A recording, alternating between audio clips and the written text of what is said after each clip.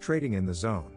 Master the Market with Confidence, Discipline and a Winning Attitude. Mark Douglas. Foreword by Thorn Hartle.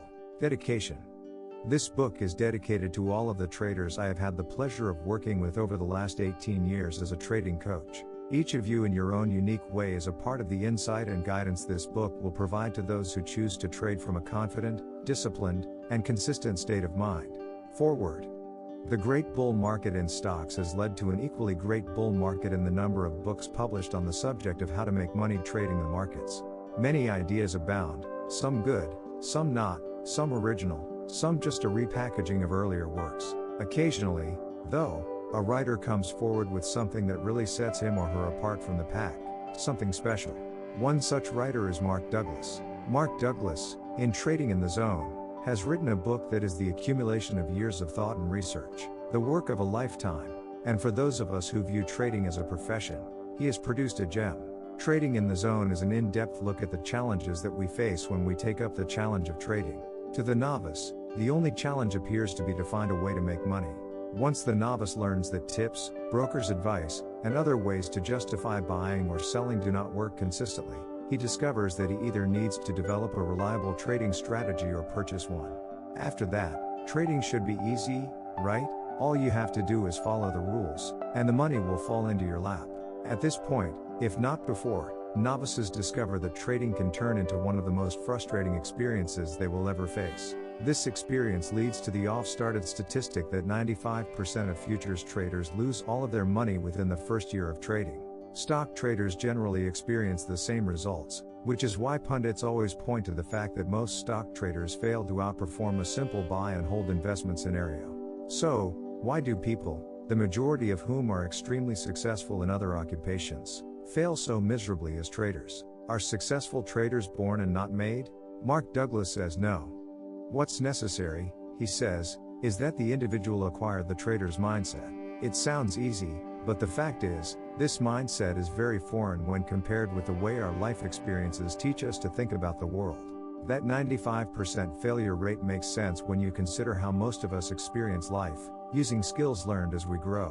When it comes to trading, however, it turns out that the skills we learn to earn high marks in school, advance our careers, and create relationships with other people, the skills we are taught that should carry us through life, turn out to be inappropriate for trading. Traders, we find out, must learn to think in terms of probabilities and to surrender all of the skills we have acquired to achieve in virtually every other aspect of our lives. In Trading in the Zone, Mark Douglas teaches us how. He has put together a very valuable book. His sources are his own personal experiences as a trader, a trader's coach in Chicago, author, and lecturer in his field of trading psychology. My recommendation? Enjoy Douglas's Trading in the Zone and, in doing so, develop a trader's mindset. Preface.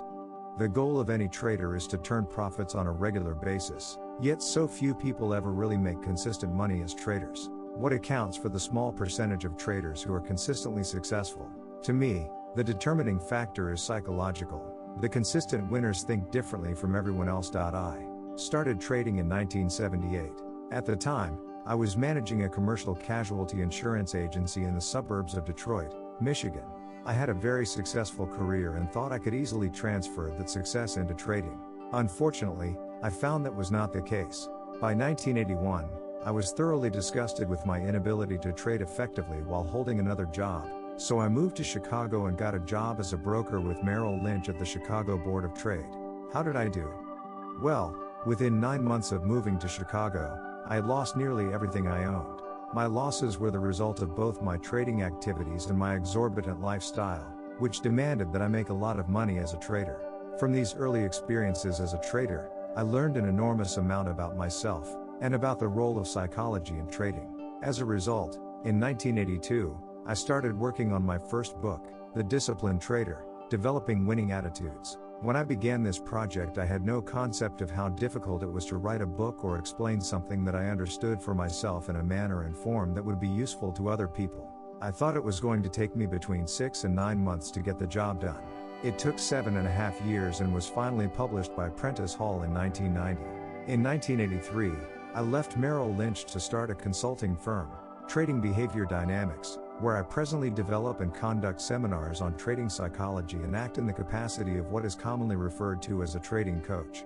I've done countless presentations for trading companies, clearing firms, brokerage houses, banks, and investment conferences all over the world. I've worked at a personal level, one-on-one, with virtually every type of trader in the business, including some of the biggest floor traders, hedgers, options specialists, and CTAs, as well as neophytes as of this writing. I have spent the last 17 years dissecting the psychological dynamics behind trading so that I could develop effective methods for teaching the proper principles of success. What I've discovered is that, at the most fundamental level, there is a problem with the way we think. There is something inherent in the way our minds work that doesn't fit very well with the characteristics shown by the markets. Those traders who have confidence in their own trades, who trust themselves to do what needs to be done without hesitation, are the ones who become successful. They no longer fear the erratic behavior of the market.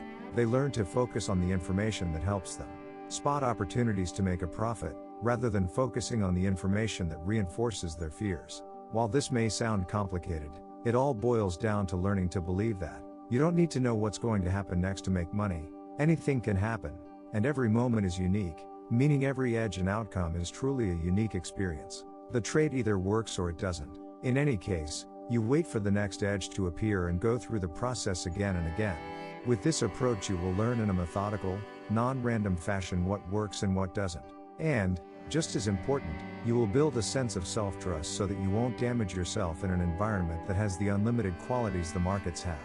Most traders don't believe that their trading problems are the result of the way they think about trading or, more specifically, how they are thinking while they are trading. In my first book, The Disciplined Trader, I identified the problems confronting the trader from a mental perspective and then built a philosophical framework for understanding the nature of these problems and why they exist. I had 5 major objectives in mind in writing Trading in the Zone. To prove to the trader that more or better market analysis is not the solution to his trading difficulties or lack of consistent results. To convince the trader that it's his attitude and state of mind that determine his results. To provide the trader with the specific beliefs and attitudes that are necessary to build a winner's mindset, which means learning how to think in probabilities. To address the many conflicts, contradictions, and paradoxes in thinking that cause the typical trader to assume that he already does think in probabilities, when he really doesn't. To take the trader through a process that integrates this thinking strategy into his mental system at a functional level. Note, until recently, most traders were men, but I recognize that more and more women are joining the ranks. In an effort to avoid confusion and awkward phrasing, I have consistently used the pronoun he throughout this book in describing traders. This certainly does not reflect any bias on my part. Trading in the Zone presents a serious psychological approach to becoming a consistent winner in your trading. I do not offer a trading system.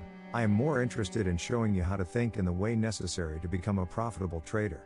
I assume that you already have your own system, your own edge. You must learn to trust your edge. The edge means there is a higher probability of one outcome than another. The greater your confidence, the easier it will be to execute your trades. This book is designed to give you the insight and understanding you need about yourself and the nature of trading, so that actually doing it becomes as easy, simple, and stress-free as when you're just watching the market and thinking about doing it. In order to determine how well you think like a trader, take the following attitude survey. There are no right or wrong answers. Your answers are an indication of how consistent your current mental framework is with the way you need to think in order to get the most out of your trading. Attitude survey. 1. To make money as a trader, you have to know what the market is going to do next. Agree, disagree. 2. Sometimes I find myself thinking that there must be a way to trade without having to take a loss. Agree, disagree. 3. Making money as a trader is primarily a function of analysis. Agree, disagree. 4. Losses are an unavoidable component of trading. Agree, disagree. 5. My risk is always defined before I enter a trade. Agree, disagree. 6. In my mind there is always a cost associated with finding out what the market may do next. Agree, disagree. 7. I wouldn't even bother putting on the next trade if I wasn't sure that it was going to be a winner. Agree, disagree. 8. The more a trader learns about the markets and how they behave, the easier it will be for him to execute his trades. Agree, disagree. 9. My methodology tells me exactly under what market conditions to either enter or exit a trade. Agree, disagree. 10. Even when I have a clear signal to reverse my position, I find it extremely difficult to do. Agree, disagree. 11. I have sustained periods of consistent success, usually followed by some fairly drastic drawdowns in my equity. Agree, disagree. 12. When I first started trading, I would describe my trading methodology as haphazard, meaning some success in between a lot of pain. Agree, disagree. 13. I often find myself feeling that the markets are against me personally. Agree, disagree. 14. As much as I might try to let go, I find it very difficult to put past emotional wounds behind me. Agree, disagree. 15. I have a money management philosophy that is founded in the principle of always taking some money out of the market when the market makes it available. Agree, disagree. 16. A trader's job is to identify patterns in the market's behavior that represent an opportunity and then to determine the risk of finding out if these patterns will play themselves out as they have in the past. Agree, disagree. 17. Sometimes I just can't help feeling that I am a victim of the market. Agree, disagree. 18. When I trade, I usually try to stay focused in one time frame. Agree, disagree. 19. Trading successfully requires a degree of mental flexibility far beyond the scope of most people. 20. There are times when I can definitely feel the flow of the market. However, I often have difficulty acting on these feelings. Agree, disagree. 21. There are many times when I am in a profitable trade and I know the move is basically over, but I still won't take my profits. Agree, disagree. 22. No matter how much money I make in a trade, I am rarely ever satisfied and feel that I could have made more. Agree, disagree. 23. When I put on a trade, I feel I have a positive attitude. I anticipate all of the money I could make from the trade in a positive way. Agree, disagree. 24. The most important component in a trader's ability to accumulate money over time is having a belief in his own consistency. Agree, disagree. 25. If you were granted a wish to be able to instantaneously acquire one trading skill, what skill would you choose? 26. I often spend sleepless nights worrying about the market. Agree, disagree. 27. Do you ever feel compelled to make a trade because you are afraid that you might miss out? Yes, no. 28. Although it doesn't happen very often, I really like my trades to be perfect. When I make a perfect call, it feels so good that it makes up for all of the times that I don't. Agree, disagree. 29. Do you ever find yourself planning trades you never execute, and executing trades you never? 30. In a few sentences, explain why most traders either don't make money or aren't able to keep what they make. Set aside your answers as you read through this book. After you've finished the last chapter, take the attitude survey again. It's reprinted at the back of the book. You may be surprised to see how much your answers differ from the first time. Acknowledgements. I would especially like to thank all of the traders who bought the signed limited edition manuscript of the first 7 chapters of this book. Your feedback gave me the inspiration to add the additional 4 chapters. Next, I would like to thank fellow traders Robert St. John, Greg Bieber, Larry Pesavento, and Ted Hearn for their friendship and the special ways in which each of them contributed to the development of this book. I would also like to acknowledge my friend, Eileen Bruno, for editing the original manuscript, and, at Prentice Hall, Ellen Schneid-Coleman, Associate Publisher, for her professionalism and help in smoothing the path to publication, and Barry Richardson, Development Editor, for his help in shaping the introduction. His time and talent are greatly appreciated. Chapter 1. Chapter 1. The Road to Success, Fundamental, Technical, or Mental Analysis? In the beginning, fundamental analysis. Who remembers when fundamental analysis was considered the only real or proper way to make trading decisions? When I started trading in 1978, technical analysis was used by only a handful of traders, who were considered by the rest of the market community to be, at the very least, crazy. As difficult as it is to believe now, it wasn't very long ago when Wall Street and most of the major funds and financial institutions thought that technical analysis was some form of mystical hocus pocus. Now, of course, just the opposite is true. Almost all experienced traders use some form of technical analysis to help them formulate their trading strategies. Except for some small, isolated pockets in the academic community, the purely fundamental analyst is virtually extinct. What caused this dramatic shift in perspective? I'm sure it's no surprise to anyone that the answer to this question is very simple. Money. The problem with making trading decisions from a strictly fundamental perspective is the inherent difficulty of making money consistently using this approach. For those of you who may not be familiar with fundamental analysis, let me explain. Fundamental analysis attempts to take into consideration all the variables that could affect the relative balance or imbalance between the supply of and the possible demand for any particular stock, commodity, or financial instrument. Using primarily mathematical models that weigh the significance of a variety of factors, the analyst projects what the price should be at some point in the future. The problem with these models is that they rarely, if ever, factor in other traders as variables. People, expressing their beliefs and expectations about the future, make prices move, not models. The fact that a model makes a logical and reasonable projection based on all the relevant variables is not of much value if the traders who are responsible for most of the trading volume are not aware of the model or don't believe in it. As a matter of fact, many traders, especially those on the floors of the futures exchanges who have the ability to move prices very dramatically in one direction or the other, usually don't have the slightest concept of the fundamental supply and demand factors that are supposed to affect prices. Furthermore, at any given moment, much of their trading activity is prompted by a response to emotional factors that are completely outside the parameters of the fundamental model. In other words, the people who trade don't always act in a rational manner. Ultimately, the fundamental analyst could find that a prediction about where prices should be at some point in the future is correct. But in the meantime, price movement could be so volatile that it would be very difficult, if not impossible, to stay in a trade in order to realize the objective. The shift to technical analysis. Technical analysis has been around for as long as there have been organized markets in the form of exchanges. But the trading community didn't accept technical analysis as a viable tool for making money until the late 1970s or early 1980s. Here's what the technical analyst knew that it took the mainstream market community generations to catch on to. A finite number of traders participate in the markets on any given day, week, or month. Many of these traders do the same lands of things over and over in their attempt to make money.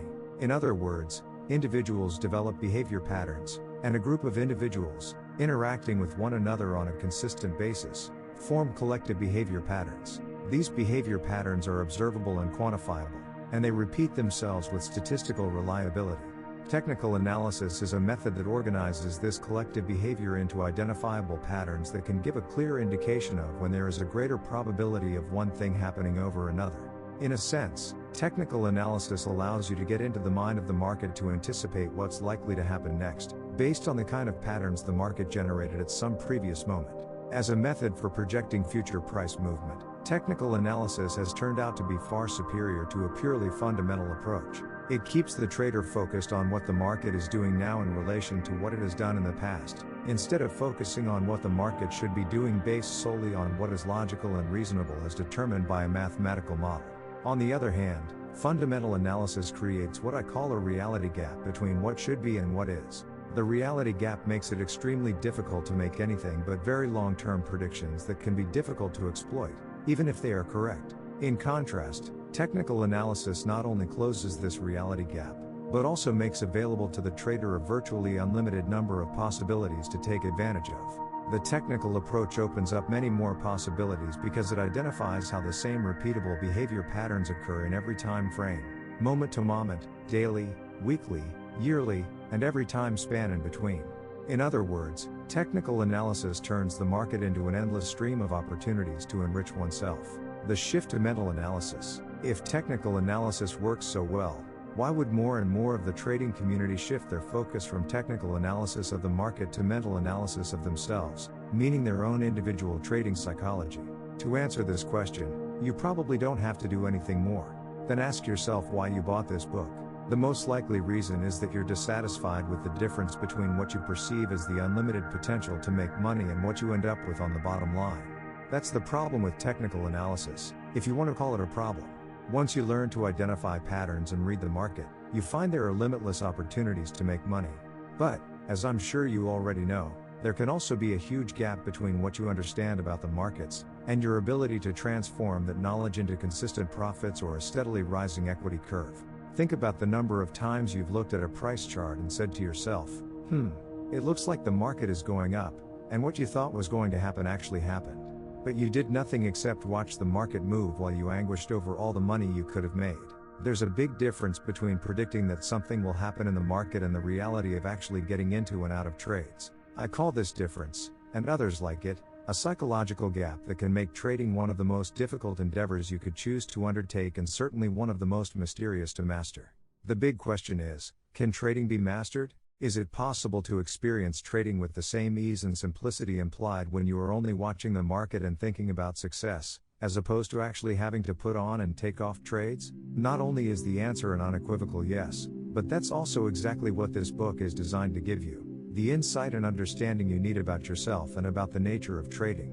So the result is that actually doing it becomes as easy, simple, and stress-free as when you are just watching the market and thinking about doing it. This may seem like a tall order, and to some of you it may even seem impossible. But it's not. There are people who have mastered the art of trading, who have closed the gap between the possibilities available and their bottom line performance.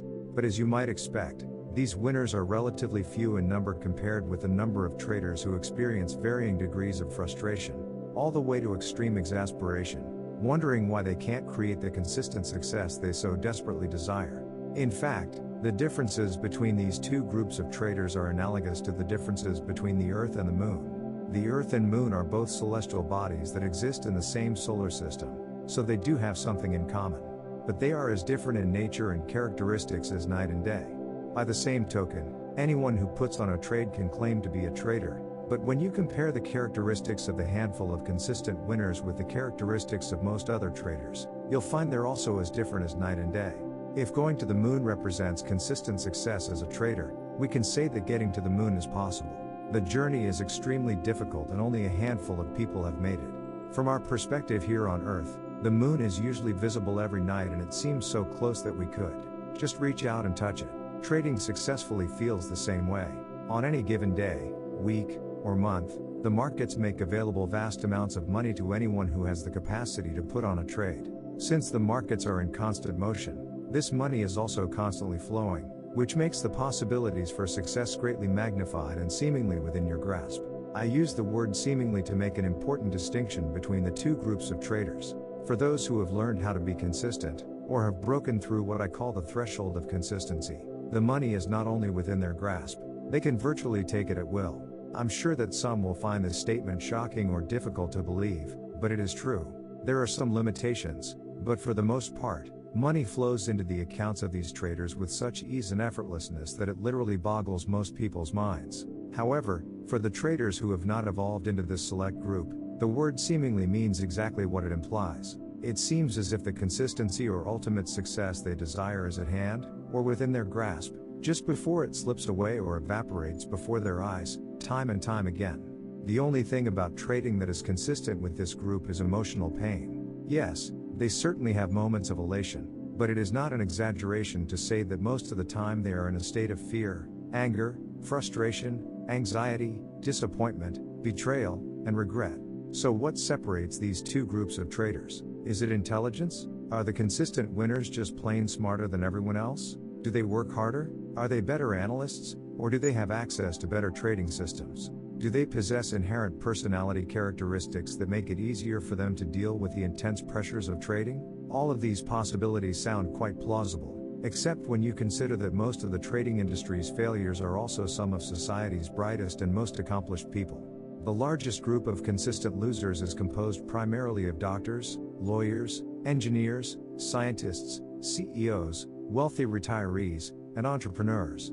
Furthermore, most of the industry's best market analysts are the worst traders imaginable. Intelligence and good market analysis can the road to success certainly contribute to success, but they are not the defining factors that separate the consistent winners from everyone else. Well, if it isn't intelligence or better analysis, then what could it be?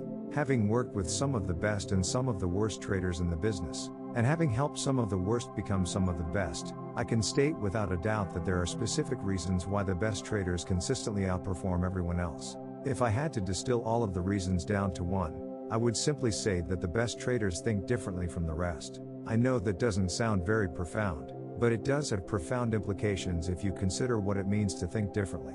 To one degree or another, all of us think differently from everyone else. We may not always be mindful of this fact. It seems natural to assume that other people share our perceptions and interpretations of events. In fact, this assumption continues to seem valid until we find ourselves in a basic, fundamental disagreement with someone about something we both experienced. Other than our physical features, the way we think is what makes us unique, probably even more unique than our physical features do. Let's get back to traders. What is different about the way the best traders think as opposed to how those who are still struggling think? While the markets can be described as an arena of endless opportunities, they simultaneously confront the individual with some of the most sustained, adverse psychological conditions you can expose yourself to.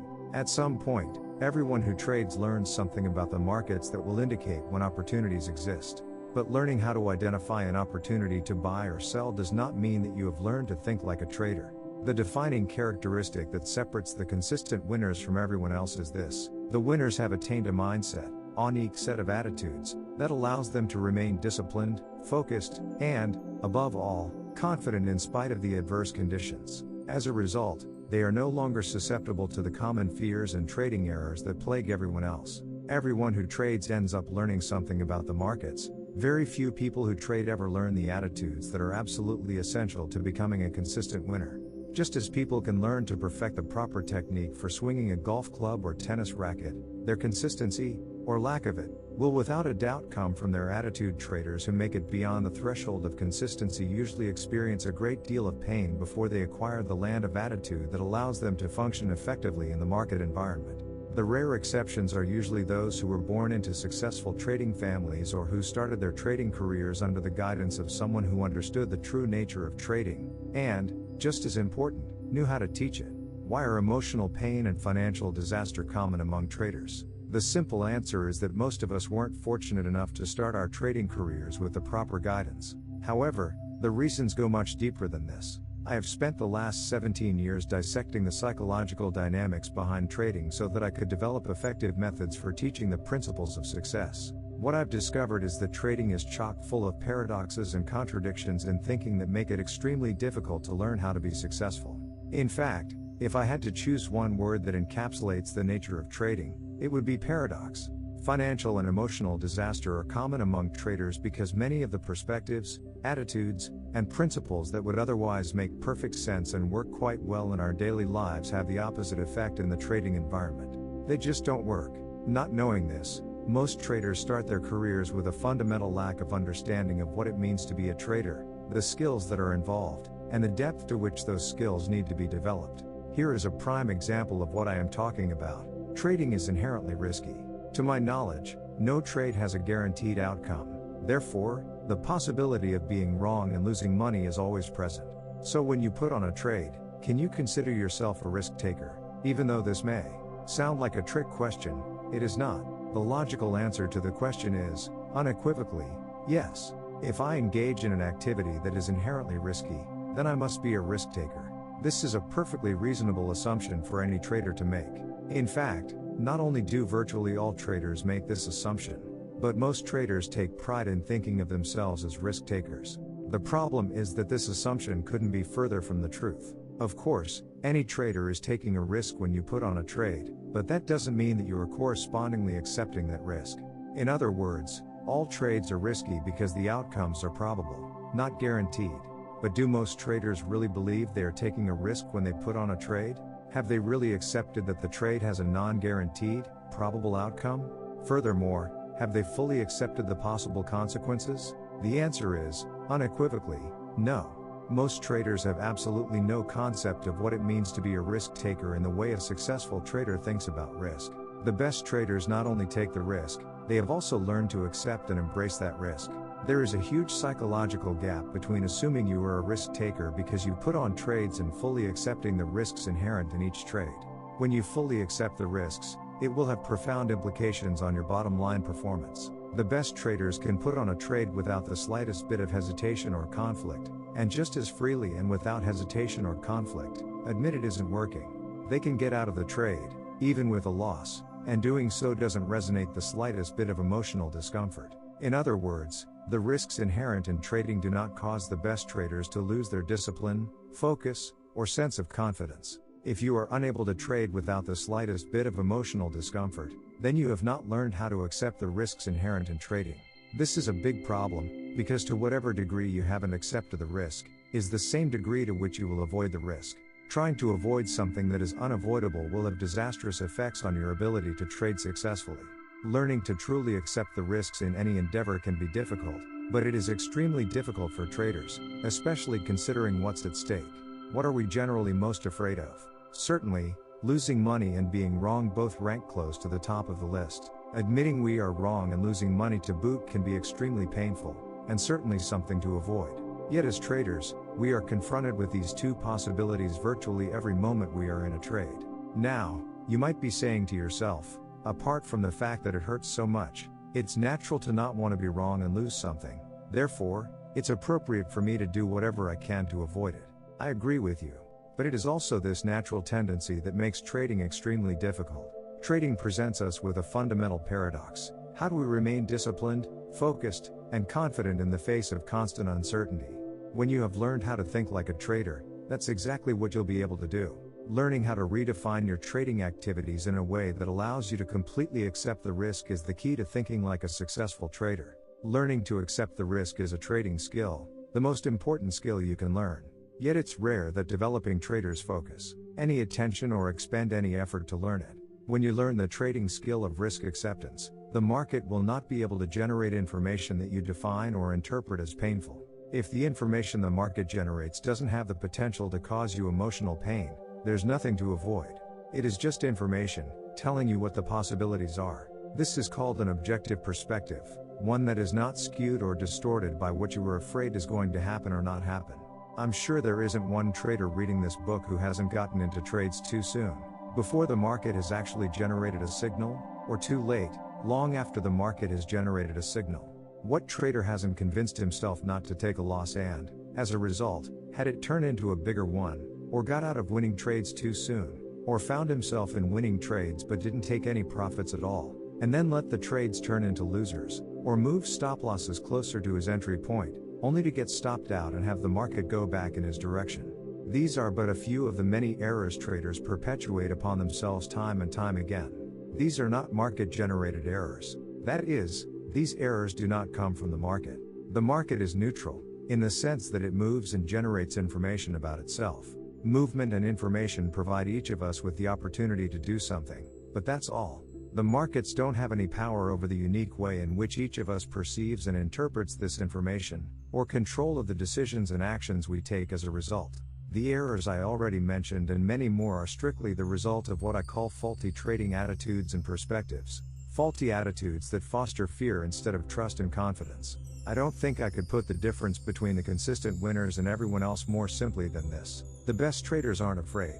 They aren't afraid because they have developed attitudes that give them the greatest degree of mental flexibility to flow in and out of trades based on what the market is telling them about the possibilities from its perspective. At the same time, the best traders have developed attitudes that prevent them from getting reckless. Everyone else is afraid, to some degree or another. When they're not afraid, they have the tendency to become reckless and to create the kind of experience for themselves that will cause them to be afraid from that point on. 95% of the trading errors you are likely to make, causing the money to just evaporate before your eyes, will stem from your attitudes about being wrong, losing money, missing out, and leaving money on the table.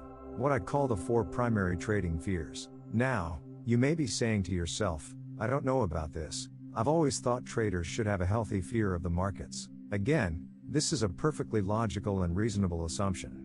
But when it comes to trading, your fears will act against you in such a way that you will cause the very thing you are afraid of to actually happen. If you're afraid of being wrong, your fear will act upon your perception of market information in a way that will cause you to do something that ends up making you wrong.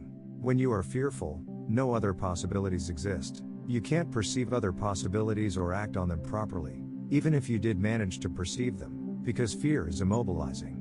Physically, it causes us to freeze or run. Mentally, it causes us to narrow our focus of attention to the object of our fear. This means that thoughts about other possibilities, as well as other available information from the market, get blocked. You won't think about all the rational things you've learned about the market until you are no longer afraid and the event is over. Then you will think to yourself, I knew that. Why didn't I think of it then? Or, why couldn't I act on it then? It's extremely difficult to perceive that the source of these problems is our own inappropriate attitudes. That's what makes fear so insidious. Many of the thinking patterns that adversely affect our trading are a function of the natural ways in which we were brought up to think and see the world. These thinking patterns are so deeply ingrained that it rarely occurs to us that the source of our trading difficulties is internal, derived from our state of mind. Indeed, it seems much more natural to see the source of a problem as external, in the market, because it feels like the market is causing our pain, frustration, and dissatisfaction. Obviously, these are abstract concepts and certainly not something most traders are going to concern themselves with. Yet understanding the relationship between beliefs, attitudes, and perception is as fundamental to trading as learning how to serve is to tennis, or as learning how to swing a club is to golf. Put another way, understanding and controlling your perception of market information is important only to the extent that you want to achieve consistent results. I say this because there is something else about trading that is as true as the statement I just made. You don't have to know anything about yourself or the markets to put on a winning trade, just as you don't have to know the proper way to swing a tennis racket or golf club in order to hit a good shot from time to time. The first time I played golf, I hit several good shots throughout the game even though I hadn't learned any particular technique. But my score was still over 120 for 18 holes. Obviously, to improve my overall score, I needed to learn technique. Of course, the same is true for trading. We need technique to achieve consistency. But what technique? This is truly one of the most perplexing aspects of learning how to trade effectively. If we aren't aware of, or don't understand, how our beliefs and attitudes affect our perception of market information, it will seem as if it is the market's behavior that is causing the lack of consistency. As a result, it would stand to reason that the best way to avoid losses and become consistent would be to learn more about the markets. This bit of logic is a trap that almost all traders fall into at some point, and it seems to make perfect sense. But this approach doesn't work. The market simply offers too many, often conflicting, variables to consider.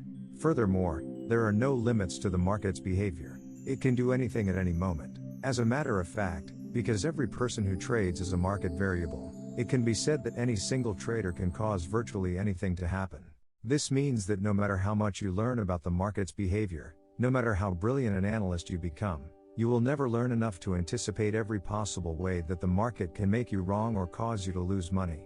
So if you are afraid of being wrong or losing money, it means you will never learn enough to compensate for the negative effects these fears will have on your ability to be objective and your ability to act without hesitation. In other words, you won't be confident in the face of constant uncertainty. The hard, cold reality of trading is that every trade has an uncertain outcome. Unless you learn to completely accept the possibility of an uncertain outcome, you will try either consciously or unconsciously to avoid any possibility you define as painful. In the process, you will subject yourself to any number of self-generated, costly errors. Now, I am not suggesting that we don't need some form of market analysis or methodology to define opportunities and allow us to recognize them. We certainly do. However, market analysis is not the path to consistent results. It will not solve the trading problems created by lack of confidence, lack of discipline, or improper focus. When you operate from the assumption that more or better analysis will create consistency, you will be driven to gather as many market variables as possible into your arsenal of trading tools. But what happens then? You are still disappointed and betrayed by the markets, time and again, because of something you didn't see or give enough consideration to. It will feel like you can't trust the markets, but the reality is, you can't trust yourself.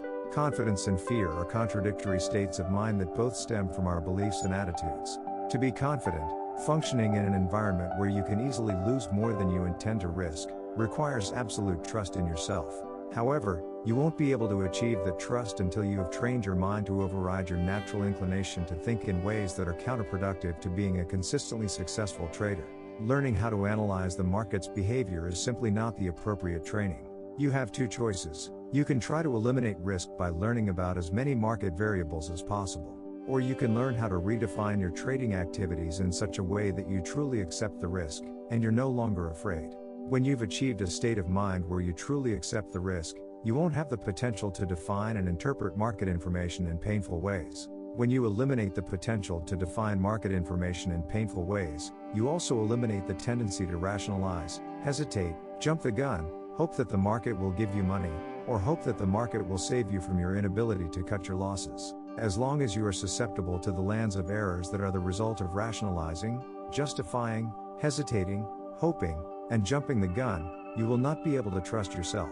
If you can't trust yourself to be objective and to always act in your own best interests, achieving consistent results will be next to impossible. Trying to do something that looks so simple may well be the most exasperating thing you will ever attempt to do. The irony is that, when you have the appropriate attitude, when you have acquired a trader's mindset and can remain confident in the face of constant uncertainty, trading will be as easy and simple as you probably thought it was when you first started out. So, what is the solution?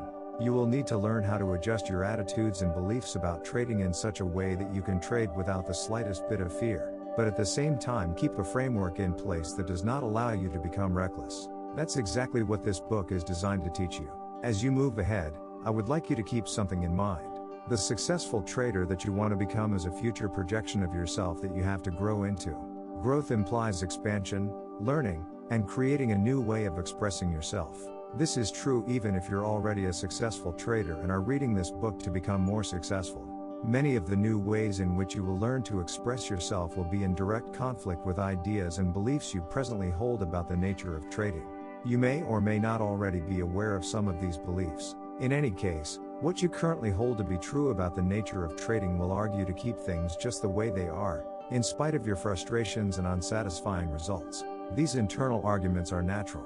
My challenge in this book is to help you resolve these arguments as efficiently as possible. Your willingness to consider that other possibilities exist, possibilities that you may not be aware of or may not have given enough consideration to, will obviously make the learning process faster and easier. Chapter 2. The Lure of Trading. In January 1994, I was asked to speak at a trading conference in Chicago, sponsored by Futures magazine. At one of the luncheons I happened to be sitting next to an editor for one of the major publishers of books about trading. We were having a lively conversation about why so few people become successful at trading, even people who are otherwise very accomplished. At one point, the editor asked me if a possible explanation for this phenomenon might be that people were getting into trading for the wrong reasons. The attraction. I had to pause for a moment to think about this. I agreed that many of the typical reasons people are motivated to trade, the action, euphoria, desire to be a hero, the attention one can draw to himself by winning, or the self-pity that comes from losing, create problems that will ultimately detract from a trader's performance and overall success. But the true underlying attraction to trading is far more fundamental and universal. Trading is an activity that offers the individual unlimited freedom of creative expression, a freedom of expression that has been denied most of us for most of our lives. Of course, the editor asked me what I meant by this. I explained that in the trading environment, we make almost all of the rules. This means there are very few restrictions or boundaries on how we can choose to express ourselves. Of course, there are some formalities such as having to become a member of an exchange to be a floor trader, or meeting the minimum financial requirements to open a brokerage account if you're an off-the-floor trader. But otherwise, once you are in a position to start trading, the possibilities that exist for how you go about doing it are virtually limitless. I went on to give him an example from a seminar I attended several years ago. Someone had calculated that, if you combined bond futures, bond options, and the cash bond markets, there would be over 8 billion possible spread combinations. Now add the timing considerations based on how you read the prevailing market conditions, and the various ways to trade become virtually limitless. The editor paused for a moment and asked, but why would having access to such an unrestricted environment result in fairly consistent failure?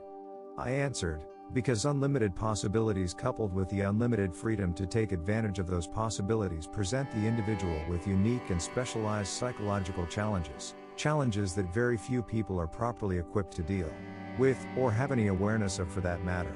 And people can't exactly work on overcoming something if they don't even know it's a problem. The freedom is great. All of us seem to naturally want it, strive for it, even crave it. But that doesn't mean that we have the appropriate psychological resources to operate effectively in an environment that has few, if any, boundaries and where the potential to do enormous damage to ourselves exists. Almost everyone needs to make some mental adjustments, regardless of their educational background, intelligence, or how successful they've been in other endeavors. The kind of adjustments I'm talking about have to do with creating an internal mental structure that provides the trader with the greatest degree of balance between the freedom to do anything and the potential that exists to experience both the financial and psychological damage that can be a direct result of that freedom.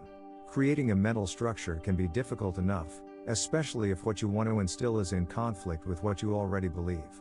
But for those of us who want to be traders, the difficulty of creating the appropriate structure is invariably compounded by a backlog of mental resistance that starts developing at the very earliest stages of our lives. All of us are born into some sort of social environment. A social environment, whether it's a family, city, state, or country, implies the existence of structure. Social structures consist of rules, restrictions, boundaries, and a set of beliefs that become a code of behavior that limits the ways in which individuals within that social structure can or cannot express themselves. Furthermore, most of the limitations of social structure were established before we are born. In other words, by the time any of us get here, most of the social structure governing our individual expression is in place and well entrenched. It's easy to see why a society's need for structure and the individual's need for self-expression can conflict. Every person who wants to master the art of trading faces just such a fundamental conflict. I'd like you to ask yourself what one characteristic is common to every child born on this planet, regardless of the location, culture, or social situation the child is born into. The answer is curiosity. Every child is curious. Every child is eager to learn.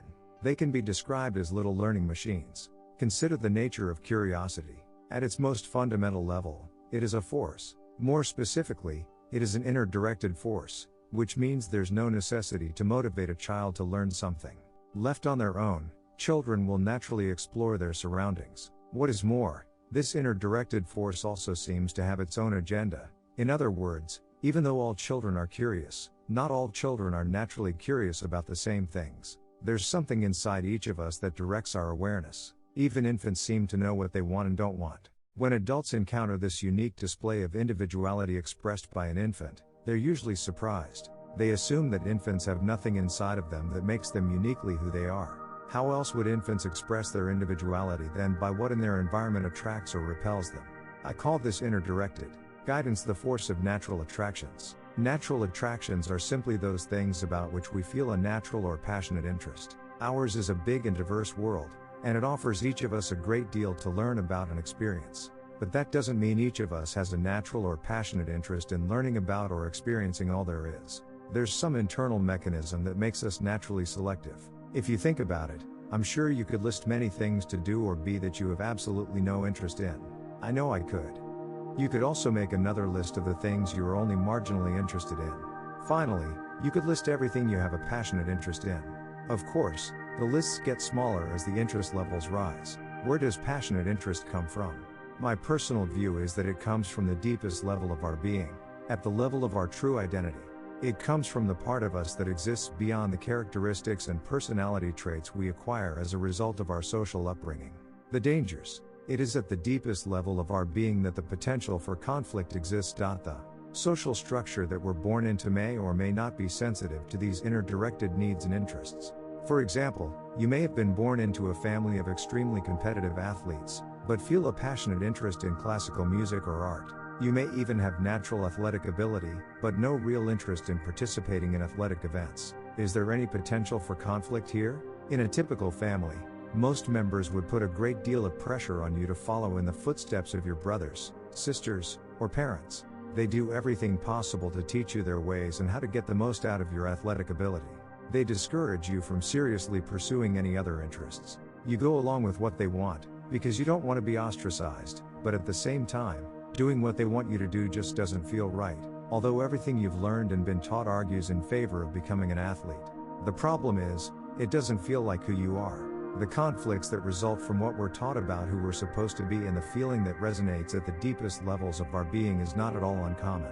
I would say that many, if not most people, grow up in a family and cultural environment that gives little, if any, objective, non-judgmental support to the unique ways in which we feel compelled to express ourselves. This lack of support is not simply an absence of encouragement. It can be as deep as the outright denial of some particular way in which we want to express ourselves.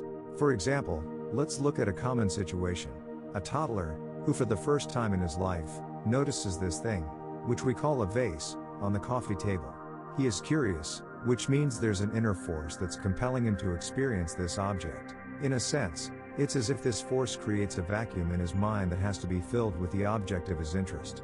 So, he focuses on the vase, and, with deliberate intent, crawls across the vast expanse of the living room floor to the coffee table. When he gets there, he reaches up to the edge of the table to pull himself to his feet. With one hand firmly on the table to maintain his balance, his other hand reaches out to touch this thing he has never experienced. Just at that moment, he hears a scream from across the room. No. Don't touch that. Startled, the child falls back on his butt and begins to cry.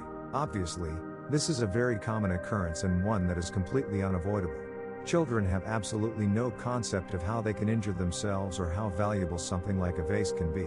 In fact, learning what is safe and what isn't and the value of things are important lessons the child must learn. However, there are some extremely important psychological dynamics at work here that have a direct effect on our ability to create the kind of discipline and focus necessary to trade effectively later in life. What happens when we're denied the opportunity to express ourselves in the way we want to, or we're forced to express ourselves in a way that doesn't correspond with the natural selection process? The experience creates an upset. Being upset implies an imbalance. But what exactly is out of balance? For something to be out of balance, there has to be something that's in balance or in equal proportion in the first place. That something is the relative degree of correspondence that exists between our inner, mental environment and the exterior environment where we experience our lives. In other words, our needs and desires are generated in our mental environment, and they are fulfilled in the exterior environment. If these two environments are in correspondence with one another, we're in a state of inner balance and we feel a sense of satisfaction or happiness. If these environments are not in correspondence, we experience dissatisfaction, anger, and frustration, or what is commonly referred to as emotional pain. Now, why would not getting what we want or being denied the freedom to express ourselves in some particular way cause us to experience emotional pain?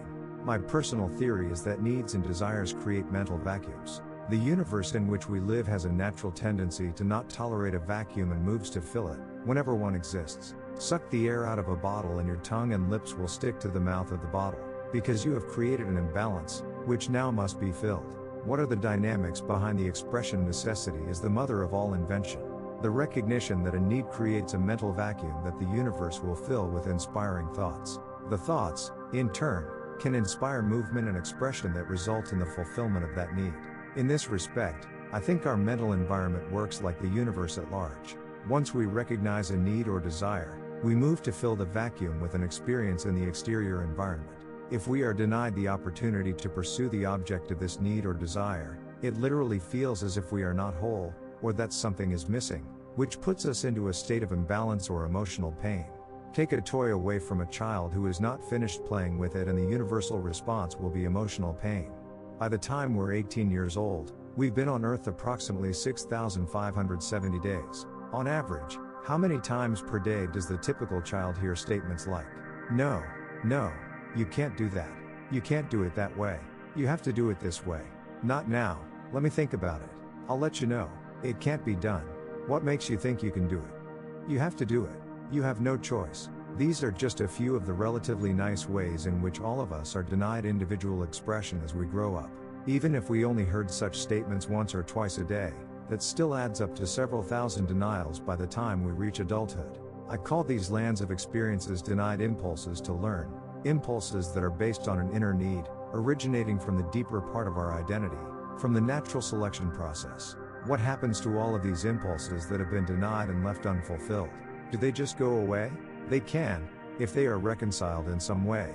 If we do something, or someone else does something, to put our mental environment back into balance. What can put our mental environment back into balance? There are a number of techniques. The most natural one, especially for a child, is simply to cry.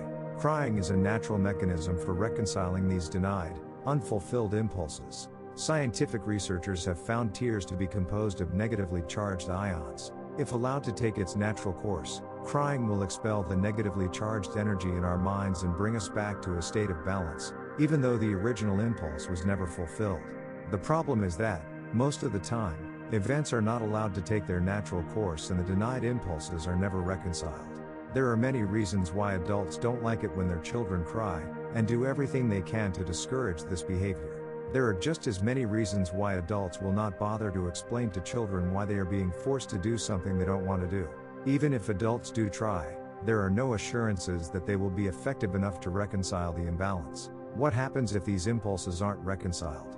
They accumulate and usually end up manifesting themselves in any number of addictive and compulsive behavior patterns. A very loose rule of thumb is, whatever we believe we were deprived of as children can easily become addictions in adulthood. For example, many people are addicted to attention. I am referring to people who will do most anything to draw attention to themselves. The most common reason for this is that they believe they either didn't get enough attention when they were young or didn't get it when it was important to them. In any case, the deprivation becomes unresolved emotional energy that compels them to behave in ways that will satisfy the addiction. What's important for us to understand about these unreconciled, denied impulses is how they affect our ability to stay focused and take a disciplined, consistent approach to our trading. The safeguards. To operate effectively in the trading environment, we need rules and boundaries to guide our behavior. It is a simple fact of trading that the potential exists to do enormous damage to ourselves, damage that can be way out of proportion to what we may think is possible. There are many kinds of trades in which the risk of loss is unlimited. To prevent the possibility of exposing ourselves to damage, we need to create an internal structure in the form of specialized mental discipline and a perspective that guides our behavior so that we always act in our own best interests. This structure has to exist within each of us, because unlike society, the market doesn't provide it. The markets provide structure in the form of behavior patterns that indicate when an opportunity to buy or sell exists. But that's where the structure ends, with a simple indication. Otherwise, from each individual's perspective, there are no formalized rules to guide your behavior. There aren't even any beginnings, middles, or endings as there are in virtually every other activity we participate in. This is an extremely important distinction with profound psychological implications. The market is like a stream that is in constant motion. It doesn't start, stop, or wait. Even when the markets are closed, prices are still in motion. There is no rule that the opening price on any day must be the same as the closing price the day before. Nothing we do in society properly prepares us to function effectively in such a boundary-less environment. Even gambling games have built-in structures that make them much different from trading, and a lot less dangerous. For example, if we decide to play blackjack, the first thing we have to do is decide how much we are going to wager or risk. This is a choice we are forced to make by the rules of the game. If we don't make the choice, we don't get to play. In trading, no one is going to force you to decide in advance what your risk is. In fact, what we have is a limitless environment, where virtually anything can happen at any moment and only the consistent winners define their risk in advance of putting on a trade. For everyone else, defining the risk in advance would force you to confront the reality that each trade has a probable outcome, meaning that it could be a loser.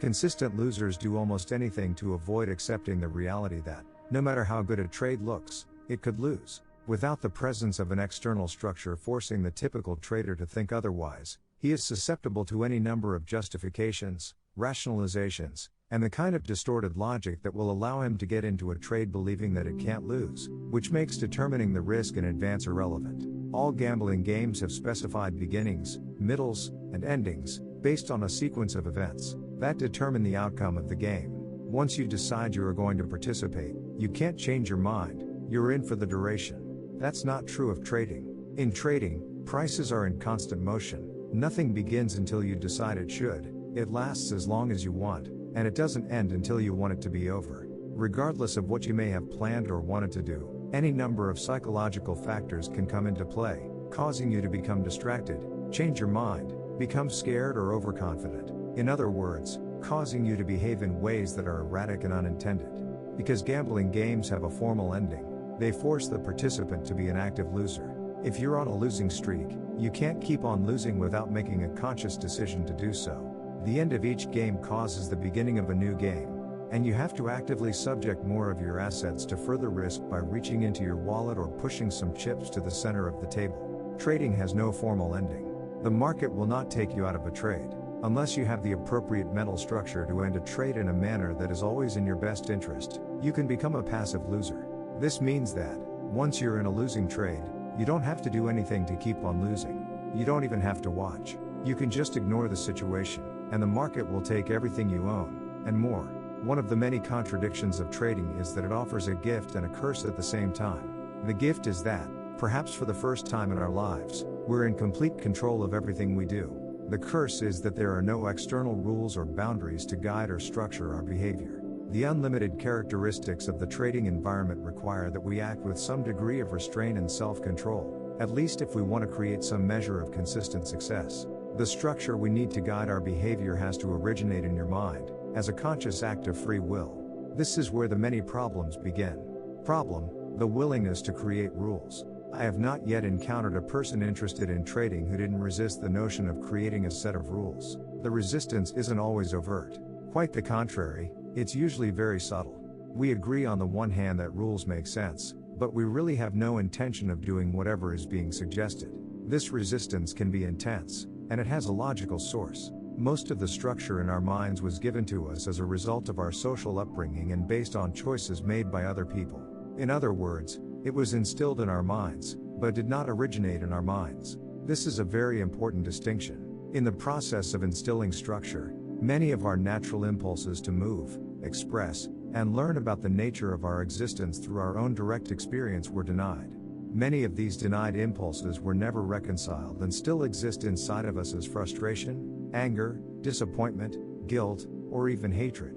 The accumulation of these negative feelings acts as a force inside our mental environment, causing us to resist anything that denies us the freedom to do and be whatever we want, when we want. In other words, the very reason we are attracted to trading in the first place, the unlimited freedom of creative expression, is the same reason we feel a natural resistance to creating the kinds of rules and boundaries that can appropriately guide our behavior. It's as if we have found a utopia in which there is complete freedom, and then someone taps us on the shoulder and says, "Hey, you have to create rules, and not only that, you also have to have the discipline to abide by them." The need for rules may make perfect sense, but it can be difficult to generate the motivation to create these rules when we've been trying to break free of them most of our lives. It usually takes a great deal of pain and suffering to break down the source of our resistance to establishing and abiding by a trading regime that is organized, consistent, and reflects prudent money management guidelines. Now, I'm not implying that you have to reconcile all of your past frustrations and disappointments to become a successful trader, because that's not the case. And you certainly don't have to suffer. I've worked with many traders who have achieved their objectives of consistency and haven't done anything to reconcile their backlog of denied impulses. However, I am implying that you can't take for granted how much effort and focus you may have to put into building the kind of mental structure that compensates for the negative effect denied impulses can have on your ability to establish the skills that will assure your success as a trader. Problem: failure to take responsibility. Trading can be characterized as a pure, unencumbered personal choice with an immediate outcome. Remember, nothing happens until we decide to start. It lasts as long as we want, and it doesn't end until we decide to stop. All of these beginnings, middles, and endings are the result of our interpretation of the information available and how we choose to act on our interpretation. Now, we may want the freedom to make choices, but that doesn't mean we are ready and willing to accept the responsibility for the outcomes. Traders who are not ready to accept responsibility for the outcomes of their interpretations and actions will find themselves in a dilemma. How does one participate in an activity that allows complete freedom of choice, and at the same time avoid taking responsibility if the outcome of one's choices are unexpected and not to one's liking? The hard reality of trading is that, if you want to create consistency, you have to start from the premise that no matter what the outcome, you are completely responsible. This is a level of responsibility few people have aspired to before they decide to become traders. The way to avoid responsibility is to adopt a trading style that is, to all intents and purposes, random. I define random trading as poorly planned trades or trades that are not planned at all. It is an unorganized approach that takes into consideration an unlimited set of market variables, which do not allow you to find out what works on a consistent basis and what does not. Randomness is unstructured freedom without responsibility. When we trade without well-defined plans and with an unlimited set of variables, it's very easy to take credit for the trades that turn out to our liking. At the same time, it's very easy to avoid taking responsibility for the trades that didn't turn out the way we wanted. If the market's behavior were truly random, then it would be difficult if not impossible to create consistency. If it's impossible to be consistent, then we really don't have to take responsibility. The problem with this logic is that our direct experience of the markets tells us something different. The same behavior patterns present themselves over and over again. Even though the outcome of each individual pattern is random, the outcome of a series of patterns is consistent. This is a paradox, but one that is easily resolved with a disciplined, organized, and consistent approach. I've worked with countless traders who would spend hours doing market analysis and planning trades for the next day. Then, instead of putting on the trades they planned, they did something else. The trades they did put on were usually ideas from friends or tips from brokers. I probably don't have to tell you that the trades they originally planned, but didn't act on, were usually the big winners of the day. This is a classic example of how we become susceptible to unstructured, random trading, because we want to avoid responsibility. When we act on our own ideas, We put our creative abilities on the line and we get instant feedback on how well our ideas worked. It's very difficult to rationalize away any unsatisfactory results. On the other hand, when we enter an unplanned, random trade, it's much easier to shift the responsibility by blaming the friend or the broker for their bad ideas. There's something else about the nature of trading that makes it easy to escape the responsibility that comes with creating structure in favor of trading randomly. It is the fact that any trade has the potential to be a winner, even a big winner. That big winning trade can come your way whether you are a great analyst or a lousy one, whether you do or don't take responsibility.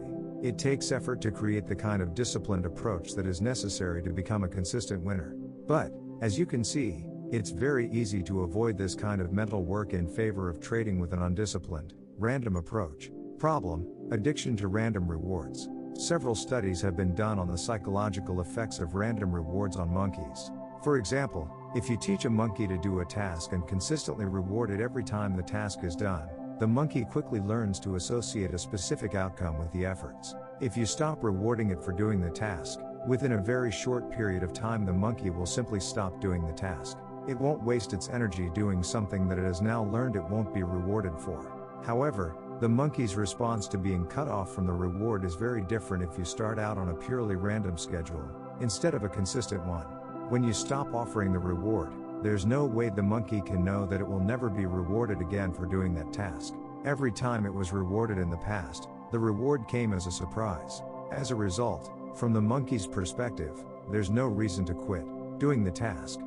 The monkey keeps on doing the task, even without being rewarded for doing it. Some will continue indefinitely. I'm not sure why we're susceptible to becoming addicted to random rewards. If I had to guess, I would say that it probably has something to do with the euphoria-inducing chemicals that are released in our brains when we experience an unexpected, pleasant surprise. If a reward is random, we never know for sure if and when we might receive it, so expending energy and resources in the hope of experiencing that wonderful feeling of surprise again isn't difficult. In fact, for many people it can be very addicting. On the other hand, when we expect a particular outcome and it doesn't come about, we're disappointed and feel bad. If we do it again and get the same disappointing outcome, it isn't likely that we will keep doing something we know will cause us emotional pain. The problem with any addiction is that it leaves us in a state of choicelessness. To whatever degree the addiction dominates our state of mind, to that same degree our focus and efforts will be geared toward fulfilling the object of that addiction. Other possibilities that exist in any given moment to fulfill other needs are either ignored or dismissed. We feel powerless to act in any other way than to satisfy the addiction. An addiction to random rewards is particularly troublesome for traders, because it is another source of resistance to creating the kind of mental structure that produces consistency. Problem: external versus internal control. Our upbringing has programmed us to function in a social environment, which means we've acquired certain thinking strategies for fulfilling our needs, wants and desires that are geared toward social interaction. Not only have we learned to depend on each other to fulfill the needs, wants and desires we cannot fulfill completely on our own, but in the process we've acquired many socially based controlling and manipulating techniques for assuring that other people behave in a manner that is consistent with what we want. The markets may seem like a social endeavor because there are so many people involved, but they're not. If, in today's modern society, we have learned to depend on each other to fulfill basic needs, then the market environment can be characterized as a psychological wilderness, where it's truly every man or woman for himself or herself. Not only can we not depend on the market to do anything for us, but it is extremely difficult, if not impossible, to manipulate or control anything that the market does. Now, if we've become effective at fulfilling our needs, wants and desires by learning how to control and manipulate our environment, but suddenly find ourselves, as traders, in an environment that does not know, care, or respond to anything that is important to us, where does that leave us? You're right if you set up the proverbial creek without a paddle. One of the principal reasons so many successful people have failed miserably at trading is that their success is partly attributable to their superior ability to manipulate and control the social environment, to respond to what they want. To some degree, all of us have learned or developed techniques to make the external environment conform to our mental environment. The problem is that none of these techniques work with the market. The market doesn't respond to control and manipulation. However, we can control our perception and interpretation of market information, as well as our own behavior. Instead of controlling our surroundings so they conform to our idea of the way things should be, we can learn to control ourselves. Then we can perceive information from the most objective perspective possible, and structure our mental environment so that we always behave in a manner that is in our own best interest. Chapter 3. Taking responsibility. Although the words taking responsibility sound simple, the concept is neither easy to grasp nor easy to put into practice in your trading. We have all heard the words and been confronted with the need to take responsibility so many times in our lives that it is easy to take for granted that we know exactly what the phrase means. Taking responsibility in your trading and learning the appropriate principles of success are inextricably connected. You have to understand, with every fiber of your being, the ways in which you are and are not responsible for your success as a trader. Only then can you take on the characteristics that will allow you to join the select group of traders who are consistently successful in the markets. At the end of Chapter 1, I introduced the idea of stepping into a future projection of yourself. In other words, the consistently successful trader that you want to become doesn't exist yet. You must create a new version of yourself, just as a sculptor creates a likeness of a model. Shaping your mental environment. The tools you will use to create this new version of yourself are your willingness and desire to learn, fueled by your passion to be successful. If the willingness and desire to learn are your primary tools, then what is your medium? An artist creating a sculpture can choose to work in a number of mediums, clay, marble, or metal, for example. But if you want to create a new version of your personality that expresses itself as a consistently successful trader, you have only your beliefs and attitudes. The medium for your artistic endeavor will be your mental environment, where with your desire to learn, you can restructure and install the beliefs and attitudes that are necessary to achieve your ultimate goal. I am assuming your ultimate goal is consistency. If you're like most traders, you don't realize the fullest potential of the opportunities available to you. To realize more and more of that potential, to make it more and more of a reality in your life, your primary goal has to be to learn how to think like a consistently successful trader. Remember, the best traders think in a number of unique ways. They have acquired a mental structure that allows them to trade without fear and, at the same time, keeps them from becoming reckless and committing fear-based errors. This mindset has a number of components, but the bottom line is that successful traders have virtually eliminated the effects of fear and recklessness from their trading. These two fundamental characteristics allow them to achieve consistent results. When you acquire this mindset, you, too, will be able to trade without fear. You will no longer be susceptible to the multitude of fear-based errors that come from rationalizing, subconsciously distorting information, hesitating, jumping the gun, or hoping. Once the fear is gone, there just won't be a reason to make these errors and, as a result, they will virtually disappear from your trading. However, eliminating fear is only half the equation. The other half is the need to develop restraint. Excellent traders have learned that it is essential to have internal discipline or a mental mechanism to counteract the negative effects of euphoria or the overconfidence that comes from a string of winning trades. For a trader, winning is extremely dangerous if you haven't learned how to monitor and control yourself. If we start from the premise that to create consistency, traders must focus their efforts on developing a trader's mindset, then it is easy to see why so many traders don't succeed. Instead of learning to think like traders, they think about how they can make more money by learning about the markets. It's almost impossible not to fall into this trap. There are a number of psychological factors that make it very easy to assume that it's what you don't know about the markets that causes your losses and lack of consistent results. However, that's just not the case. The consistency you seek is in your mind, not in the markets. It's attitudes and beliefs about being wrong, losing money, and the tendency to become reckless when you're feeling good that cause most losses, not technique or market knowledge. For example, if you could choose one of the following two traders to manage your money, which one would you pick? The first trader uses a simple, possibly even mediocre trading technique, but possesses a mindset that is not susceptible to subconsciously distorting market information, hesitating, rationalizing, hoping, or jumping the gun. The second trader is a phenomenal analyst, but is still operating out of the typical fears that make him susceptible to all of the psychological maladies that the other trader is free of. The right choice should be obvious. The first trader is going to achieve far better results with your money. Attitude produces better overall results than analysis or technique.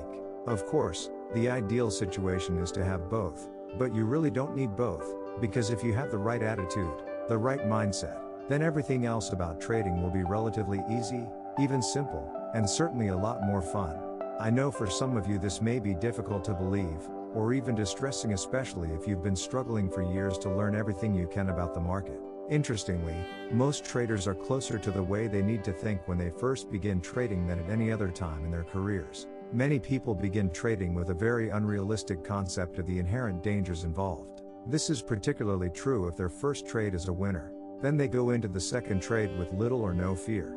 If that trade is a winner, they go into the next trade with even less concern for what would otherwise be the unacceptable possibility of a loss. Each subsequent win convinces them that there is nothing to fear and that trading is the easiest possible way to make money. This lack of fear translates into a carefree state of mind, similar to the state of mind many great athletes describe as a zone. If you've ever had the occasion to experience the zone in some sport, then you know it is a state of mind in which there is absolutely no fear and you act and react instinctively. You don't weigh alternatives or consider consequences or second guess yourself. You are in the moment and just doing it. Whatever you do turns out to be exactly what needed to be done. Most athletes never reach this level of play, because they never get past the fear of making a mistake. Athletes who reach the point where there is absolutely no fear of the consequences of screwing up will usually, and quite spontaneously, enter into the zone. By the way, a psychological zone is not a condition you can will yourself into, the way you can will yourself into a feat of endurance.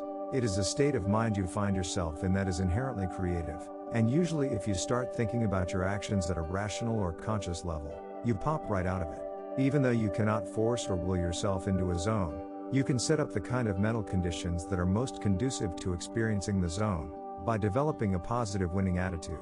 I define a positive winning attitude as expecting a positive result from your efforts, with an acceptance that whatever results you get are a perfect reflection of your level of development and what you need to learn to do better.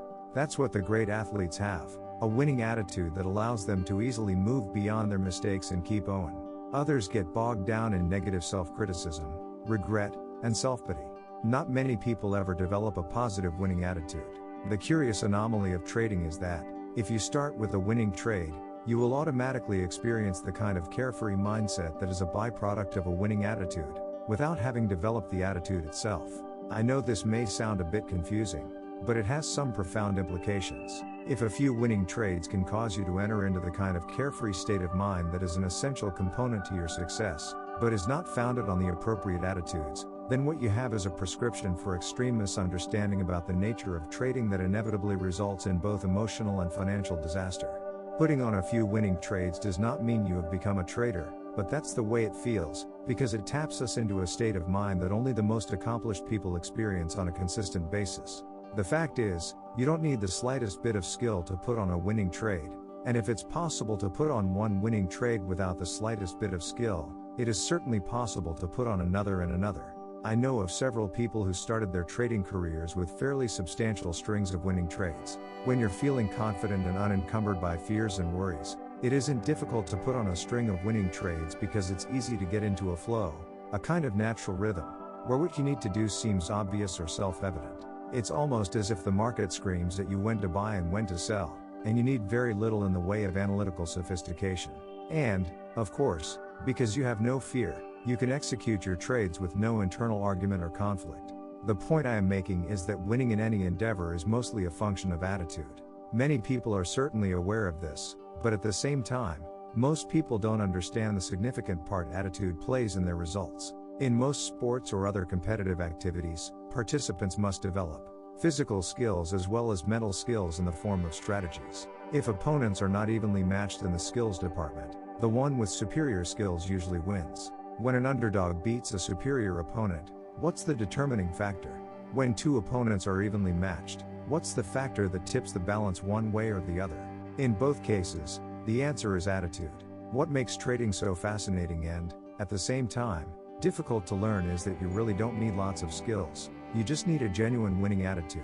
Experiencing a few or more winning trades can make you feel like a winner, and that feeling is what sustains the winning streak. This is why it is possible for a novice trader to put on a string of winning trades, when many of the industry's best market analysts would give their right arms for a string of winning trades. The analysts have the skills, but they don't have the winning attitude. They're operating out of fear. The novice trader experiences the feeling of a winning attitude because he's not afraid. But that doesn't mean he has a winning attitude. It only means he hasn't experienced any pain from his trading activities to make him afraid. Eventually, our novice trader will experience a loss in being wrong, regardless of how positive he's feeling. Losing and being wrong are inevitable realities of trading. The most positive attitude imaginable coupled with the best analytical skills can't prevent a trader from eventually experiencing a losing trade. The markets are just too erratic and there are too many variables to consider for any trader to be right every time. What happens when the novice trader finally does lose? What effect will it have on his carefree state of mind?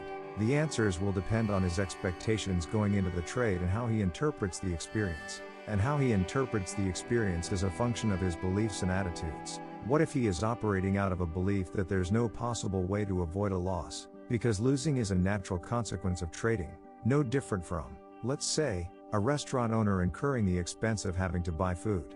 Furthermore, suppose that he has completely accepted the risk, meaning that he has considered and accounted for all of what would otherwise be the unacceptable possibilities in the market's behavior, both financially and emotionally. With these beliefs and expectations, it is unlikely that he would experience a deterioration of his attitude, and would simply go on to the next trade. By the way, this is an example of an ideal set of trading beliefs and attitudes. Now suppose that he hasn't completely accepted the risk. What if his expectations didn't take into account any market behavior other than what he wanted? From this mental perspective, if the market doesn't do what he wants, he is going to feel pain, emotional pain. Expectations are our mental representations of how some future moment in the environment is going to look, sound, feel, smell, or taste. Depending upon how much energy is behind the expectation, it can hurt a lot when it isn't fulfilled. Of the two different perspectives I just described, which one is likely to be held by our novice trader? The latter, of course. Only the very best traders have acquired the perspective described in the first scenario. And, as I indicated in Chapter 1, unless these very best traders grew up in successful trading families or had super traders for mentors, where appropriate, attitudes about risk and loss were instilled in them from the very beginning of their careers, virtually every one of them had the common experience of losing one or more fortunes before they realized how they needed to think in order to be consistently successful. It's a fundamental shift in attitude that accounts for their success, not some brilliant realization about the market, as most people erroneously assume. This erroneous assumption is prevalent among traders simply because very few of them really understand, at the deepest levels, just how critical a component attitude is in determining one's success. We can safely assume that after a loss, our novice trader will be in a state of emotional pain. As a result, his trading will take on a whole new quality.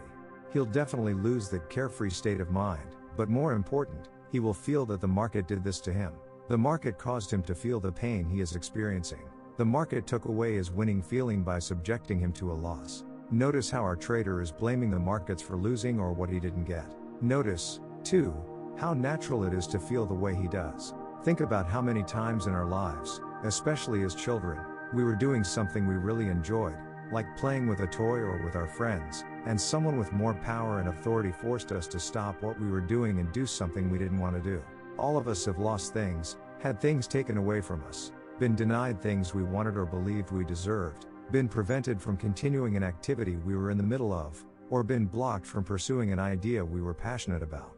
The point is that in many of these situations, we did not need to take personal responsibility for what happened to us or for the pain we experienced, because we were powerless to do anything about it. We didn't choose to be forced out of a state of joy and happiness, into a state of emotional pain. The decision was out of our hands, against our will, and usually quite abrupt. Even though we may have been told we were responsible for what was happening to us, we may not have believed it or understood what it meant. What's tangible, and what we can most easily relate to, is that we were having fun, and someone or something took us out of that fun and into pain. It wasn't our choice. The cause of our pain came to us from the outside. Therefore, whatever force acted upon us in that moment was to blame. We learned not only that feeling good can instantly be replaced with feeling bad through no fault of our own, we also learned about betrayal. We felt betrayed because many of these situations were completely unexpected or unanticipated, meaning, we were unprepared for how some people in our lives had the potential to behave.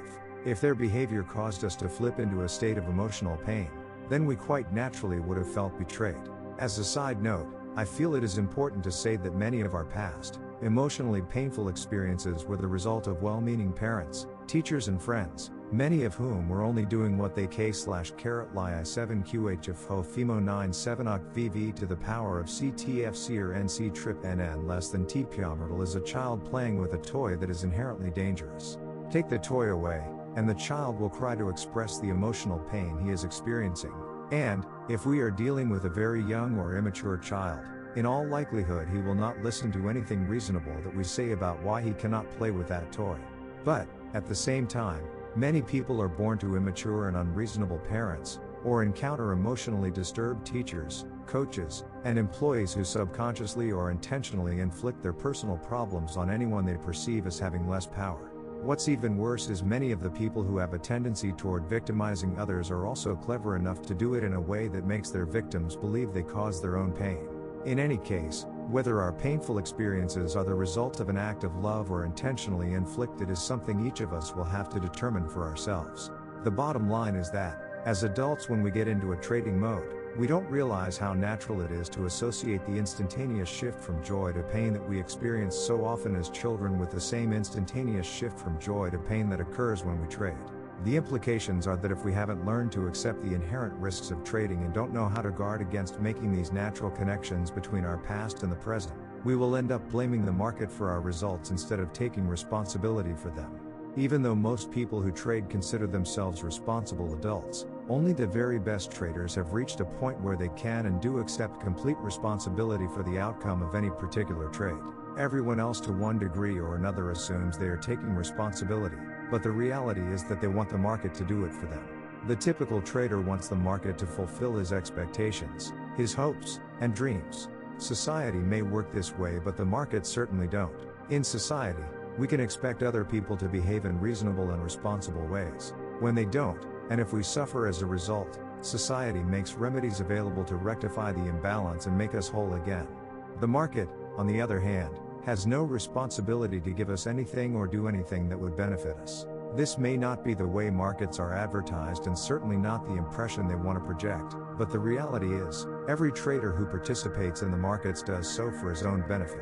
The only way one trader can benefit is if some other trader loses, whether the loss is in actual dollars as in a futures trade, or lost opportunity as in a stock trade. When you put on a trade, it is in anticipation of making money. Every other trader in the world who puts on a trade does so for the same reason.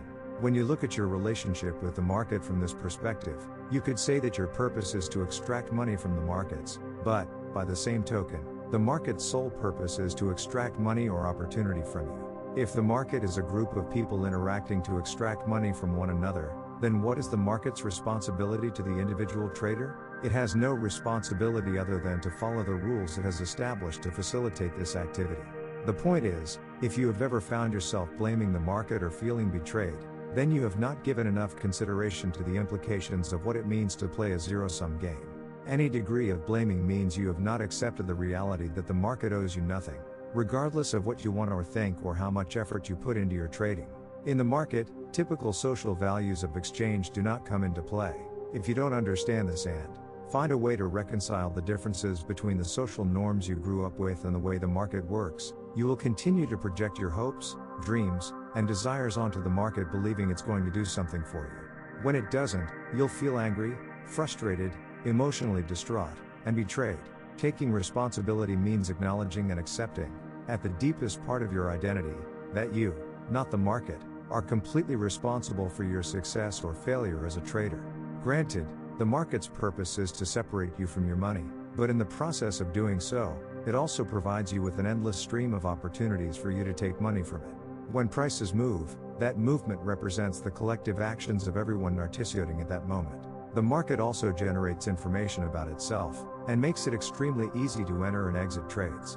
From the individual's perspective, price movement, information, and the ability to enter and exit trades represent opportunities to see something and to act on what you perceive.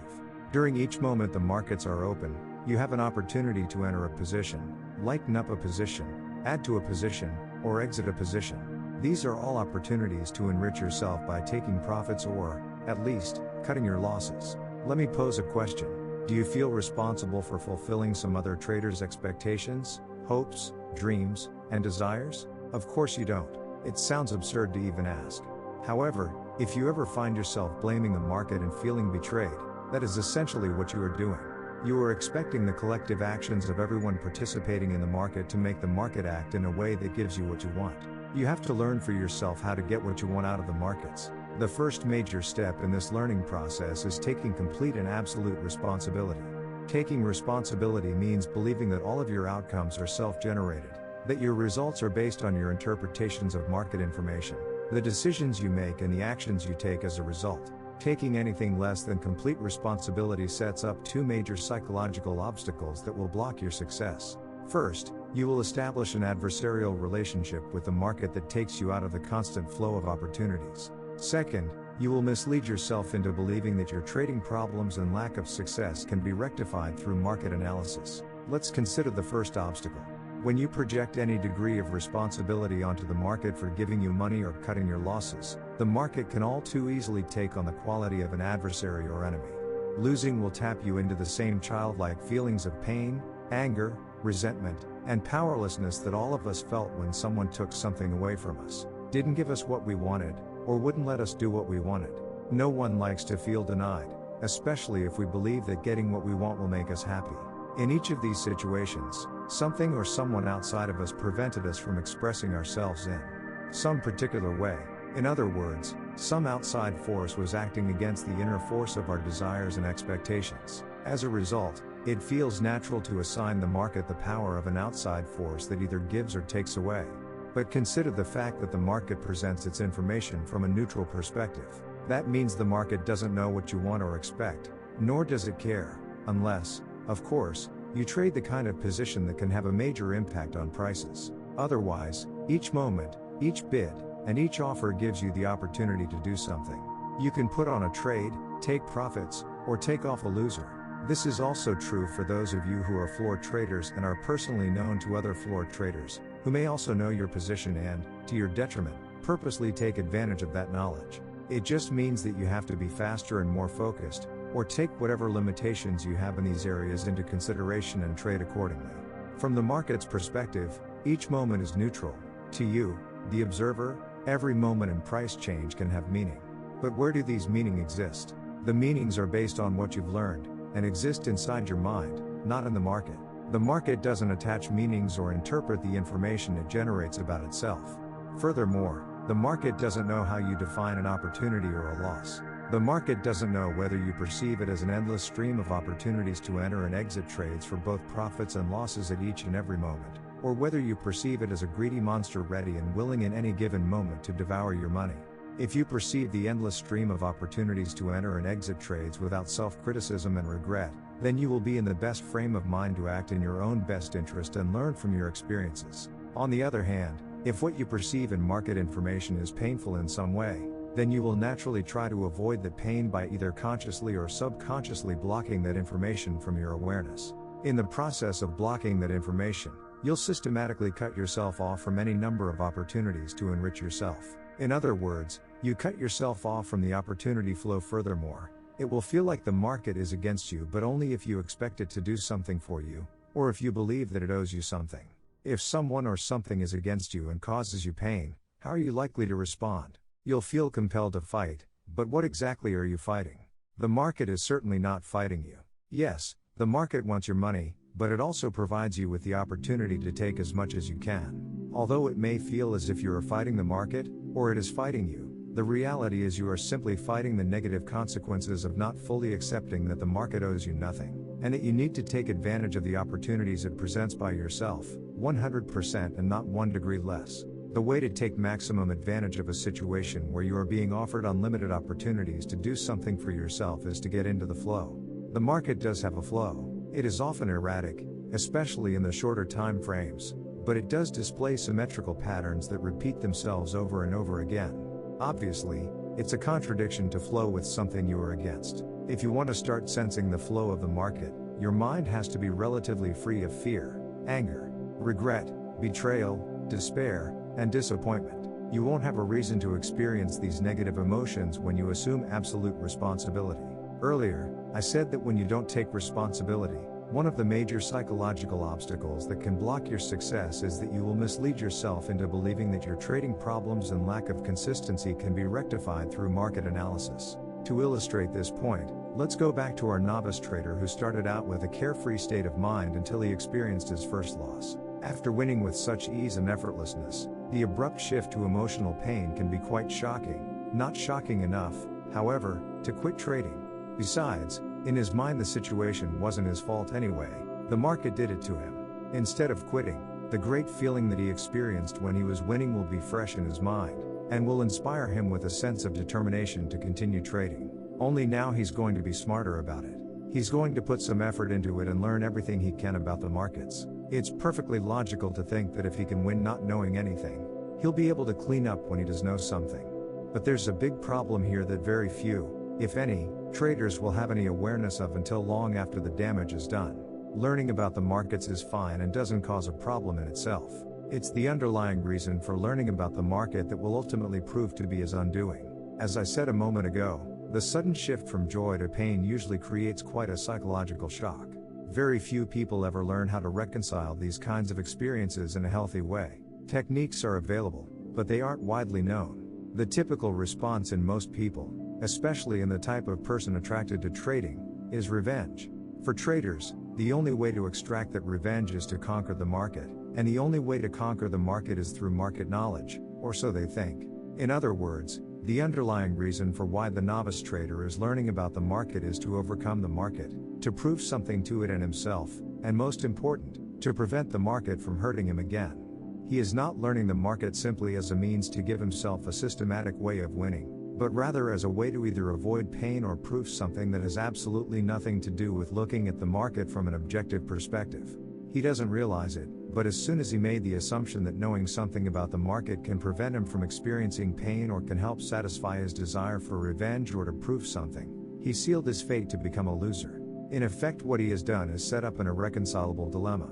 He is learning how to recognize and understand the market's collective behavior patterns, and that's good. It even feels good. He's inspired because he assumes he's learning about the market in order to become a winner. As a result, he will typically go on a knowledge quest, learning about trend lines, chart patterns, support and resistance, candlesticks, market profiles, point and line charts, Elliott waves, Fibonacci retracements, oscillators, relative strength, stochastics, and many more technical tools too numerous to mention. Curiously, even though his knowledge has increased, he now finds that he's developed problems executing his trades. He hesitates, second guesses himself, or doesn't put on a trade at all, in spite of any number of clear signals to do so. It's all frustrating, even maddening, because what's happened doesn't make sense. He did what he was supposed to do, he learned, only to find that the more he learned, the less he took advantage of. He would never believe that he did anything wrong by devoting himself to learning. He simply did it for the wrong reasons. He won't be able to trade effectively if he is trying to prove something or anything for that matter. If you have to win, if you have to be right, if you can't lose or can't be wrong, you will cause yourself to define and perceive categories of market information as painful. In other words, you will view as painful any information the market generates that is in opposition to what will make you happy. The dilemma is that our minds are wired to avoid both physical and emotional pain, and learning about the markets will not compensate for the negative effects our pain avoidance mechanisms have on our trading. Everybody understands the nature of avoiding physical pain. Accidentally set your hand on a hot burner, and your hand moves away from the heat automatically. It's an instinctive reaction. However, when it comes to avoiding emotional pain and the negative consequences it creates, especially for traders, very few people understand the dynamics. It's absolutely essential to your development that you understand these negative effects and learn how to take conscious control in a way that helps you fulfill your goals. Our minds have a number of ways to shield us from information that we have learned to perceive as painful. For example, at a conscious level, we can rationalize, justify, or make a case for staying in a losing trade. Some of the more typical ways we do this are to call our trading buddies, talk to our broker, or look at indicators we never use, all for the express purpose of gathering non-painful information in order to deny the validity of the painful information. At a subconscious level, our minds will automatically alter, distort, or specifically exclude information from our conscious awareness. In other words, we don't know at a conscious level that our pain avoidance mechanisms are either excluding or altering the information being offered by the market. Consider the experience of being in a losing trade when the market is making consistently higher highs and higher lows or lower highs and lower lows against your position, while you refuse to acknowledge you are in a losing trade because you have focused all your attention on the ticks that go in your favor. On the average, you are only getting 1 out of 4 or 5 ticks in your direction. But it doesn't matter because every time you get one, You are convinced the market has reversed and is coming back. Instead, the market keeps going against you. At some point, the dollar value of the loss becomes so great that it cannot be denied and you finally exit the trade. The first reaction that traders universally have when looking back at such a trade is, why didn't I just take my loss and reverse?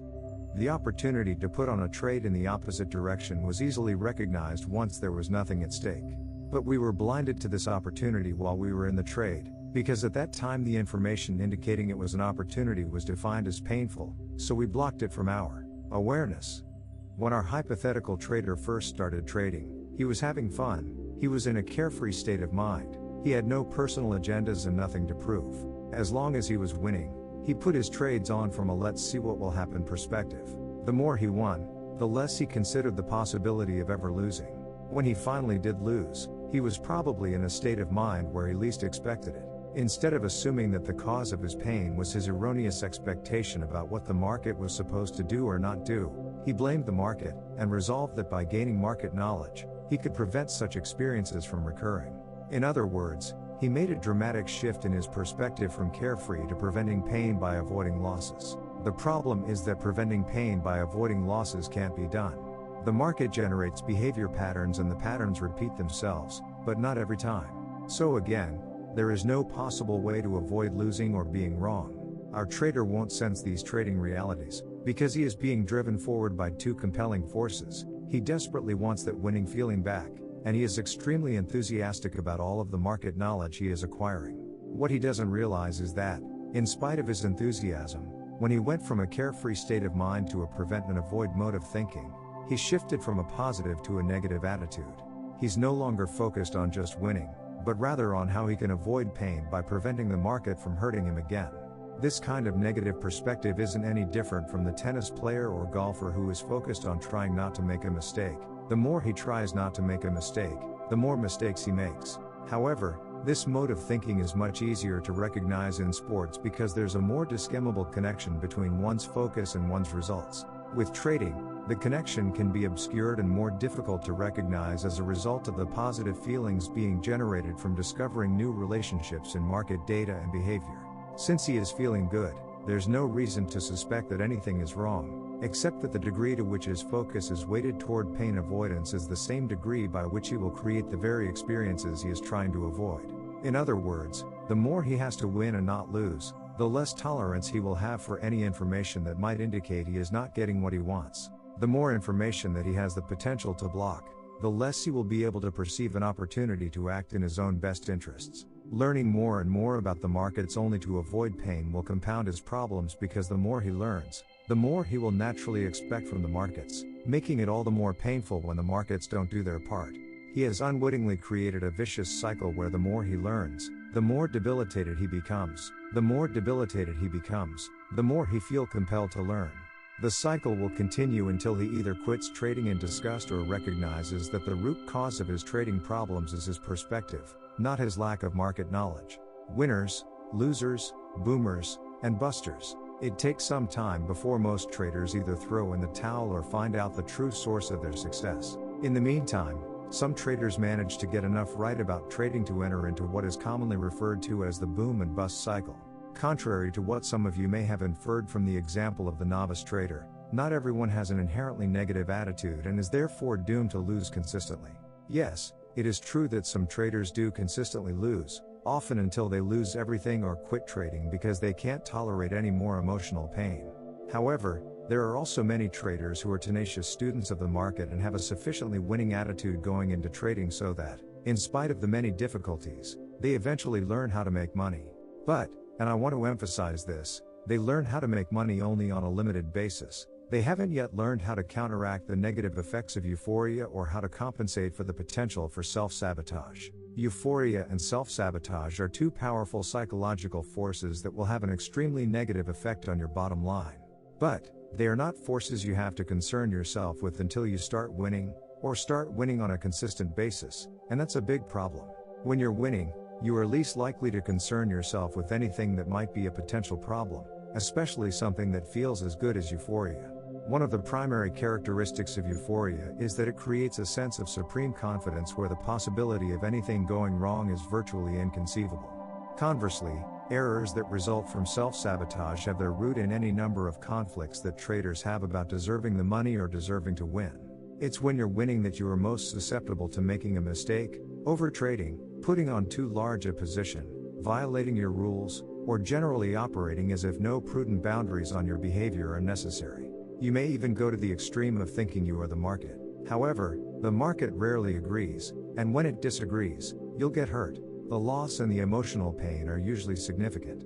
You will experience a boom, followed by the inevitable bust. If I were to classify traders based on the kind of results they achieve, I would put them into three broad categories. The smallest group, probably fewer than 10% of the active traders, are the consistent winners. They have a steadily rising equity curve with relatively minor drawdowns. The drawdowns they do experience are the type of normal losses that any trading methodology or system incurs. Not only have they learned how to make money, but they are no longer susceptible to the psychological forces that cause the boom and bust cycle.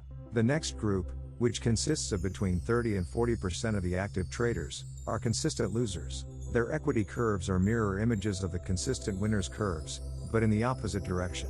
Many losing trades with an occasional winner. Regardless of how long they have been trading, there's much about it that they haven't learned. They either have illusions about the nature of trading or are addicted to it in ways that make it virtually impossible for them to be winners. The largest group, the remaining 40 to 50% of the active traders, are the boom and busters. They have learned how to make money, but they haven't learned there is a whole body of trading skills that have to be mastered in order to keep the money they make. As a result, their equity curves typically look like roller coaster rides, with a nice, steady ascent into a steep drop-off, then another nice, steady ascent into another steep drop-off. The roller coaster cycle continues on and on. I have worked with many experienced traders who have put together incredible winning streaks, sometimes going months without a losing day. Having 15 or 20 winning trades in a row is not unusual for them.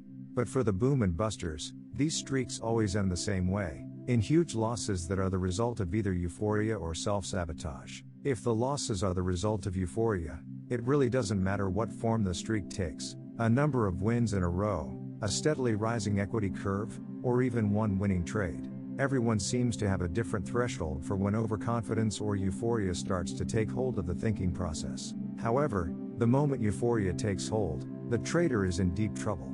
In a state of overconfidence or euphoria, you can't perceive any risk because euphoria makes you believe that absolutely nothing can go wrong. If nothing can go wrong, there's no need for rules or boundaries to govern your behavior.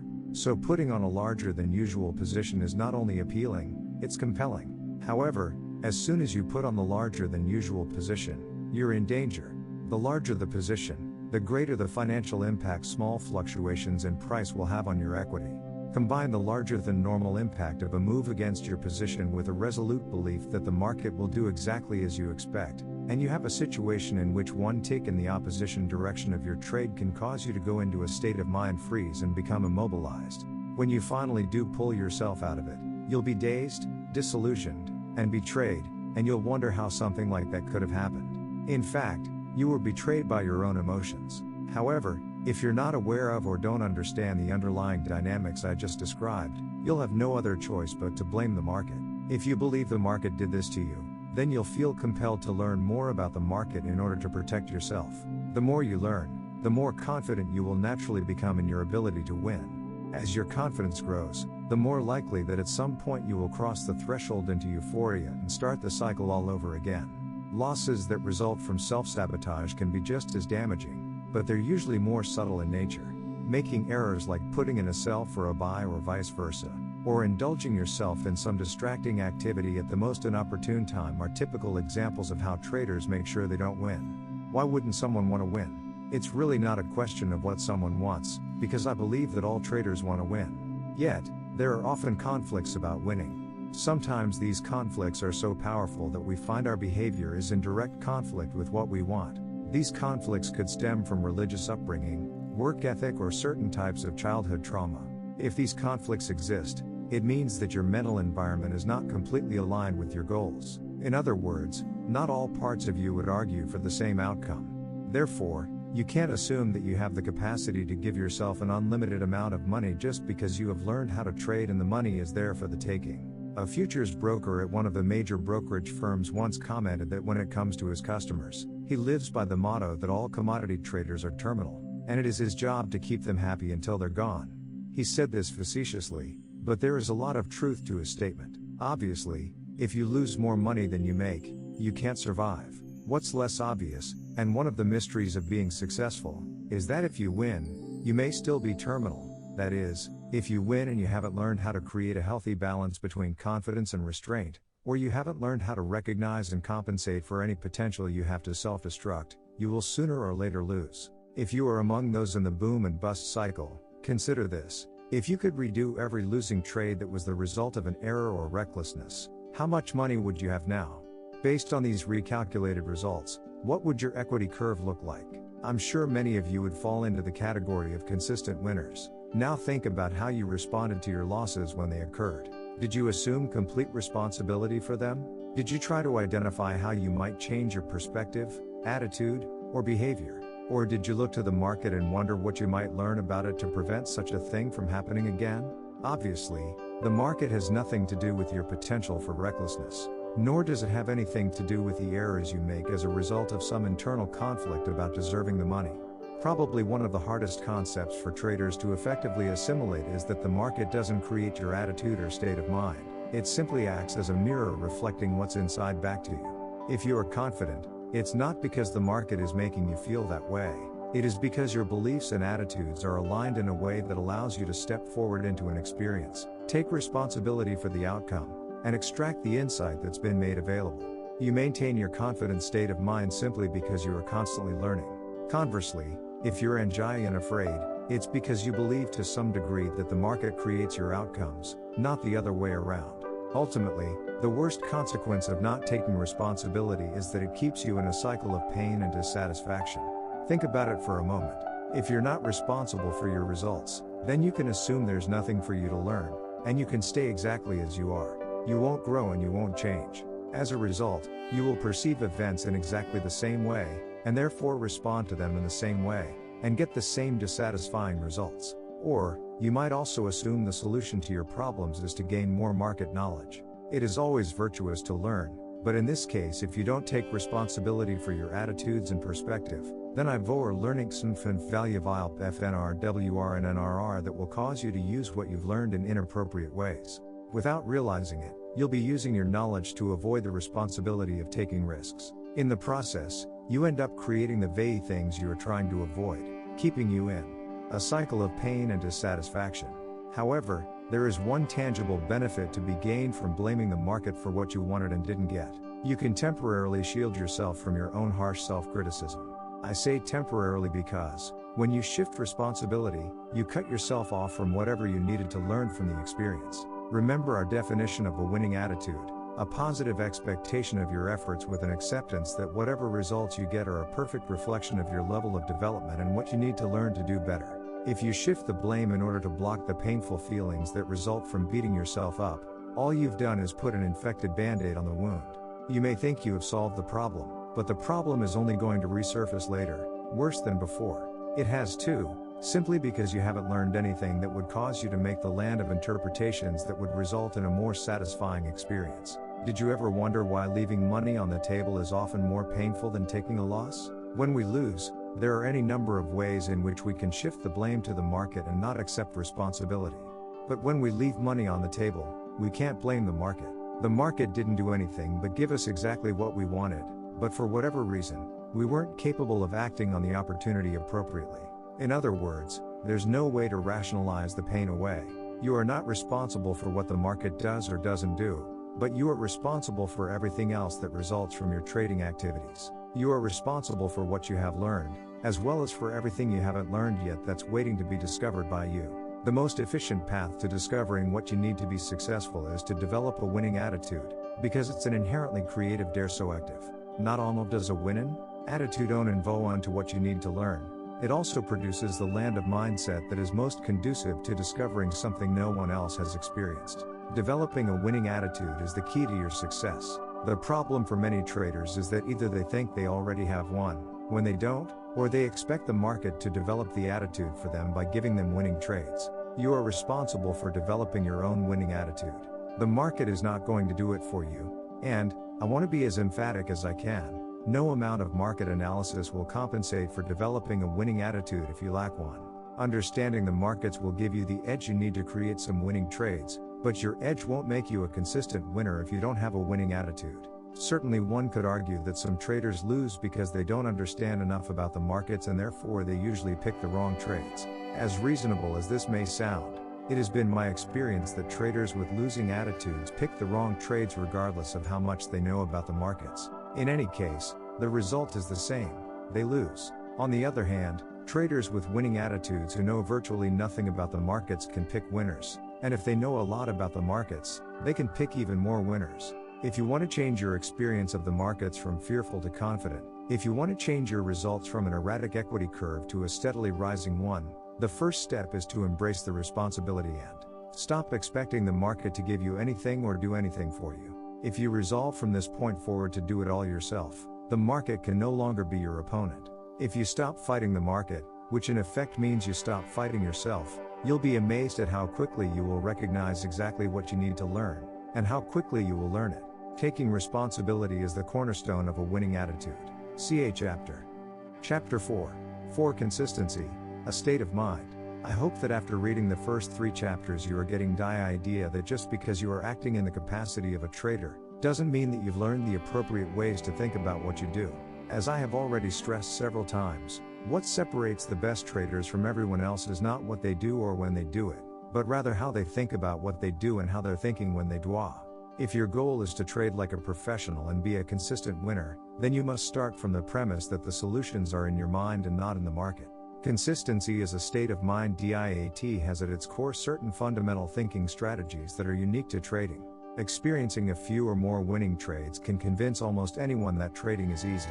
Recall your own experiences. Think back to those trades that brought a stream of money flowing into your account when all you had done was make a simple decision to buy or sell. Now, combine the extremely positive feeling you get from winning and getting money with no effort, and it's almost impossible not to conclude that making money as a trader is easy. But if that's the case, if trading is so easy, then why is it so difficult to master? Why are so many traders at their wits' end, grappling with the obvious contradiction? If it is true that trading is easy, and traders know it is because they've had the direct experience of how easy and effortless it is, then how can it also be possible that they can't make what they've learned about the markets work for them over and over again?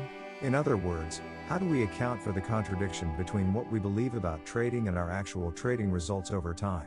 Thinking about trading. The answers are all in the way you think about it.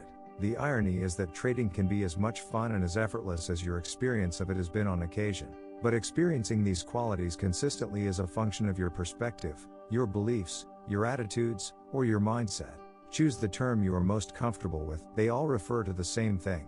Winning and consistency are states of mind in the same way that happiness, having fun, and satisfaction are states of mind. Your state of mind is a byproduct of your beliefs and attitudes. You can try to create consistency without having the appropriate beliefs and attitudes, but your results won't be any different than if you need to be happy when you're not having fun. When you're not having fun, it can be very difficult to change your perspective to one where you, all of a sudden, start enjoying yourself. Of course, the circumstances of your situation could suddenly shift in a way that causes you to experience joy.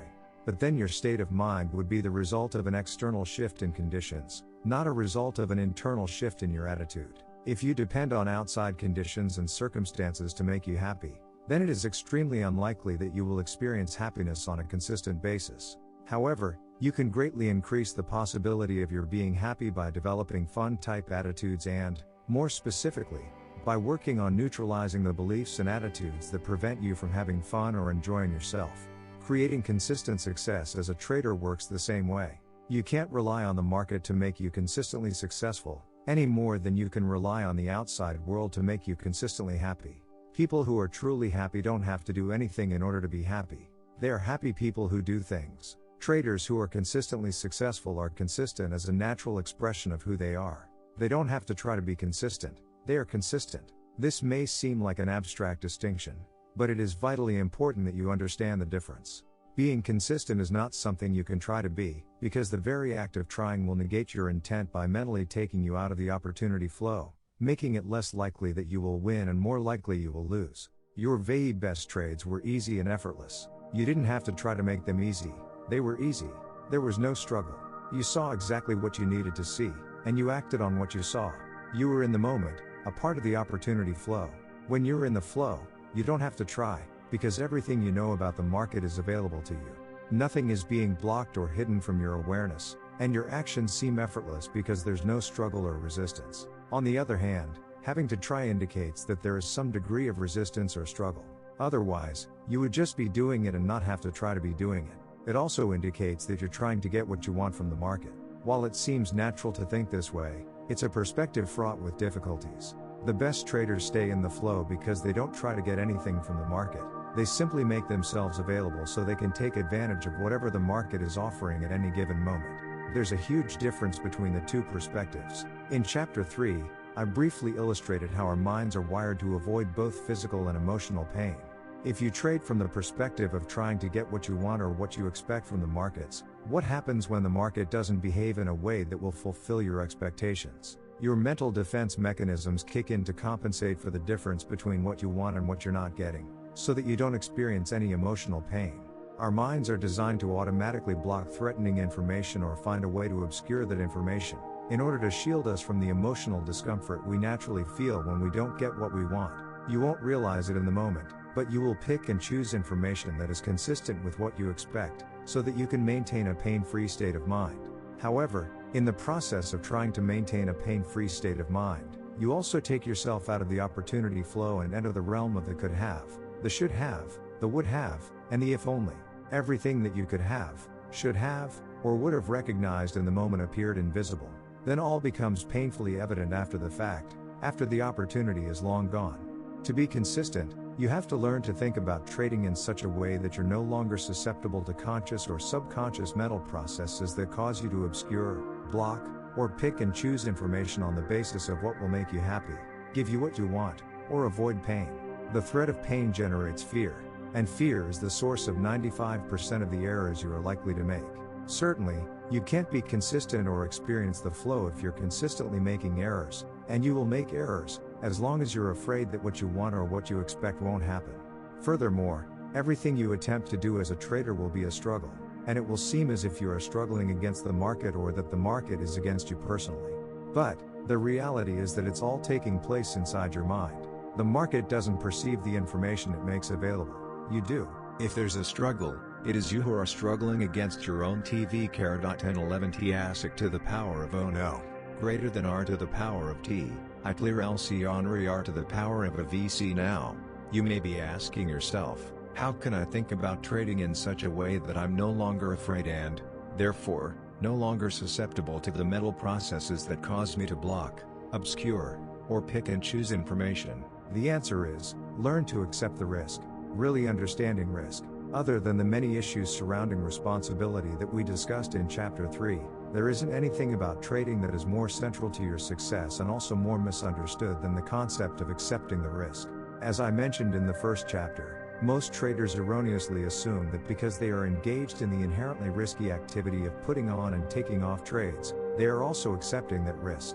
I will repeat that this assumption couldn't be further from the truth. Accepting the risk means accepting the consequences of your trades without emotional discomfort or fear. This means that you must learn how to think about trading and your relationship with the markets in such a way that the possibility of being wrong, losing, missing out, or leaving money on the table doesn't cause your mental defense mechanisms to kick in and take you out of the opportunity flow.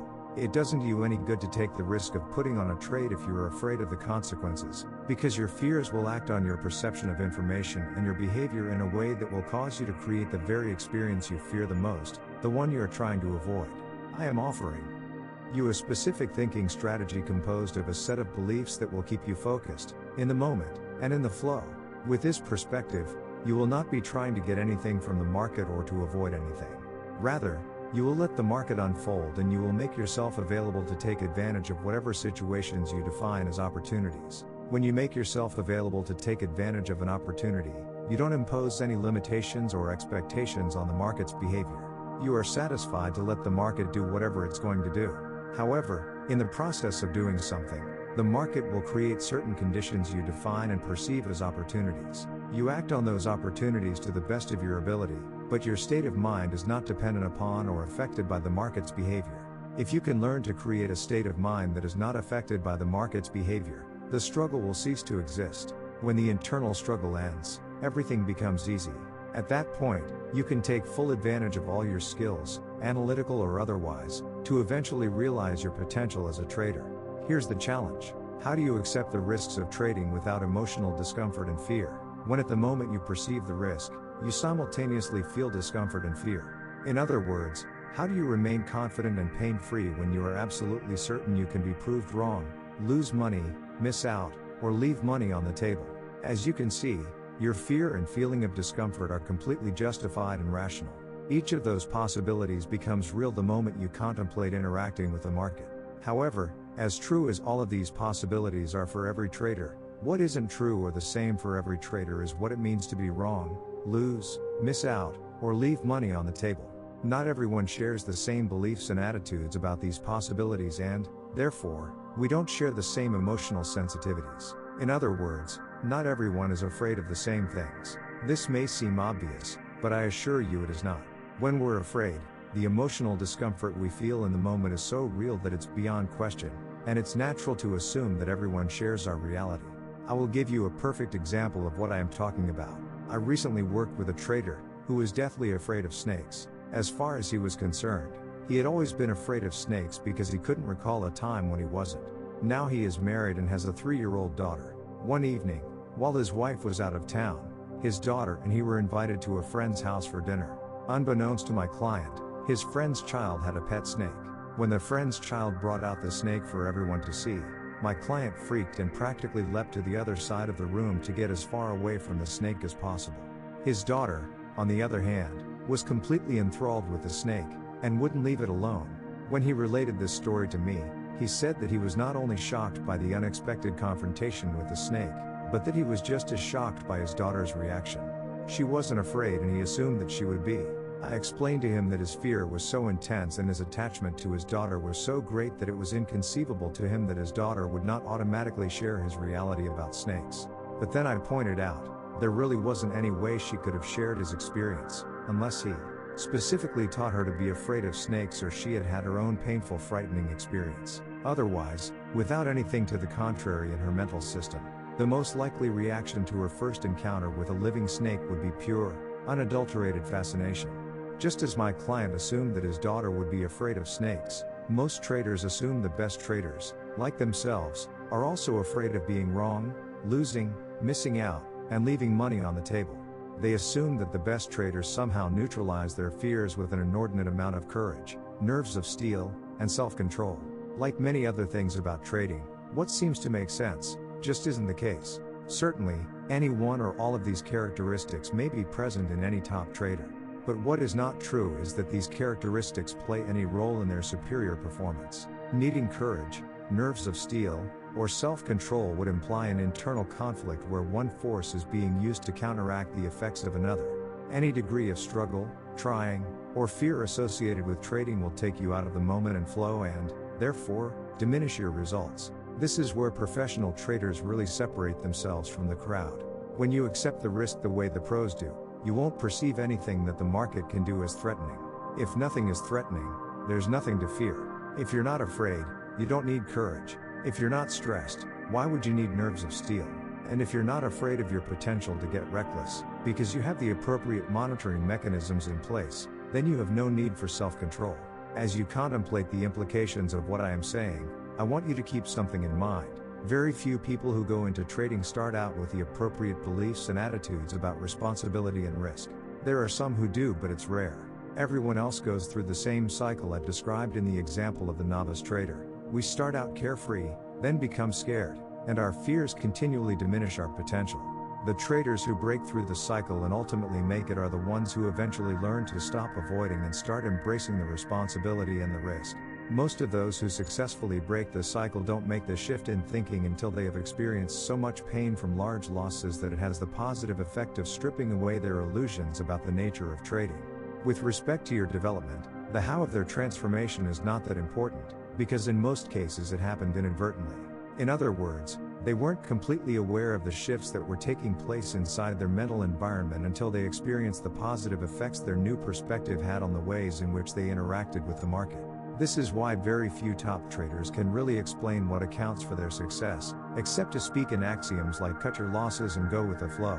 What is important is that you understand it is completely possible to think the way the professionals do and to trade without fear, even though your direct experience as a trader would argue otherwise. Aligning your mental environment. Now we're going to start zeroing in on exactly how you can align your mental environment in order to accept the risk and function like a professional trader.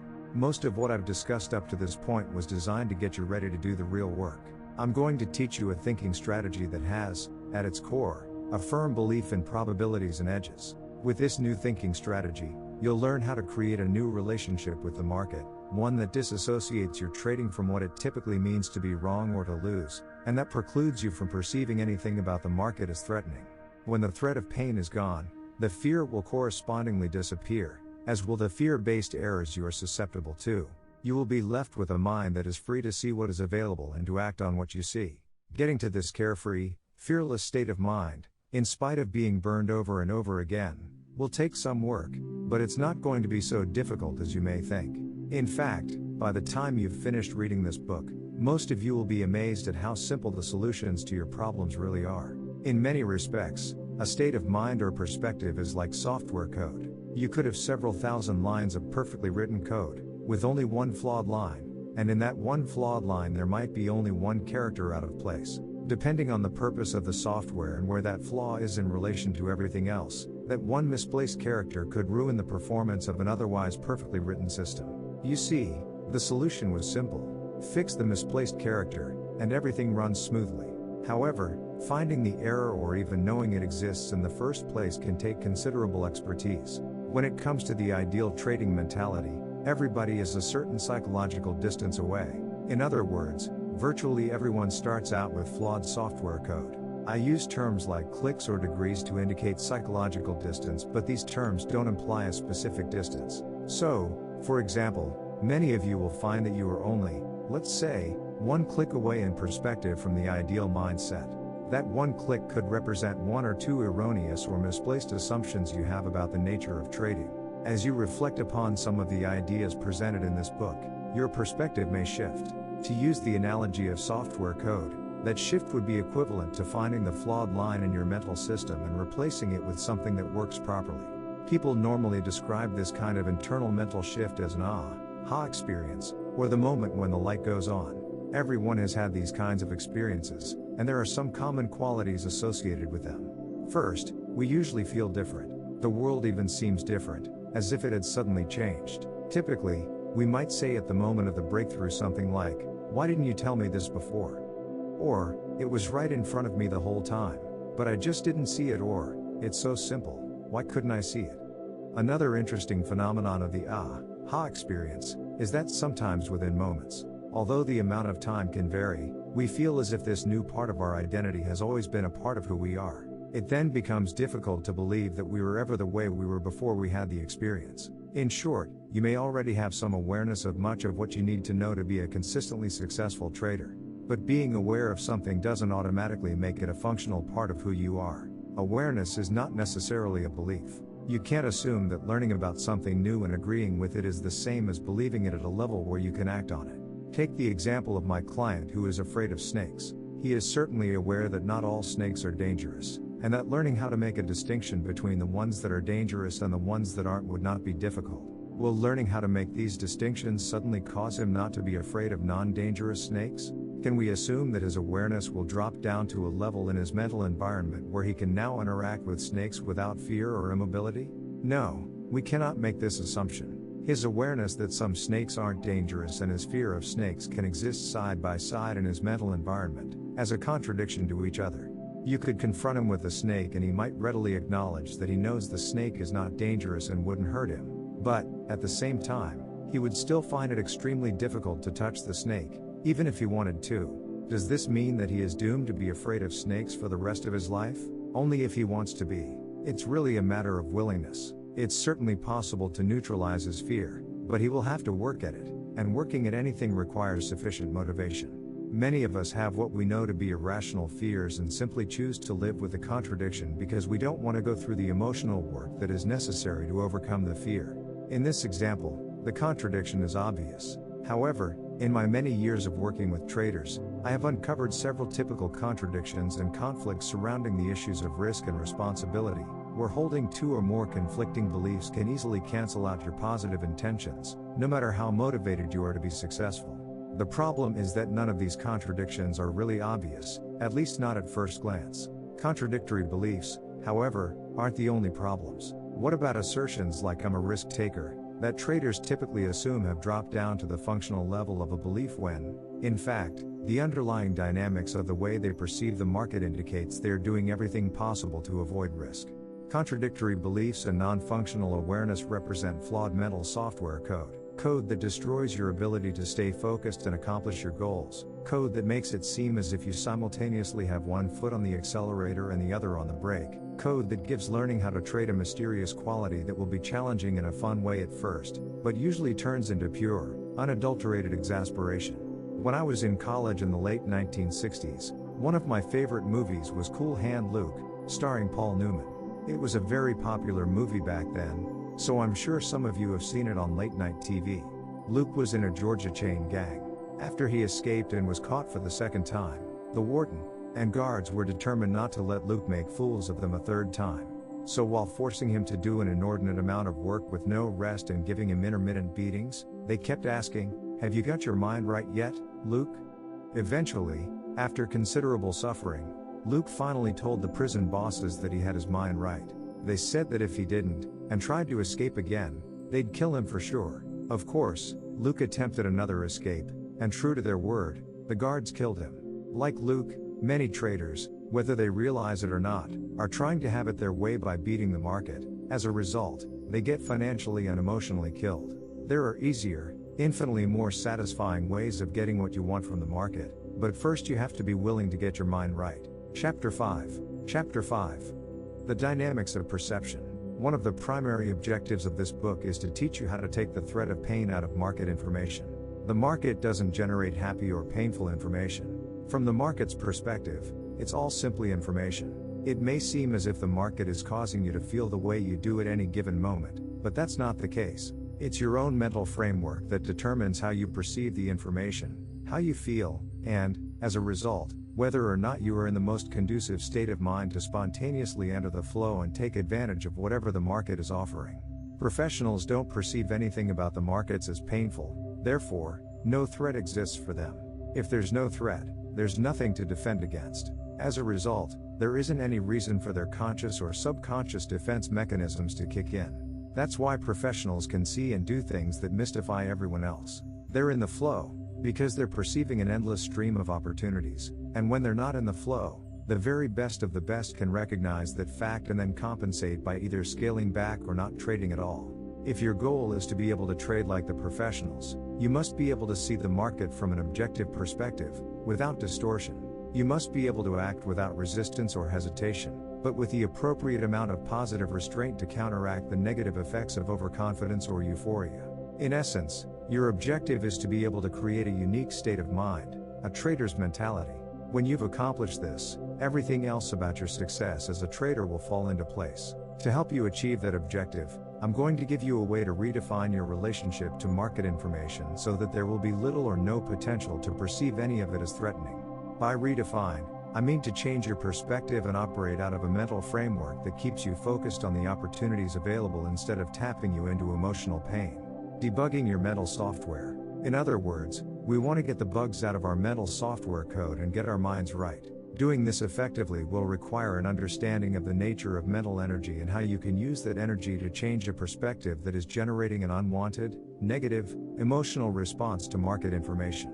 There's much to learn, but I think you will be amazed at how some simple changes can make a huge difference in your trading results. The process of trading starts with perceiving an opportunity. Without the perception of an opportunity, we wouldn't have a reason to trade. So I think it is only fitting that we start our examination of mental energy by breaking down the process of perception. What are the underlying dynamics of perception? What factors determine how we perceive information or what we perceive in relationship to what is available? How is perception connected with what we experience at any given moment? Probably the easiest way to understand the dynamics of perception and answer these questions is to think of everything, and I do tie in forces that generate information about the properties, characteristics, and traits that make them uniquely what they are. Everything that exists outside of our bodies, all plants and all categories of life, all planetary phenomena in the form of weather conditions, earthquakes, and volcanic eruptions, all active and inert physical matter, and all non-corporeal phenomena such as light, sound waves, microwaves, and radiation, generates information about the nature of its existence. That information has the potential to act as a force on one of our 5 physical senses. Before we go any further, notice that I use the verb generate in an all-inclusive way, implying that everything is in an active state of expression, including inanimate objects. To illustrate why I do that, let's look at something as simple as a rock. It's an inanimate object, composed of unique atoms and molecules expressing themselves as a rock. I can use the active verb expressing because the atoms and molecules that make up the rock are in constant motion. So, even though the rock doesn't appear active except in the most abstract sense, it has characteristics and properties that will act as forces on our senses, causing us to experience and make distinctions about the nature of its existence. For example, a rock has texture, and that texture acts as a force on our sense of touch if we run our fingers across the rock surface. A rock has shape and color, which act as a force on our vision. The rock takes up space that no other object can occupy, so that we see it instead of an empty space or some other object.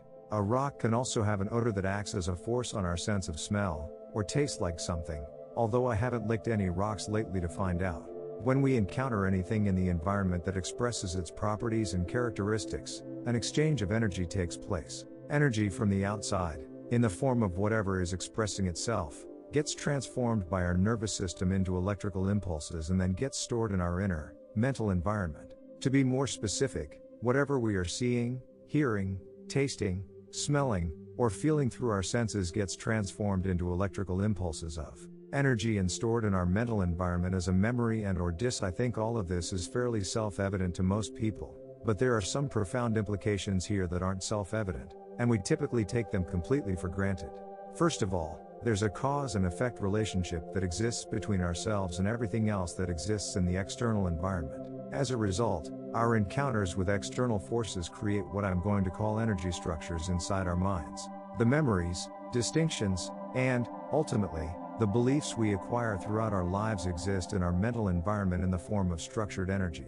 Structured energy is an abstract concept. You might be asking yourself, how does energy take shape or form? Before I answer this question, an even more fundamental question needs to be addressed. How do we know that memories, distinctions, and beliefs exist in the form of energy in the first place? I don't know if it's been scientifically proven or completely accepted by the scientific community, but ask yourself, in what other form could these mental components exist? Here's what we know for sure. Anything composed of atoms and molecules takes up space and, therefore, can be observed. If memories, distinctions, and beliefs existed in some physical form, then we should be able to observe them. To my knowledge, no such observations have been made. The scientific community has dissected brain tissue, examined it at the level of the individual atom, mapped various regions of the brain in terms of their functions, but nobody, as yet, has observed a memory, distinction, or belief in its natural form. By in its natural form I mean that although a scientist can observe the individual brain cells that contain certain memories, he can't experience those memories firsthand. He can only experience them if the person to whom the memories belong is alive and chooses to express them in some way. If memories, distinctions, and beliefs don't exist as physical matter, then there really isn't any alternative way for them to exist except as some form of energy. If this is in fact the case, can this energy take on a specific shape? Can it be structured in a way that reflects the external forces that caused it to come into existence? Most definitely. Is there anything in the environment that is analogous to energy having shape? Thoughts are energy.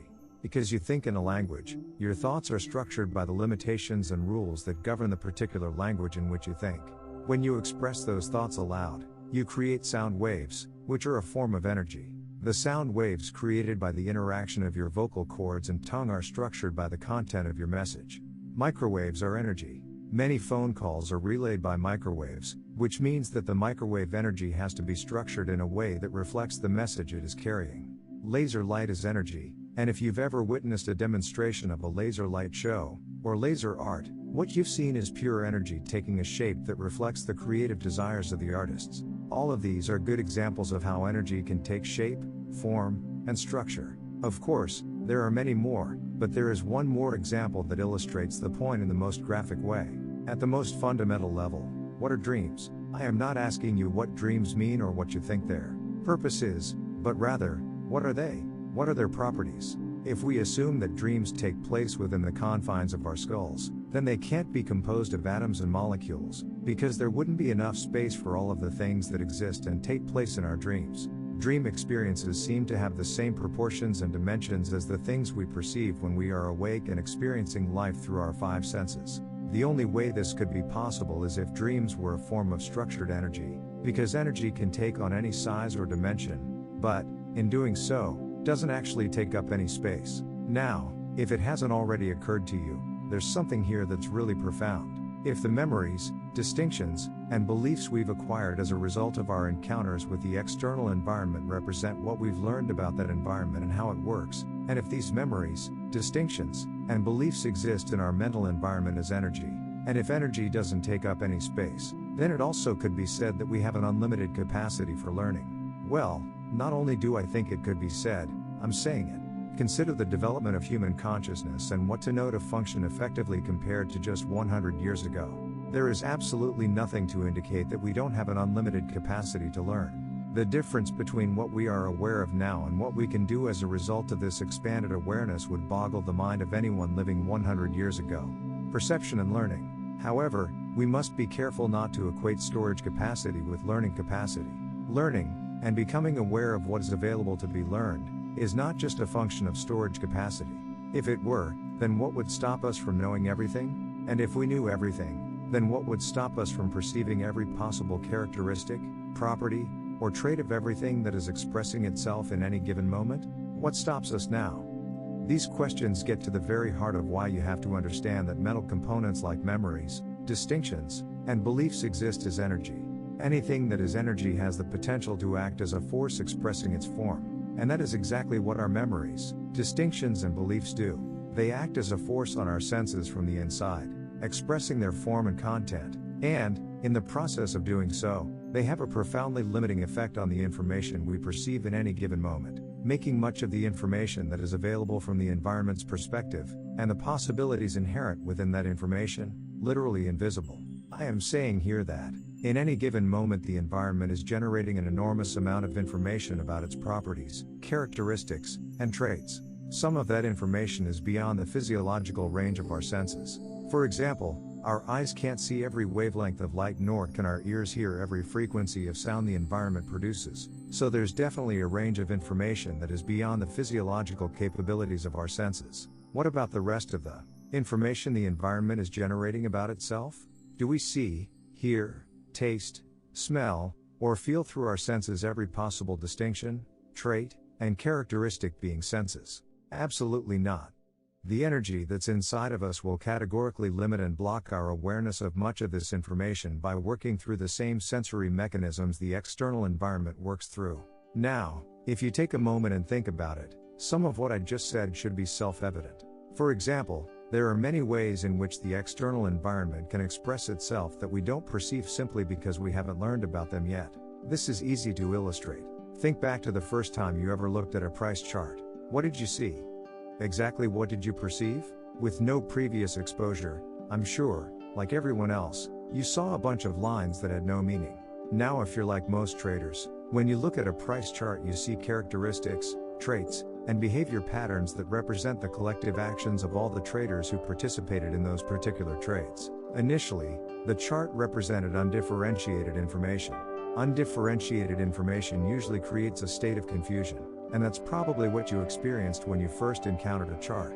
Gradually, however, you learned to make distinctions about that information, such as trends and trend lines, consolidations, support and resistance, retracements or significant relationships between volume and open interest and price action, just to name a few. You learned that each of these distinctions in the market as behavior represented an opportunity to fulfill some personal need, goal, or desire. Each distinction now had a meaning and some relative degree of significance or importance attached to it. Now, I want you to use your imagination and pretend that I just set before you the very first price chart you ever saw. Would there be a difference between what you see now and what you saw then? Absolutely. Instead of a bunch of undifferentiated lines, you would see everything you've learned about those lines between then and now. In other words, you would see all the distinctions you've learned to make, as well as all the opportunities those distinctions represent. Yet, everything you can see as you look at that chart now existed then, and, furthermore, was available to be perceived. What's the difference? The structured energy that's inside of you now, the knowledge you have gained, acts as a force on your eyes, causing you to recognize the various distinctions that you've learned about. Since that energy wasn't there the first time you looked at the chart, all the opportunities that you now see were there, but at the same time invisible to you. Furthermore, unless you've learned to make every possible distinction based on every possible relationship between the variables in that chart, what you haven't learned yet is still invisible. Most of us have no concept of the extent to which we are continually surrounded by the invisible opportunities inherent in the information we're exposed to. More often than not, we never learn about these opportunities and, as a result, they remain invisible. The problem, of course, is that unless we're in a completely new or unique situation or we're operating out of an attitude of genuine openness, we won't perceive something that we haven't learned about yet. To learn about something, we have to be able to experience it in some way. So what we have here is a closed loop that prevents us from learning. Perceptual closed loops exist in all of us, because they are natural functions of the way mental energy expresses itself on our senses. If anyone has heard the expression, people see what they want to see. I would put it a little differently, people see what they've learned to see, and everything else is invisible until they learn how to counteract the energy that blocks their awareness of whatever is unlearned and waiting to be discovered. To illustrate this concept and make it even clearer, I am going to give you another example, one that demonstrates how mental energy can affect how we perceive and experience the environment in a way that it actually reverses the cause and effect relationship. Let's look at a very young child's first encounter with a dog. Because it's a first-time experience, the child's mental environment is a clean slate, so to speak, with respect to dogs. He won't have any memories and certainly no distinctions about a dog's nature. Therefore, up to the moment of his first encounter, from the child's perspective, dogs don't exist. Of course, from the environment's perspective, dogs do exist and they have the potential to act as a force on the child's senses to create an experience. In other words, dogs expressing their nature can act as a cause to produce an effect inside the child's mental environment. What kind of effect are dogs capable of producing? Well, dogs have a range of expression. By range of expression I mean dogs can behave in a number of ways toward humans. They can be friendly, loving, protective, and fun to play with, or they can be hostile, mean, and dangerous, just to name a few of the many behaviors they're capable of. All of these traits can be observed, experienced, and learned about. When the child sees the dog for the first time, there is absolutely nothing in his mental environment to tell him what he is dealing with. Unfamiliar, unknown, and unclassified environmental information can generate a sense of curiosity when we want to find out more about what we're experiencing, or it can generate a state of confusion, which can easily turn to fear if we can't place the information into an understandable or meaningful organizational framework or context. In our example, the child's sense of curiosity kicks in and he rushes to the dog to get more sensory experience. Notice how children are literally compelled to thrust themselves into a situation they know nothing about. However, in this example, the environmental forces at hand do not react favorably to the child's advances. The dog the child is interested in is either inherently mean or having a bad day. In any case, as soon as the child gets close enough, the dog bites him. The attack is so severe that the dog has to be pulled off the child. This kind of unfortunate experience is certainly not typical, but it's not that uncommon either. I chose it for two reasons. First, most people can relate to it in some way either from their own direct experience or through the experience of someone they know. Second, as we analyze the underlying dynamics of this experience from an energy perspective, we're going to learn about 1. How our minds are designed to think, 2. Process information, 3. How these processes affect what we experience, and 4. Our ability to recognize new possibilities. I know this might seem like a lot of insight from just one example, but the principles involved apply to the dynamics beneath virtually all learning. As a result of being physically and emotionally traumatized, the little boy in our example now has a memory and one distinction about the way dogs can express themselves. If the boy's ability to remember his experiences is normal, he can store this incident in a way that represents all of the senses the experience had an impact on. For example, the attack can be stored as mental images based on what he saw, as well as mental sounds representing what he heard, and so on. Memories representing the other three senses will work the same way. However, the kind of sensory data in his memory is not as important as the kind of energy the sensory data represents. We basically have two kinds of mental energy: positively charged energy, which we call love, confidence, happiness, joy, satisfaction, excitement, and enthusiasm, to name a few of the pleasant ways we can feel, and negatively charged energy, representing fear, terror, dissatisfaction, betrayal, regret, anger, confusion, anxiety, stress, and frustration, all representing what is commonly referred to as emotional pain.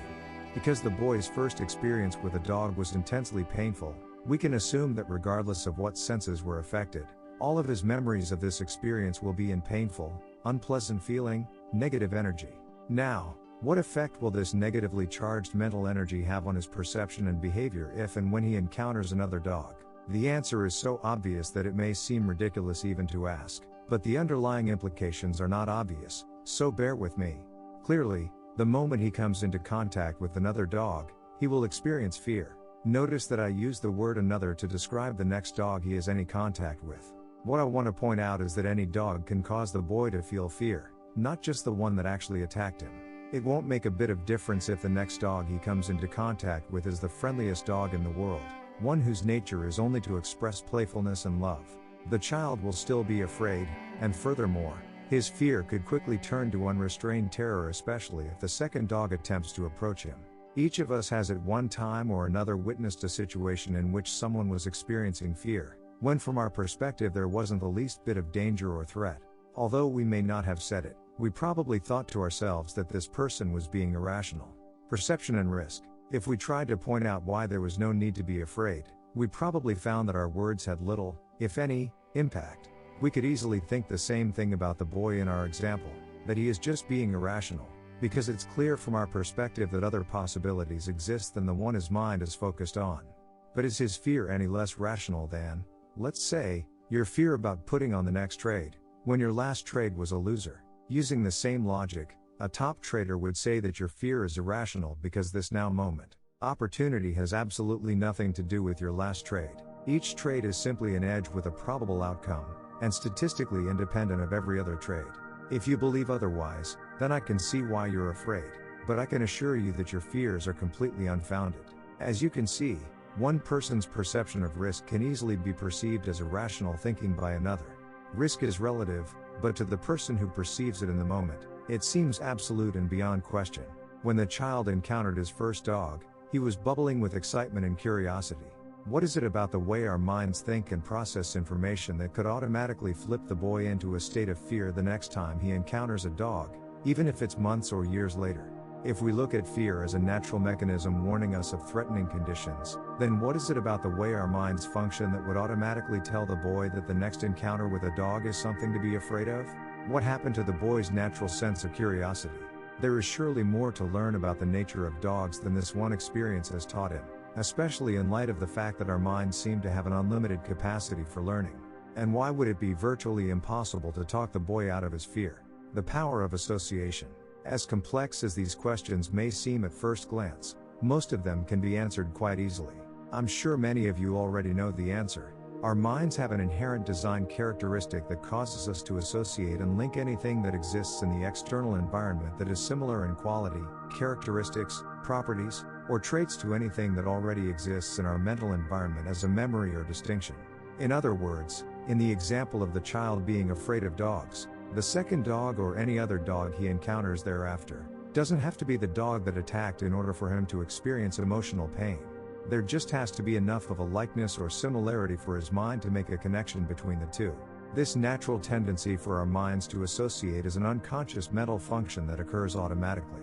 It's not something we have to think about or make a decision about. An unconscious mental function would be analogous to an involuntary physical function such as a heartbeat. Just as we don't have to consciously think about the process of making our hearts beat, we don't have to think about linking experiences and our feelings about them. It's simply a natural function of the way our minds process information. And, like a heartbeat, it's a function that has a profound effect on the way we experience our lives.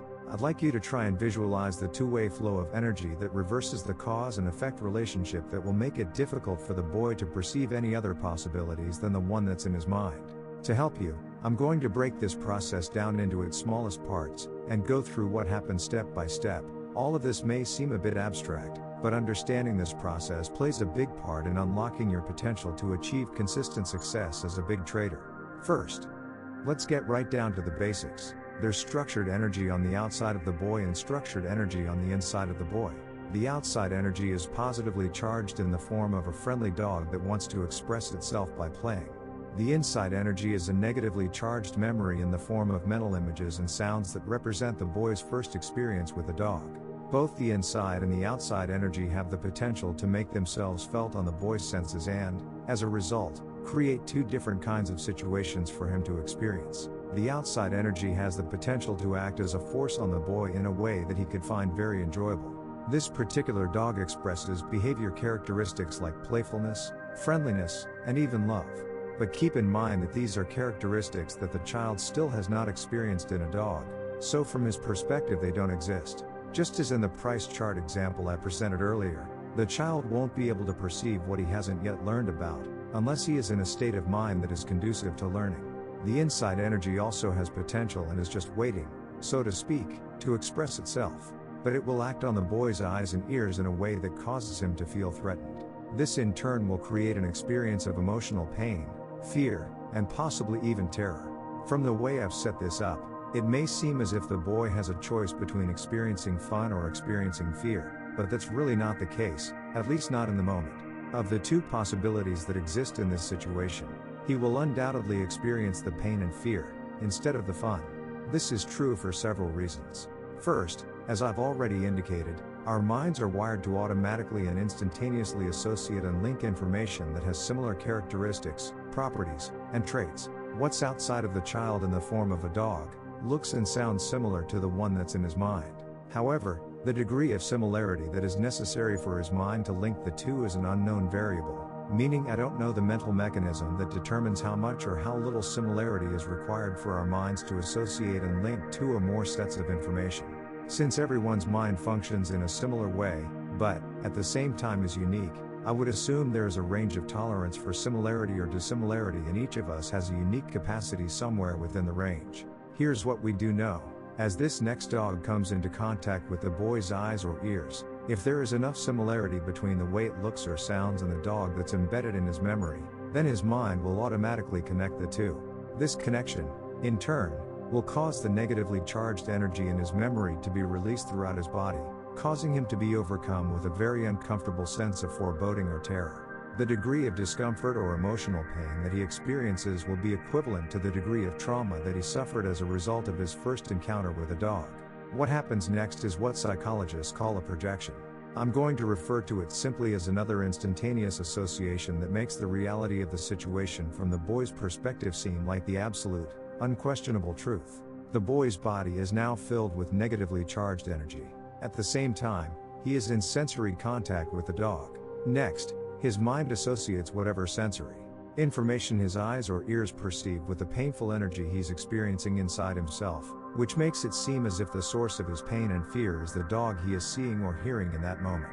Psychologists call the dynamics of what I just described a projection because, in a sense, the boy is projecting the pain he is experiencing in the moment onto the dog.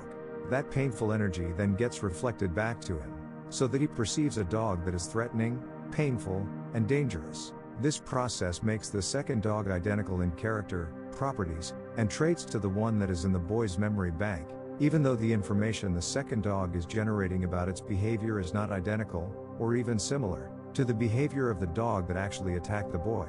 Since the two dogs, the one in the boy's mind and the one outside of the boy's mind, feel exactly the same, it's extremely unlikely the boy will be able to make any type of distinctions in the second dog's behavior that would suggest to him that it is any different than the one in his mind. So, instead of perceiving this next encounter with a dog as an opportunity to experience something new about the nature of dogs, he perceives a threatening and dangerous dog.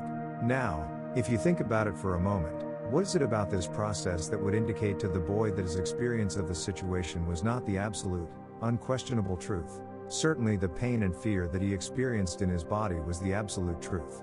But what about the possibilities that he perceived? Were they true? From our perspective, they weren't. However, from the boy's perspective, how could they be anything but the true reality of the situation? What alternatives did he have? First, he can't perceive possibilities that he hasn't learned about yet. And it is extremely difficult to learn anything new if you're afraid, because, as you already well know, fear is a very debilitating form of energy. It causes us to withdraw, to get ready to protect ourselves, to run, and to narrow our focus of attention, all of which makes it very difficult, if not impossible, to open ourselves in a way that allows us to learn something new. Second, as I have already indicated, as far as Die Boy is concerned, the dog is the source of his pain, and in a sense this is true. The second dog did cause him to tap into the pain that was already in his mind, but it was not the true source of that pain. This was a positively charged dog that got connected to the boy's negatively charged energy by an automatic, involuntary mental process, functioning at speeds faster than it takes to blink an eye. So as far as he's concerned, why would he be afraid if what he perceived about the dog wasn't the absolute truth? As you can see, it wouldn't make any difference how the dog was acting, or what someone might say to the contrary about why the boy shouldn't be afraid, because he will perceive whatever information the dog is generating about itself from a negative perspective. He will not have the slightest notion that his experience of pain, fear, and terror was completely self-generated. Now, if it's possible for the boy to self-generate his own pain and terror and, at the same time, be firmly convinced that his negative experience was coming from the environment, is it also possible for traders to self-generate their own experiences of fear and emotional pain as they interact with market information and be thoroughly convinced that their pain and fear was completely justified by the circumstances? The underlying psychological dynamics work in exactly the same way. One of your basic objectives as a trader is to perceive the opportunities available, not the threat of pain. To learn how to stay focused on the opportunities, you need to know and understand in no uncertain terms the source of the threat. It's not the market. The market generates information about its potential to move from a neutral perspective. At the same time, it provides you with an unending stream of opportunities to do something on your own behalf. If what you perceive at any given moment causes you to feel fear, ask yourself this question: is the information inherently threatening, or are you simply experiencing the effect of your own state of mind reflected back to you? I know this is a difficult concept to accept, so I'll give you another example to illustrate the point. Let's set up a scenario where your last 2 or 3 trades were losers. You are watching the market, and the variables you used to indicate that an opportunity exists are now present. Instead of immediately executing the trade, you hesitate. The trade feels very risky, so risky, in fact, that you start questioning whether this is really a signal. As a result, you start gathering information to support why this trade probably won't work. This is information you normally wouldn't consider or pay attention to, and it's certainly not information that is part of your trading methodology. In the meantime, the market is moving. Unfortunately, it is moving away from your original entry point, the point at which you would have gotten into the trade if you hadn't hesitated. Now you are conflicted, because you still want to get in. The thought of missing a winning trade is painful. At the same time, as the market moves away from your entry point, the dollar value of the risk to participate increases. The tug of war inside your mind intensifies. You don't want to miss out, but you don't want to get whipsawed either. In the end, you do nothing, because you are paralyzed by the conflict. You justify your state of immobility by telling yourself that it's just too risky to chase the market, while you agonize over every tick the market moves in the direction of what would have been a nice winning trade. If this scenario sounds familiar, I want you to ask yourself whether, at the moment you hesitated, were you perceiving what the market was making available, or perceiving what was in your mind reflected back to you? The market gave you a signal, but you didn't perceive the signal from an objective or positive perspective. You didn't see it as an opportunity to experience the positive feeling you would get from winning or making money, but that's exactly what the market was making available to you. Think about this for a moment. If I changed the scenario so that your last 2 or 3 trades were winners instead of losers, would you have perceived the signal any differently? Would you have perceived it more as an opportunity to win than you did in the first scenario? If you were coming off 3 winners in a row, would you have hesitated to put that trade on? Very unlikely. In fact, if you're like most traders, you probably would have been giving very strong consideration to loading up. In each situation, the market generated the same signal. But your state of mind was negative and fear-based in the first scenario, and that caused you to focus on the possibility of failure, which in turn caused you to hesitate. In the second scenario, you hardly perceived any risk at all. You may even have thought the market was making a dream come true. That, in turn, would make it easy, if not compelling, to financially overcommit yourself. If you can accept the fact that the market doesn't generate positively or negatively charged information as an inherent characteristic of the way it expresses itself, then the only other way information can take on a positive or negative charge is in your mind, and that is a function of the way the information is processed. In other words, the market doesn't cause you to focus on failure and pain, or on winning and pleasure. What causes the information to take on a positive or negative quality is the same unconscious mental process that caused the boy to perceive the second dog as threatening and dangerous, when all the dog was offering was playfulness and friendship. Our minds constantly associate what's outside of us with something that's already in our mind, making it seem as if the outside circumstances and the memory, distinction, or belief these circumstances are associated with are exactly the same. As a result, in the first scenario, if you were coming off 2 or 3 losing trades, the next signal the market gives you that an opportunity was present will feel overly risky. Your mind is automatically and unconsciously linking the now moment with your most recent trading experiences. The link taps you into the pain of losing, creating a fearful state of mind and causing you to perceive the information you're exposed to in that moment from a negative perspective. It seems as if the market is expressing threatening information, so, of course, your hesitation is justified. In the second scenario, the same process causes you to perceive the situation from an overly positive perspective, because you are coming off 3 winners in a row. The association between the now moment and the elation of the last 3 trades creates an overly positive or euphoric state of mind, making it seem as if the market is offering you a riskless opportunity. Of course, this justifies overcommitting yourself. In Chapter 1, I said that many of the mental patterns that cause traders to lose and make errors are so self-evident and deeply ingrained that it would never occur to us that the reason we aren't consistently successful is because of the way we think. Understanding, becoming consciously aware of, and then learning how to circumvent the mind's natural propensity to associate is a big part of achieving that consistency. Developing and maintaining a state of mind that perceives the opportunity flow of the market, without the threat of pain or the problems caused by overconfidence, will require that you take conscious control of the association process. Chapter 6.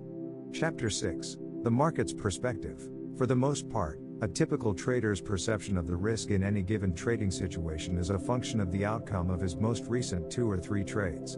The best traders, on the other hand, are not impacted by the outcomes of their last or even their last several trades, so their perception of the risk of any given trading situation is not affected by this personal, psychological variable.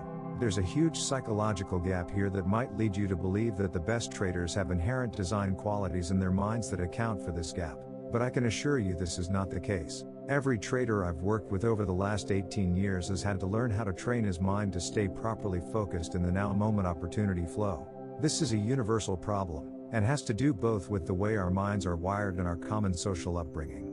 There are other factors relating to self-esteem that may also act as obstacles to your consistent success, but what we are going to discuss now is the most important and fundamental building block to your success as a trader: the uncertainty principle. If there is such a thing as a secret to the nature of trading, this is it. At the very core of one's ability: 1. To trade without fear or overconfidence. 2. Perceive what the market is offering from its perspective. 3. Stay completely focused in the now moment opportunity flow. And 4. Spontaneously enter the zone. It is a strong, virtually unshakable belief in an uncertain outcome with an edge in your favor.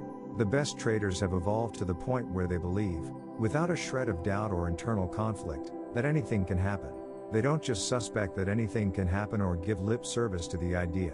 Their belief in uncertainty is so powerful that it actually prevents their minds from associating the now moment situation and circumstance with the outcomes of their most recent trades. By preventing this association, they are able to keep their minds free of unrealistic and rigid expectations about how the market will express itself. Instead of generating the kind of unrealistic expectations that more often than not result in both emotional and financial pain, they have learned to make themselves available to take advantage of whatever opportunities the market may offer in any given moment. Making yourself available is a perspective from which you understand that the framework from which you are perceiving information is limited relative to what's being offered.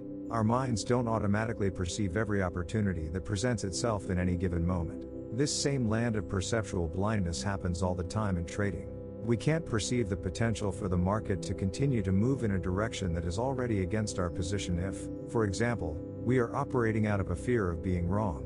The fear of admitting we are wrong causes us to place an inordinate amount of significance on information that tells us that we're right. This happens even if there's ample information to indicate that the market has in fact established a trend in the opposite direction of our position. A trending market is a distinction about the market's behavior we can ordinarily perceive, but this distinction can easily become invisible if we are operating out of fear. The trend and the opportunity to trade in the direction of that trend don't become visible until we are out of the trade. In addition, there are opportunities that are invisible to us because we haven't learned to make the distinctions that would allow us to perceive them. Recall our discussion in Chapter 5 of the first price chart you ever looked at. What we haven't learned yet is invisible to us, and remains invisible until our minds are open to an exchange of energy.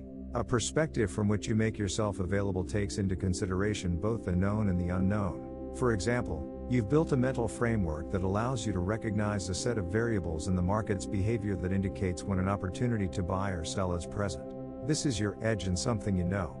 However, what you don't know is exactly how the pattern your variables identify will unfold. With the perspective of making yourself available, you know that your edge places the odds of success in your favor, but, at the same time, you completely accept the fact that you don't know the outcome of any particular trade. By making yourself available, you consciously open yourself up to find out what will happen next, instead of giving way to an automatic mental process that causes you to think you already know. Adopting this perspective leaves your mind free of internal resistance that can prevent you from perceiving whatever opportunity the market is making available from its perspective. Your mind is open for an exchange of energy. Not only can you learn something about the market that you previously didn't know, but you also set up the mental condition most conducive to entering the zone. The essence of what it means to be in the zone is that your mind and the market are in sync. As a result, you sense what the market is about to do as if there is no separation between yourself and the collective consciousness of everyone else participating in the market. The zone is a mental space where you are doing more than just reading the collective mind, you are also in complete harmony with it. If this sounds a bit strange to you, ask yourself how it is that a flock of birds or a school of fish can change direction simultaneously. There must be a way in which they are linked to one another. If it is possible for people to become linked in the same way, then there will be times when information from those with whom we are linked can and will bleed through to our consciousness. Traders who have experienced being tapped into the collective consciousness of the market can anticipate a change in direction just as a bird in the middle of a flock or a fish in the middle of a school will turn at the precise moment that all of the others turn. However, setting up the kind of mental conditions most conducive to experiencing this seemingly magical synchronicity between you and the market is no easy task. There are two mental hurdles to overcome. The first is the focus of this chapter, learning how to keep your mind focused in the now moment opportunity flow. In order to experience synchronicity, your mind has to be open to the market's truth, from its perspective. The second hurdle has to do with the division of labor between the two halves of our brain. The left side of our brain specializes in rational thought, based on what we already know. The right side specializes in creative thought. It is capable of tapping into an inspiration, an intuition, a hunch, or a sense of knowing that usually can't be explained at a rational level. It can't be explained because if the information is really creative in nature, then it is something that we wouldn't know at a rational level. By definition, true creativity brings forth something that didn't previously exist. There's an inherent conflict between these two modes of thought, that the rational, logical part will almost always win, unless we take specific steps to train our minds to accept and trust creative information. Without that training, we will usually find it very difficult to act on our hunches, intuitive impulses, inspirations, or sense of knowing. Acting appropriately on anything requires belief and clarity of intent, which keeps our minds and senses focused on the purpose at hand. If the source of our actions is creative in nature, and our rational mind hasn't been properly trained to trust this source, then at some point in the process of acting on this information, our rational brain will flood our consciousness with conflicting and competing thoughts. Of course, all of these thoughts will be sound and reasonable in nature, because they will be coming from what we already know at a rational level, but they will have the effect of flipping us out of the zone or any other creative state of mind. There are few things in life more frustrating than recognizing the possibilities evident from a hunch, intuition, or an inspired idea, and not taking advantage of that potential because we talked ourselves out of it. I realize that what I've just said is still much too abstract to implement on a practical basis. So, I'm going to take you step by step through what it means to be completely focused in the now moment opportunity flow. My objective is that by the time you've read this chapter and chapter 7, you will understand without a shred of doubt why your ultimate success as a trader cannot be realized until you develop a resolute, unshakable belief in uncertainty. The first step on the road toward getting your mind and the market in sync is to understand and completely accept the psychological realities of trading. This step is where most of the frustrations, disappointments, and mysteriousness associated with trading begin.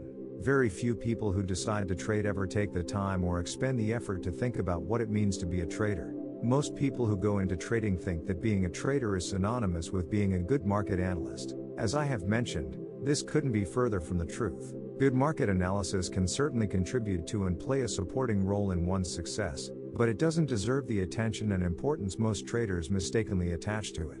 Beneath the market behavior patterns that are so easy to become fixated on are some very unique psychological characteristics. It's the nature of these psychological characteristics that determines how one needs to be in order to operate effectively in the market environment. Operating effectively in an environment that has qualities, traits, or characteristics that are different from what we're used to requires making some adjustments or changes in the way we normally think about things.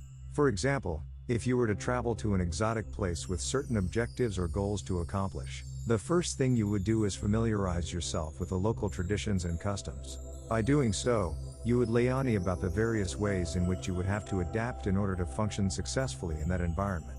Traders frequently ignore the fact that they may have to adapt in order to become consistently successful traders. There are two reasons for this. The first is that you need absolutely no skill of any kind to put on a winning trade. For most traders, it usually takes years of pain and suffering before they figure out or finally admit to themselves that there's more to being consistent than the ability to pick an occasional winner. The second reason is that you don't have to travel anywhere to trade. All you need is access to a phone. You don't even have to roll out of bed in the morning. Even traders who normally trade from an office don't have to be in the office to put on or take off their trades. Because we can access and interact with the market from personal environments that we are intimately familiar with, it seems as if trading won't require any special adaptations in the way we think. To some degree, you are probably already aware of many of the fundamental truths about the nature of trading. But having an awareness or an understanding of some principle, insight, or concept doesn't necessarily equate to acceptance and belief. When something has been truly accepted, it isn't in conflict with any other component of our mental environment. When we believe in something, we operate out of that belief as a natural function of who we are, without struggle or extra effort. To whatever degree there is a conflict with any other component of our mental environment, to the same degree there is a lack of acceptance. It isn't difficult, therefore, to understand why so few people make it as traders. They simply don't do the mental work necessary to reconcile the many conflicts that exist between what they've already learned and believe, and how that learning contradicts and acts as a source of resistance to implementing the various principles of successful trading. Getting into and taking advantage of the kind of free-flowing states of mind that are ideal for trading requires that those conflicts be thoroughly resolved. Market's most fundamental characteristic. The market can do virtually anything at any time. This seems obvious enough, especially for anybody who has experienced a market that has displayed erratic and volatile price swings. The problem is that all of us have the tendency to take this characteristic for granted, in ways that cause us to make the most fundamental trading errors over and over again. The fact is that if traders really believed that anything could happen at any time, there would be considerably fewer losers and more consistent winners. How do we know that virtually anything can happen? This fact is easy to establish. All we have to do is dissect the market into its component parts and look at how the parts operate. The most fundamental component of any market is its traders. Individual traders act as a force on prices, making them move by either bidding a price up or offering it lower. Why do traders bid a price up or offer it lower? To answer this question, we have to establish the reasons why people trade. There are many reasons and purposes behind a person's motivation to trade in any given market. However, for the purposes of this illustration, we don't have to know all the underlying reasons that compel any individual trader to act, because ultimately they all boil down to one reason and one purpose: to make money. We know this because there are only two things a trader can do, and there are only two possible outcomes for every trade. Therefore, I think we can safely assume that regardless of one's reasons for trading, the bottom line is that everyone is looking for the same outcome: profits. And there are only two ways to create those profits: either buy low and sell high, or sell high and buy low. If we assume that everyone wants to make money, then there's only one reason why any trader would bid a price up to the next highest level: because he believes he can sell whatever he's buying at a higher price at some point in the future. The same is true for the trader who's willing to sell something at a price that is less than the last posted price. He does it because he believes he can buy back whatever he's selling at a lower price at some point in the future. If we look at the market's behavior as a function of price movement, and if price movement is a function of traders who are willing to bid prices up or offer them lower, then we can say that all price movement is a function of what traders believe about the future. To be more specific, all price movement is a function of what individual traders believe about what is high and what is low. The underlying dynamics of market behavior are quite simple. Only three primary forces exist in any market: traders who believe the price is low, traders who believe the price is high, and traders who are watching and waiting to make up their minds about whether the price is low or high. Technically, the third group constitutes a potential force. The reasons that support any given trader's belief that something is high or low are usually irrelevant, because most people who trade act in an undisciplined, unorganized, haphazard, and random manner. So, their reasons wouldn't necessarily help anyone gain a better understanding of what is going on. But, understanding what's going on isn't that difficult, if you remember that all price movement or lack of movement is a function of the relative balance or imbalance between two primary forces: traders who believe the price is going up, and traders who believe the price is going down. If there's balance between the two groups, prices will stagnate, because each side will absorb the force of the other side's actions. If there is an imbalance, prices will move in the direction of the greater force, or the traders who have the stronger convictions in their beliefs about in what direction the price is going. Now, I want you to ask yourself, what's going to stop virtually anything from happening at any time, other than exchange-imposed limits on price movement? There's nothing to stop the price of an issue from going as high or low as whatever some trader in the world believes is possible. If, of course, the trader is willing to act on that belief. So the range of the market's behavior in its collective form is limited only by the most extreme beliefs about what is high and what is low held by any given individual participating in that market. I think the implications are self-evident. There can be an extreme diversity of beliefs present in any given market in any given moment, making virtually anything possible. When we look at the market from this perspective, it's easy to see that every potential trader who is willing to express his belief about the future becomes a market variable. On a more personal level, this means that it only takes one other trader, anywhere in the world, to negate the positive potential of your trade. Put another way, it takes only one other trader to negate what you believe about what is high or what is low. That's all, only one. Here's an example to illustrate this point. Several years ago, a trader came to me for help. He was an excellent market analyst. In fact, he was one of the best I've ever met. But after years of frustration during which he lost all his money and a lot of other people's money, he was finally ready to admit that, as a trader, he left a lot to be desired. After talking to him for a while, I determined that a number of serious psychological obstacles were preventing him from being successful.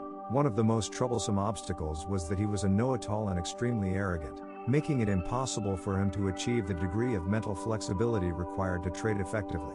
It didn't matter how good an analyst he was. When he came to me, he was so desperate for money and help that he was willing to consider anything. The first suggestion I made was that instead of looking for another investor to back what ultimately would be another failed attempt at trading, he would be better off taking a job, doing something he was truly good at. He could be paid a steady income while working through his problems, and at the same time provide someone with a worthwhile service. He took my advice and quickly found a position as a technical analyst with a fairly substantial brokerage house and clearing firm in Chicago. The semi-retired chairman of the board of the brokerage firm was a long-time trader with nearly 40 years of experience in the grain pits at the Chicago Board of Trade. He didn't know much about technical analysis, because he never needed it to make money on the floor. But he no longer traded on the floor and found the transition to trading from a screen difficult and somewhat mysterious. So he asked the firm's newly acquired star technical analyst to sit with him during the trading day and teach him technical trading. The new hire jumped at the opportunity to show off his abilities to such an experienced and successful trader. The analyst was using a method called point and line, developed by Charlie Drummond. One day, as the two of them were watching the soybean market together, the analyst had projected major support and resistance points and the market happened to be trading between these 2 points. As the technical analyst was explaining to the chairman the significance of these 2 points, he stated in very emphatic, almost absolute terms that if the market goes up to resistance, it will stop and reverse, and if the market goes down to support, it will also stop and reverse. Then he explained that if the market went down to the price level he calculated as support, his calculations indicated that would also be the low of the day. As they sat there, the bean market was slowly trending down to the price the analyst said would be the support, or low, of the day.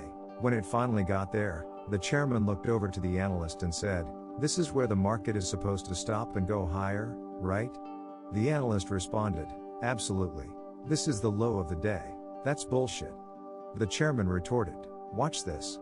He picked up the phone, called one of the clerks handling orders for the soybean pit, and said, "Sell 2 million beans at the market." Within 30 seconds after he placed the order, the soybean market dropped 10 cents a bushel. The chairman turned to look at the horrified expression on the analyst's face. Calmly, he asked, "Now, where did you say the market was going to stop? If I can do that, anyone can." The point is that from our own individual perspective as observers of the market, anything can happen, and it takes only one trader to do it. This is the hard, cold reality of trading that only the very best traders have embraced and accepted with no internal conflict. How do I know this? Because only the best traders consistently predefine their risks before entering a trade. Only the best traders cut their losses without reservation or hesitation when the market tells them the trade isn't working. And only the best traders have an organized, systematic, money management regimen for taking profits when the market goes in the direction of their trade. Not predefining your risk, not cutting your losses, or not systematically taking profits are 3 of the most common, and usually the most costly, trading errors you can make. Only the best traders have eliminated these errors from their trading. At some point in their careers, they learn to believe without a shred of doubt that anything can happen, and to always account for what they don't know, for the unexpected. Remember that there are only 2 forces that cause prices to move: traders who believe the markets are going up, and traders who believe the markets are going down.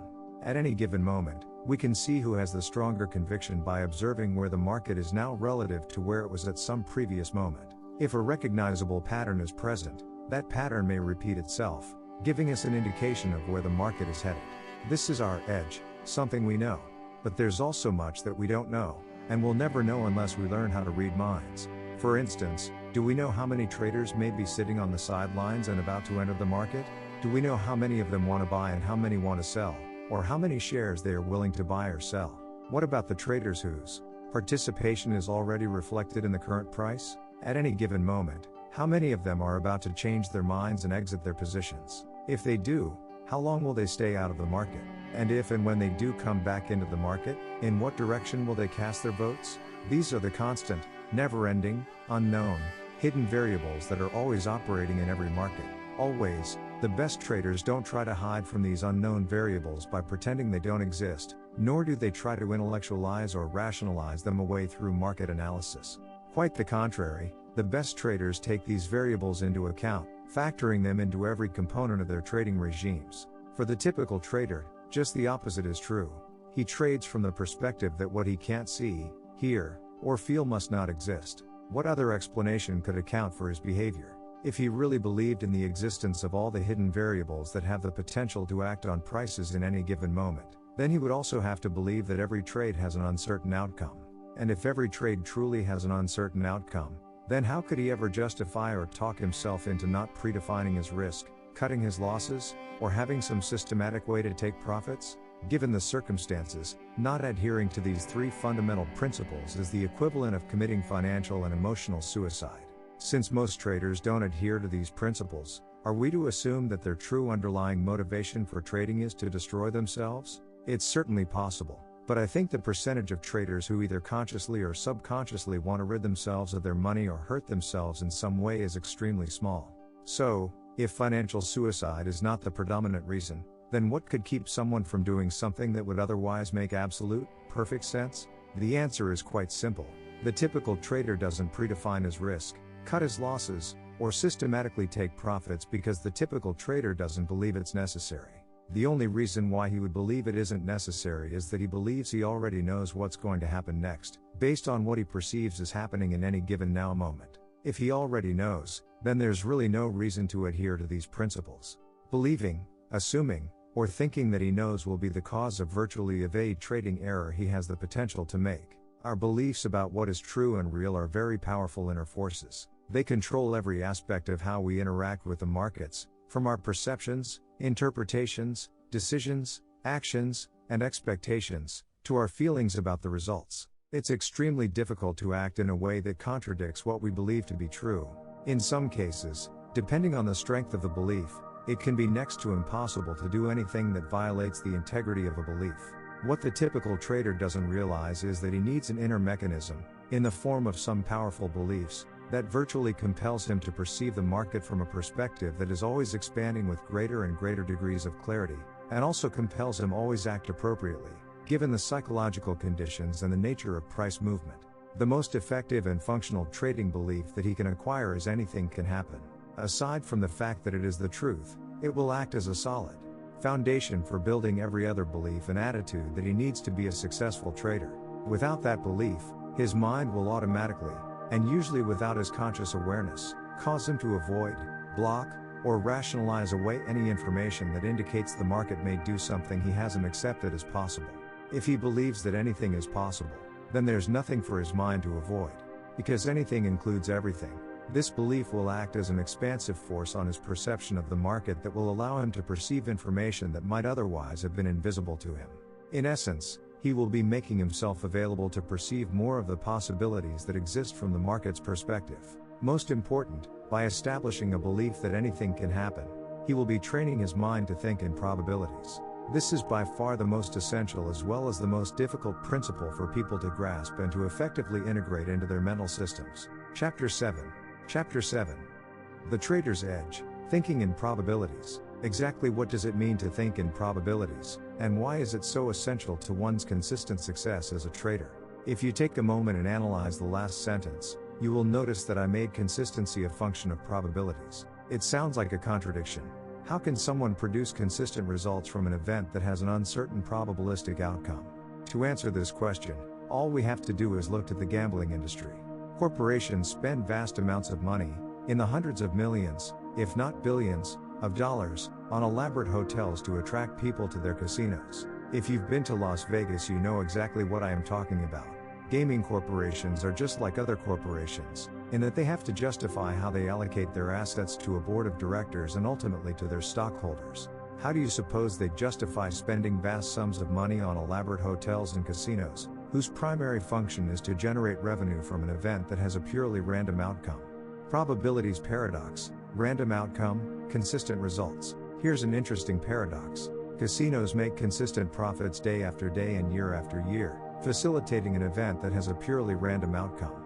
At the same time, most traders believe that the outcome of the market's behavior is not random, yet can't seem to produce consistent profits. Shouldn't a consistent, non-random outcome produce consistent results, and a random outcome produce random, inconsistent results? What casino owners, experienced gamblers, and the best traders understand that the typical trader finds difficult to grasp is, even that have probable outcomes can produce consistent results, if you can get the odds in your favor and there is a large enough sample size. The best traders treat trading like a numbers game, similar to the way in which casinos and professional gamblers approach gambling.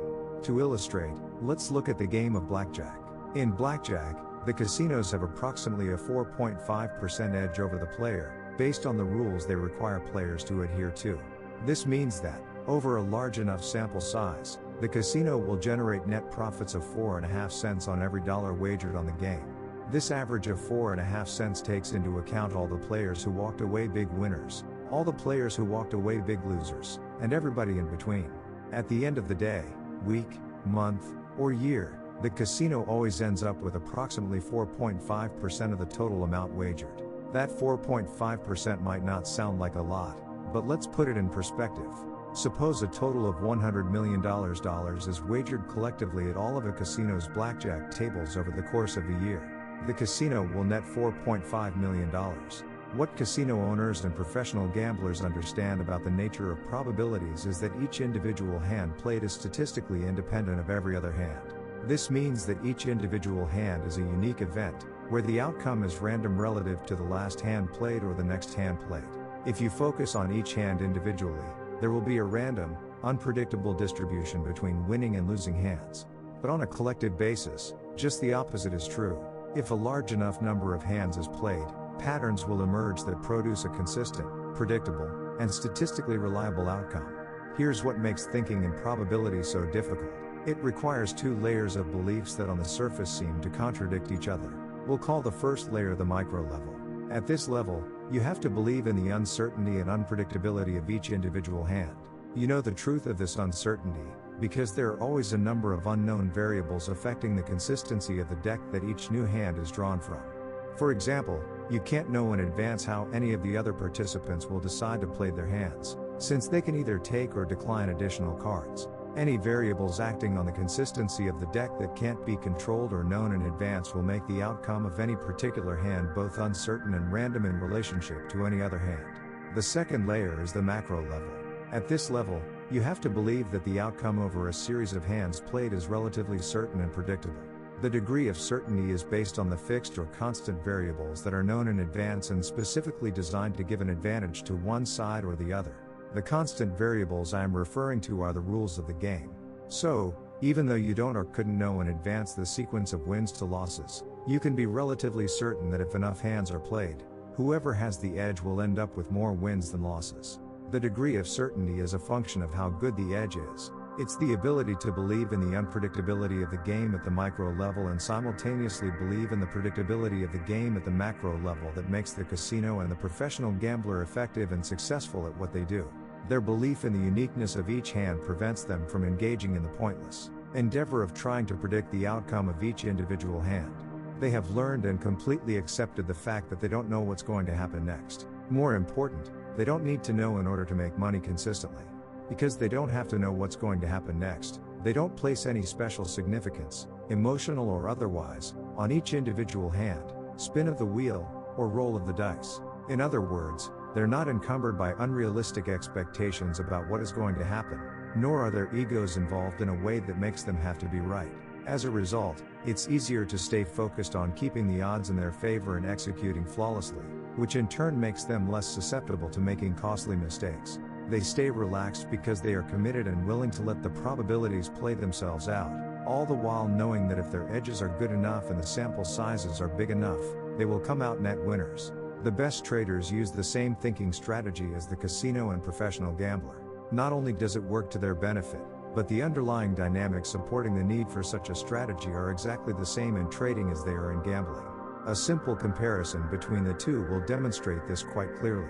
First, the trader, the gambler, and the casino are all dealing with both known and unknown variables that affect the outcome of each trade or gambling event. In gambling, the known variables are the rules of the game. In trading, the known variables are the results of their market analysis. Market analysis finds behavior patterns in the collective actions of everyone participating in a market. We know that individuals will act the same way under similar situations and circumstances, over and over again, producing observable patterns of behavior. By the same token, groups of individuals interacting with one another, day after day, week after week, also produce behavior patterns that repeat themselves. These collective behavior patterns can be discovered in sub less than equals NFLV identified Bayesian and analytical tools such as trend lines, moving averages, oscillators, or retracements, just to name a few of the thousands that are available to any trader. Each analytical tool uses a set of criteria to define the boundaries of each behavior pattern identified. The set of criteria and the boundaries identified are the trader's known market variables. They are to the individual trader what the rules of the game are to the casino and gambler. By this I mean, the trader's analytical tools are the known variables that put the odds of success for any given trade in the trader's favor, in the same way that the rules of the game put the odds of success in favor of the casino. Second, we know that in gambling a number of unknown variables act on the outcome of each game. In blackjack, the unknowns are the shuffling of the deck and how the players choose to play their hands. In craps, it's how the dice are thrown. And in roulette, it's the amount of force applied to spin the wheel. All these unknown variables act as forces on the outcome of each individual event, in a way that causes each event to be statistically independent of any other individual event, thereby creating a random distribution between wins and losses. Trading also involves a number of unknown variables that act on the outcome of any particular behavior pattern a trader may identify, and use as his edge. In trading, The unknown variables are all other traders who have the potential to come into the market to put on or take off a trade. Each trade contributes to the market's position at any given moment, which means that each trader, acting on a belief about what is high and what is low, contributes to the collective behavior pattern that is displayed at that moment. If there is a recognizable pattern, and if the variables used to define that pattern conform to a particular trader's definition of an edge, then we can say that the market is offering the trader an opportunity to buy low or sell high, based on the trader's definition. Suppose the trader seizes the opportunity to take advantage of his edge and puts on a trade. What factors will determine whether the market unfolds in the direction of his edge or against it? The answer is the behavior of other traders. At the moment he puts a trade on, and for as long as he chooses to stay in that trade, other traders will be participating in that market. They will be acting on their beliefs about what is high and what is low. At any given moment, some percentage of other traders will contribute to an outcome favorable to our trader's edge, and the participation of some percentage of traders will negate his edge. There's no way to know in advance how everyone else is going to behave and how their behavior will affect his trade, so the outcome of the trade is uncertain. The fact is, the outcome of every trade that anyone decides to make is affected in some way by the subsequent behavior of other traders participating in that market, making the outcome of all trades uncertain. Since all trades have an uncertain outcome, then like gambling, each trade has to be statistically independent of the next trade, the last trade, or any trades in the future, even though the trader may use the same set of known variables to identify his edge for each trade. Furthermore, if the outcome of each individual trade is statistically independent of every other trade, there must also be a random distribution between wins and losses in any given string or set of trades, even though the odds of success for each individual trade may be in the trader's favor. Third, casino owners don't try to predict or know in advance the outcome of each individual event. Aside from the fact that it would be extremely difficult, given all the unknown variables operating in each game, it isn't necessary to create consistent results. Casino operators have learned that all they have to do is keep the odds in their favor and have a large enough sample size of events so that their edges have ample opportunity to work. Trading in the moment. Traders who have learned to think in probabilities approach the markets from virtually the same perspective. At the micro level, they believe that each trade or edge is unique. What they understand about the nature of trading is that at any given moment, the market may look exactly the same on a chart as it did at some previous moment, and the geometric measurements and mathematical calculations used to determine each edge can be exactly the same from one edge to the next, but the actual consistency of the market itself from one moment to the next is never the same. For any particular pattern to be exactly the same now as it was in some previous moment would require that every trader who participated in that previous moment be present. What's more, each of them would also have to interact with one another in exactly the same way over some period of time to produce the exact same outcome to whatever pattern was being observed. The odds of that happening are non-existent. It is extremely important that you understand this phenomenon because the psychological implications for your trading couldn't be more important. We can use all the various tools to analyze the market's behavior and find the patterns that represent the best edges, and from an analytical perspective, these patterns can appear to be precisely the same in a vague respect, both mathematically and visually.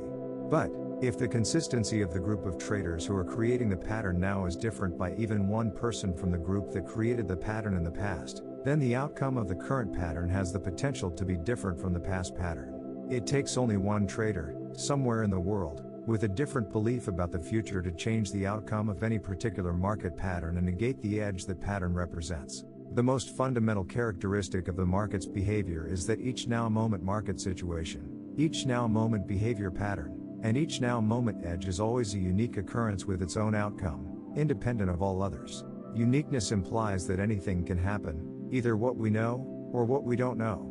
A constant flow of both known and unknown variables creates a probabilistic environment where we don't know for certain what will happen next. This last statement may seem quite logical, even self-evident. But there's a huge problem here that is anything but logical or self-evident. Being aware of uncertainty and understanding the nature of probabilities does not equate with an ability to actually function effectively from a probabilistic perspective.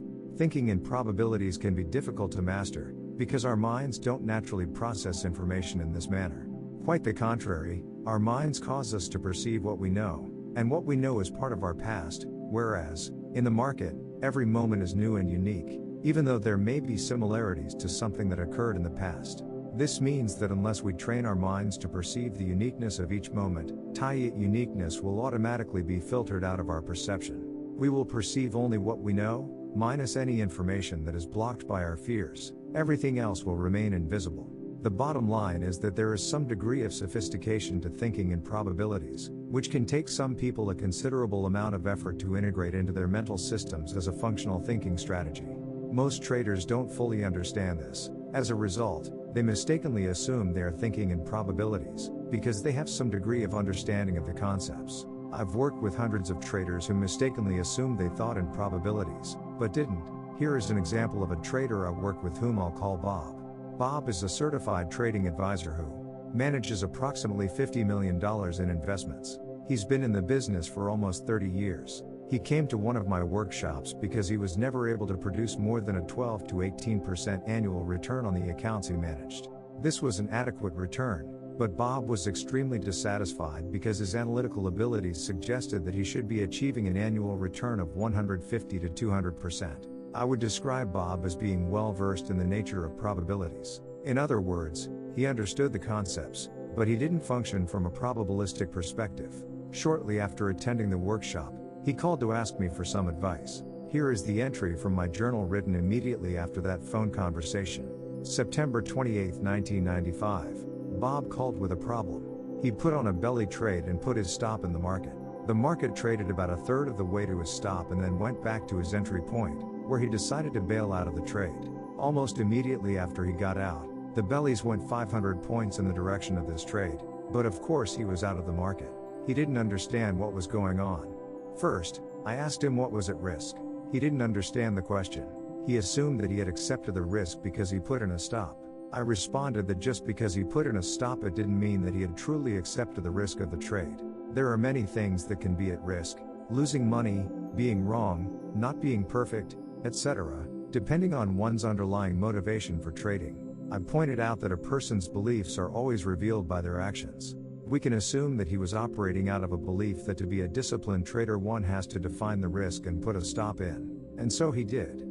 But a person can put in a stop and at the same time not believe that he is going to be stopped out or that the trade will ever work against him, for that matter. By the way he described the situation, it sounded to me as if this is exactly what happened to him. When he put on the trade, he didn't believe he would be stopped out, nor did he believe the market would trade against him. In fact, he was so adamant about this, that when the market came back to his entry point, he got out of the trade to punish the market with an "I'll show you" attitude for even going against him by one tick.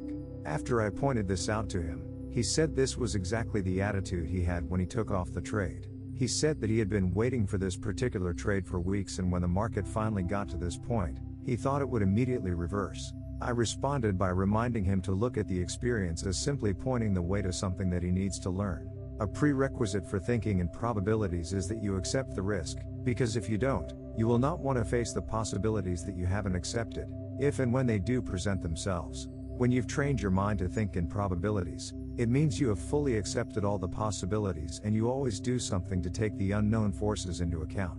Thinking this way is virtually impossible unless you've done the mental work necessary to let go of the need to know what is going to happen next or the need to be right on each trade. In fact, the degree by which you think you know, assume you know, or in any way need to know what is going to happen next, is equal to the degree to which you will fail as a trader. Traders who have learned to think in probabilities are confident of their overall success, because they commit themselves to taking every trade that conforms to their definition of an edge. They don't attempt to pick and choose the edges they think, assume, or believe are going to work and act on those, nor do they avoid the edges that for whatever reason they think, assume, or believe aren't going to work. If they did either of those things, they would be contradicting their belief that the now moment situation is always unique, creating a random distribution between wins and losses on any given string of edges. They have learned, usually quite painfully, that they don't know in advance which edges are going to work and which ones aren't. They have stopped trying to predict outcomes. They have found that by taking every edge, they correspondingly increase their sample size of trades, which in turn gives whatever edge they use ample opportunity to play itself out in their favor, just like the casinos. On the other hand, why do you think unsuccessful traders are obsessed with market analysis? They crave the sense of certainty that analysis appears to give them. Although few would admit it, the truth is that the typical trader wants to be right on every single trade. He is desperately trying to create certainty where it just doesn't exist. The irony is that if he completely accepted the fact that certainty doesn't exist, he would create the certainty he craves. He would be absolutely certain that certainty doesn't exist. When you achieve complete acceptance of the uncertainty of each edge and the uniqueness of each moment, your frustration with trading will end.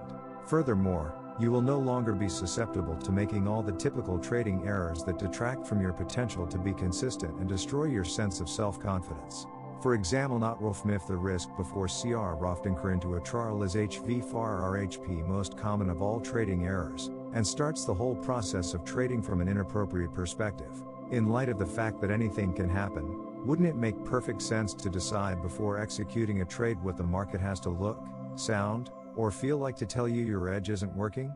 So why doesn't the typical trader decide to do it or do it every single time? I have already given you the answer in the last chapter, but there's more to it and there's also some tricky logic involved, but the answer is simple. The typical trader won't predefine the risk of getting into a trade because he doesn't believe it's necessary. The only way he could believe it isn't necessary is if he believes he knows what's going to happen next. The reason he believes he knows what's going to happen next is because he won't get into a trade until he is convinced that he's right. At the point where he's convinced the trade will be a winner, it's no longer necessary to define the risk. Typical traders go through the exercise of convincing themselves that they're right before they get into a trade, because the alternative is simply unacceptable. Remember that our minds are wired to associate. As a result, being wrong on any given trade has the potential to be associated with any other experience in a trader's life where he's been wrong. The implication is that any trade can easily tap him into the accumulated pain of every time he has been wrong in his life.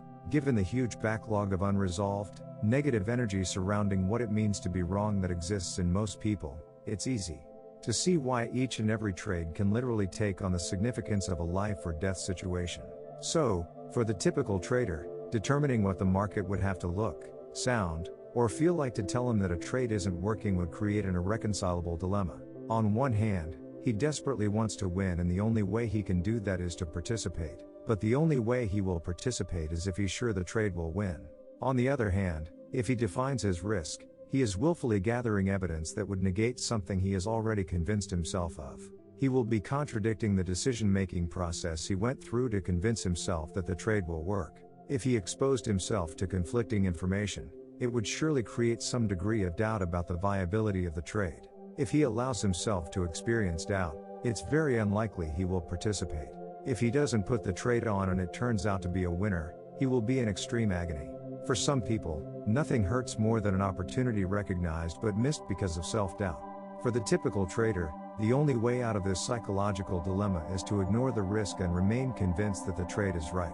If any of this sounds familiar, consider this. When you're convincing yourself that you're right, what you're saying to yourself is, I know who's in this market and who's about to come into this market.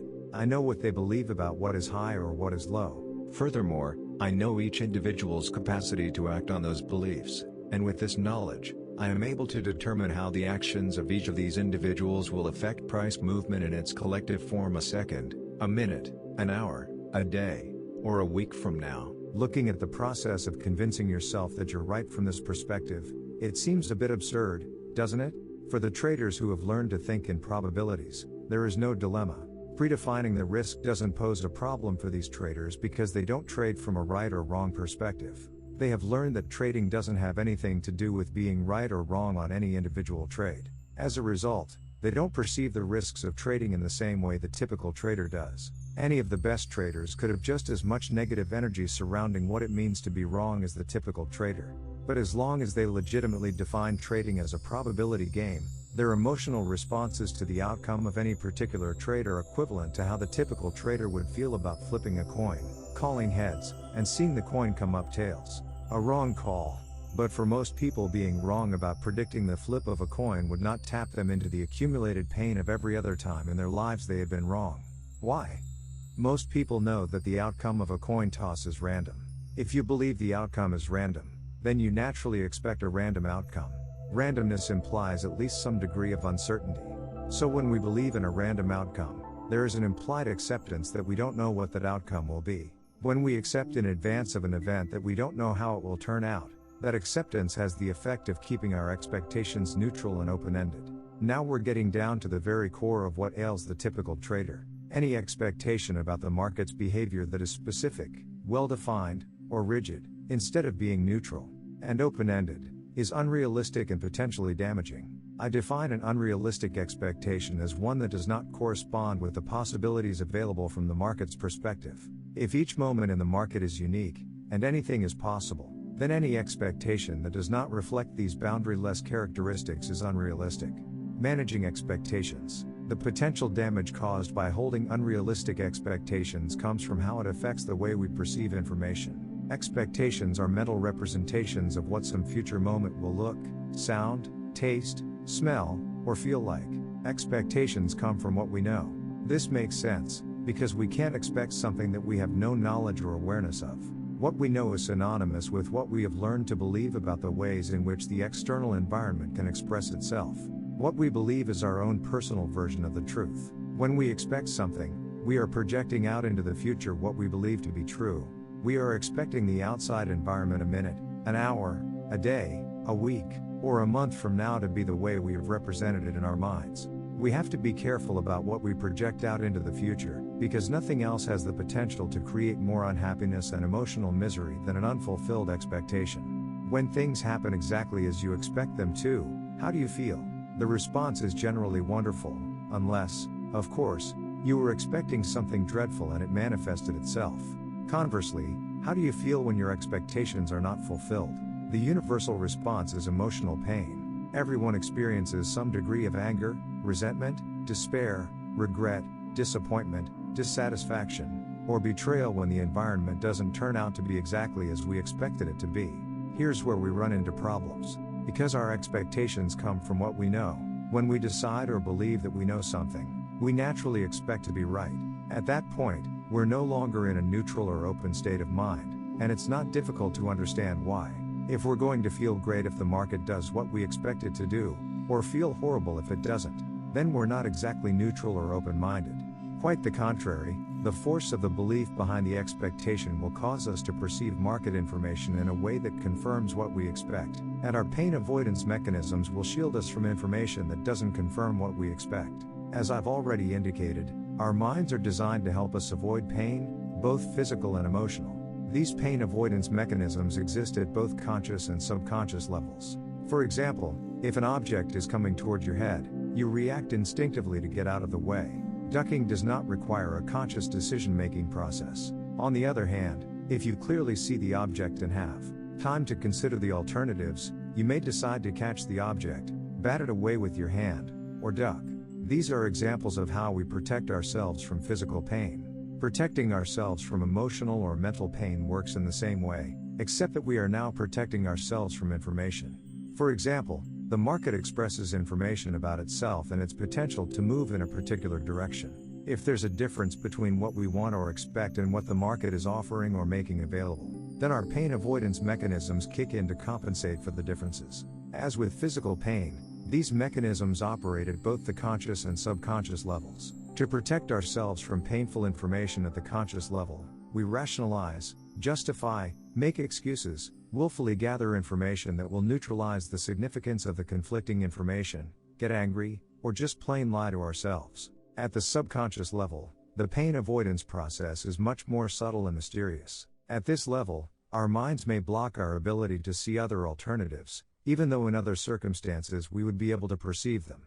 Now, because they are in conflict with what we want or expect, our pain avoidance mechanisms can make them disappear. To illustrate this phenomenon, the best example is one I have already given you. We are in a trade where the market is moving against us. In fact, the market has established a trend in the opposite direction to what we want or expect. Ordinarily, we would have no problem identifying or perceiving this pattern if it weren't for the fact that the market was moving against our position. But the pattern loses its significance because we find it too painful to acknowledge. To avoid the pain, we narrow our focus of attention and concentrate on information that keeps us out of pain, regardless of how insignificant or minute. In the meantime, the information that clearly indicates the presence of a trend and the opportunity to trade in the direction of that trend becomes invisible. The trend doesn't disappear from physical reality, but our ability to perceive it does. Our pain avoidance mechanisms block our ability to define and interpret what the market is doing as a trend. The trend will then stay invisible until the market either reverses in our favor or we are forced out of the trade because the pressure of losing too much money becomes unbearable. It's not until we are either out of the trade or out of danger that the trend becomes apparent, as well as all the opportunities to make money by trading in all the distinctions that would otherwise be perceivable become perfectly clear, after the fact, when there is no longer anything for our minds to protect us from. We all have the potential to engage in self-protective pain avoidance mechanisms, because they're natural functions of the way our minds operate. There may be times when we are protecting ourselves from information that has the potential to bring up deep-seated emotional wounds or trauma that we're just not ready to face, or don't have the appropriate skills or resources to deal with. In these cases, our natural mechanisms are serving us well. But more often, our pain avoidance mechanisms are just protecting us from information that would indicate that our expectations do not correspond with what is available from the environment's perspective. This is where our pain avoidance mechanisms do us a disservice, especially as traders. To understand this concept, ask yourself what exactly about market information is threatening. Is it threatening because the market actually expresses negatively charged information as an inherent characteristic of the way it exists? It may seem that way, but at the most fundamental level, what the market gives us to perceive are upticks and down ticks or up bars and down bars. These up and down ticks form patterns that represent edges. Now, are any of these ticks or the patterns they form negatively charged? Again, it may certainly seem that way, but from the market's perspective the information is neutral. Each up tick, down tick, or pattern is just information, telling us the market's position. If any of this information had a negative charge as an inherent characteristic of the way it exists, then wouldn't everyone exposed to it experience emotional pain? For example, if both you and I get hit on the head with a solid object, there probably wouldn't be much difference in how we would feel. We'd both be in pain. Any part of our bodies coming into contact with a solid object with some degree of force will cause anyone with a normal nervous system to experience pain. We share the experience because our bodies are constructed in basically the same way. The pain is an automatic physiological response to the impact with a tangible object. Information in the form of words or gestures expressed by the environment, or up and down ticks expressed by the market, can be just as painful as being hit with a solid object. But there's an important difference between information and objects. Information is not tangible. Information doesn't consist of atoms and molecules. To experience the potential effects of information, whether negative or positive, requires an interpretation. The interpretations we make are functions of our unique mental frameworks. Everyone's mental framework is unique for two fundamental reasons. First, all of us were born with different genetically encoded behavior and personality characteristics that cause us to have different needs from one another. How positively or negatively and to what degree the environment responds to these needs creates experiences unique to each individual. Second, everyone is exposed to a variety of environmental forces. Some of these forces are similar from one individual to the next, but none are exactly the same. If you consider the number of possible combinations of genetically encoded personality characteristics we can be born with, in relation to the almost infinite variety of environmental forces we can encounter throughout our lives, all of which contribute to the construction of our mental framework, then it's not difficult to see why there is no universal mental framework common to everyone. Unlike our bodies, which have a common molecular structure that experiences physical pain, there is no universal mindset to assure us that we will share the potential negative or positive effects of information in the same way. For example, someone could be projecting insults at you, intending to cause you to feel emotional pain. From the environment's perspective, this is negatively charged information. Will you experience the intended negative effects? Not necessarily. You have to be able to interpret the information as negative to experience it as negative. What if this person is insulting you in a language you don't understand, or is using words you don't know the meaning of? Would you feel the intended pain? Not until you built a framework to define and understand the words in a derogatory way. Even then, we can't assume that what you'd feel would correspond to the intent behind the insult. You could have a framework to perceive the negative intent, but instead of feeling pain, you might experience a perverse type of pleasure. I've encountered many people who, simply for their own amusement, like to get people riled up with negative emotions. If they happen to be insulted in the process, it creates a sense of joy because then they know how successful they've been. A person expressing genuine love is projecting positively charged information into the environment. Let's say the intent behind the expression of these positive feelings is to convey affection, endearment, and friendship. Are there any assurances that the person or persons this positively charged information is being projected toward will interpret and experience it as such? No, there aren't. A person with a very low sense of self-esteem, or someone who experienced a great deal of hurt and disappointment in relationships, will often misinterpret an expression of genuine love as something else. In the case of a person with low self-esteem, if he doesn't believe he deserves to be loved in such a way, he will find it difficult, if not impossible, to interpret what he is being offered as genuine or real. In the second case, where one has a significant backlog of hurt and disappointment in relationships, a person could easily come to believe that a genuine expression of love is extremely rare, if not non-existent, and would probably interpret the situation either as someone wanting something or trying to take advantage of him in some way. I'm sure that I don't have to go on and on, citing examples of all the possible ways there are to misinterpret what someone is trying to communicate to us, or how what we express to someone can be misconstrued and experienced in ways completely unintended by us. The point that I am making is that each individual will define, interpret, and consequently experience whatever information he is exposed to in his own unique way. There's no standardized way to experience what the environment may be offering, whether it's positive, neutral, or negative information, simply because there is no standardized mental framework in which to perceive information. Consider that, as traders, the market offers us something to perceive at each moment. In a sense, you could say that the market is communicating with us. If we start out with the premise that the market does not generate negatively charged information as an inherent characteristic of the way it exists, we can then ask, and answer, the question, what causes information to take on a negative quality? In other words, where exactly does the threat of pain come from? If it's not coming from the market, then it has to be coming from the way we define and interpret the available information. Defining and interpreting information is a function of what we assume we know or what we believe to be true. If what we know or believe is in fact true, and we wouldn't believe it if it weren't, then when we project our beliefs out into some future moment as an expectation, we naturally expect to be right. When we expect to be right, any information that doesn't confirm our version of the truth automatically becomes threatening.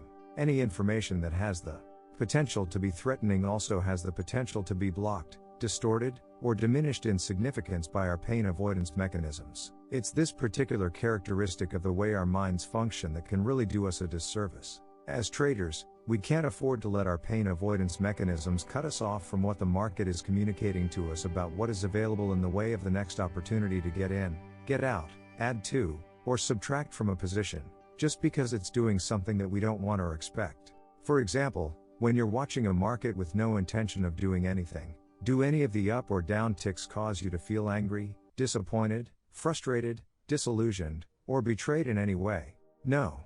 The reason is that there's nothing at stake. You're simply observing information that tells you where the market is at that moment. If the up and down ticks that you're watching form into some sort of behavior pattern you've learned to identify, don't you readily recognize and acknowledge the pattern? Yes, for the same reason, there's nothing at stake. There is nothing at stake because there's no expectation. You haven't projected what you believe, assume, or think you know about that market into some future moment. As a result, there's nothing to be either right about or wrong about, so the information has no potential to take on a threatening or negatively charged quality. With no particular expectation, you haven't placed any boundaries on how the market can express itself. Without any mental boundaries, you will be making yourself available to perceive everything you've learned about the nature of the ways in which the market moves. There's nothing for your pain avoidance mechanisms to exclude, distort, or diminish from your awareness in order to protect you. In my workshops, I always ask participants to resolve the following primary trading paradox. In what way does a trader have to learn how to be rigid and flexible at the same time? The answer is, we have to be rigid in our rules and flexible in our expectations. We need to be rigid in our rules so that we gain a sense of self-trust that can, and will always, protect us in an environment that has few, if any, boundaries. We need to be flexible in our expectations so we can perceive, with the greatest degree of clarity and objectivity, what the market is communicating to us from its perspective. At this point, it probably goes without saying that the typical trader does just the opposite. He is flexible in his rules and rigid in his expectations. Interestingly enough, the more rigid the expectation, the more he has to either bend, violate, or break his rules in order to accommodate his unwillingness to give up what he wants in favor of what the market is offering. Eliminating the emotional risk. To eliminate the emotional risk of trading, You have to neutralize your expectations about what the market will or will not do at any given moment or in any given situation. You can do this by being willing to think from the market's perspective.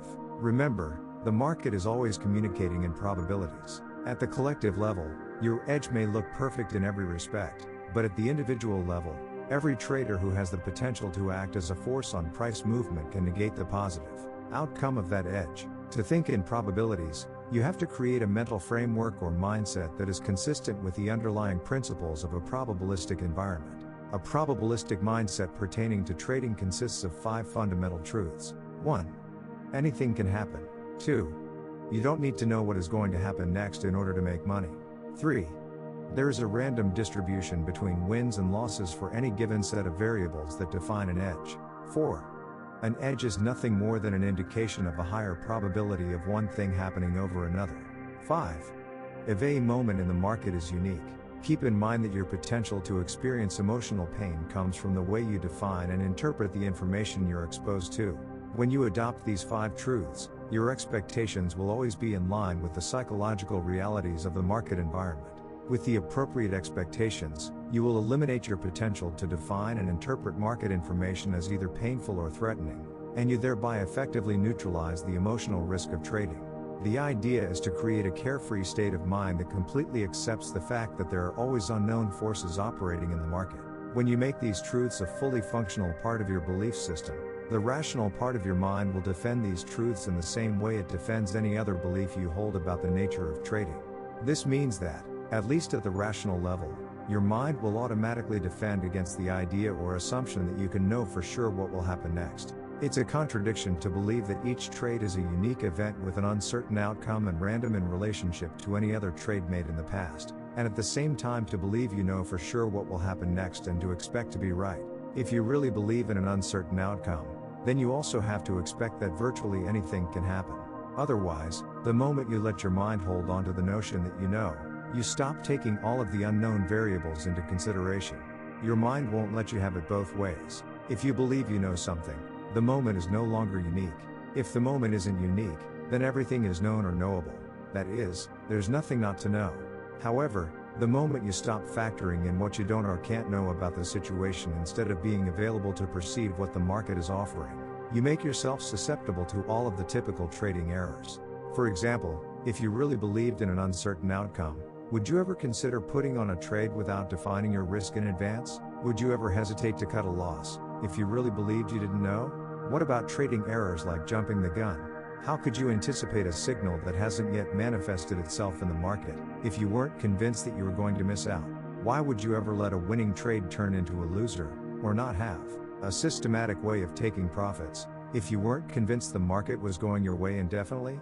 Why would you hesitate to take a trade or not put it on at all, unless you were convinced that it was a loser when the market was at your original entry point? Why would you break your money management rules by trading too large a position relative to your equity or emotional tolerance to sustain a loss, if you weren't positive that you had a sure thing? Finally, if you really believed in a random distribution between wins and losses, could you ever feel betrayed by the market? If you flipped a coin and guessed right, you wouldn't necessarily expect to be right on the next flip simply because you were right on the last. Nor would you expect to be wrong on the next flip if you were wrong on the last. Because you believe in a random distribution between the sequence of heads and tails, your expectations would be perfectly aligned with the reality of the situation. You would certainly like to be right, and if you were, that would be great, but if you were wrong, then you would not feel betrayed by the flip, because you know and accept that there are unknown variables at work that affect the outcome. Unknown means not something your rational thinking process can take into consideration in advance of the high R. Xi greater than VL. Carat foo. 4. Accept that you don't know. As a result, there is little, if any, potential to experience the kind of emotional pain that wells up when you feel betrayed. As a trader, when you're expecting a random outcome, you will always be at least a little surprised at whatever the market does, even if it conforms exactly to your definition of an edge and you end up with a winning trade. However, expecting a random outcome doesn't mean that you can't use your full reasoning and analytical abilities to project an outcome, or that you can't guess what's going to happen next, or have a hunch or feeling about it, because you can.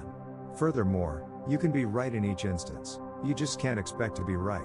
And if you are right, you can't expect that whatever you did that worked the last time will work again the next time, even though the situation may look sound, or feel exactly the same.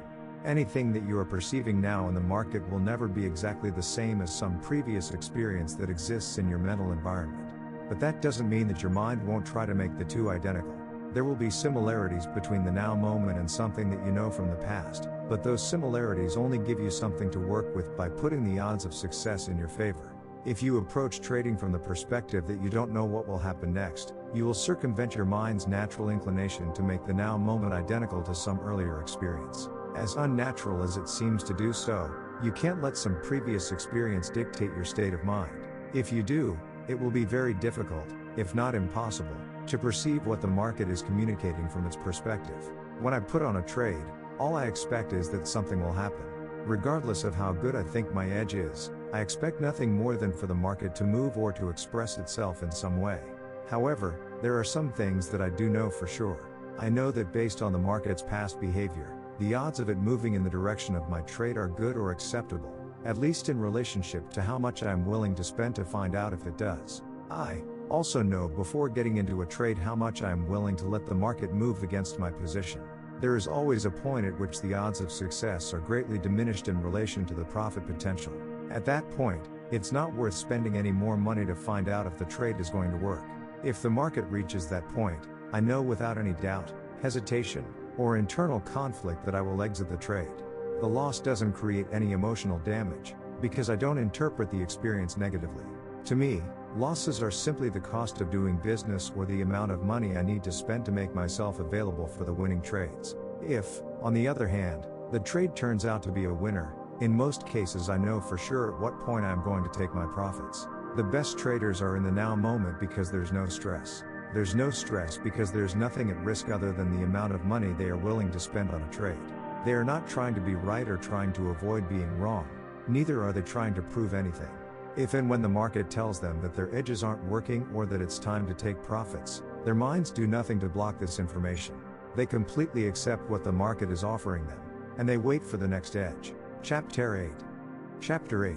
Working with your beliefs. Now the task before you is to properly integrate the 5 fundamental truths presented in Chapter 7 in your mental environment at a functional level. To help you do that, we will take an in-depth look at beliefs, their nature, properties, and characteristics. However, before we do that, I will review and organize the major concepts presented thus far into a much clearer and more practical framework. What you learn from this and the next 2 chapters will form the foundation for understanding everything you need to do to achieve your goals as a trader. Defining the problem. At the most fundamental level, the market is simply a series of up and down ticks that form patterns. Technical analysis defines these patterns as edges. Any particular pattern defined as an edge is simply an indication that there is a higher probability that the market will move in one direction over the other. However, there is a major mental paradox here because a pattern implies consistency, or, at least, a consistent outcome. But the reality is each pattern is a unique occurrence. They may look exactly the same from one occurrence to the next, but the similarities are only on the surface. The underlying force behind each pattern is traders, and the traders who contribute to the formation of one pattern are always different from the traders who contribute to the next, so the outcome of each pattern is random relative to one another. Our minds have an inherent design characteristic that can make this paradox difficult to deal with. Now these edges, or the patterns they represent, flow by in every time frame, making the market a never-ending stream of opportunities to get in, get out, take profits, cut losses, or add to or detract from a position. In other words, from the market's perspective, each moment presents each one of us traders with the opportunity to do something on our own behalf. Defining the terms. What prevents us from perceiving each now moment as an opportunity to do something for ourselves or to act appropriately even when we do? Our fears.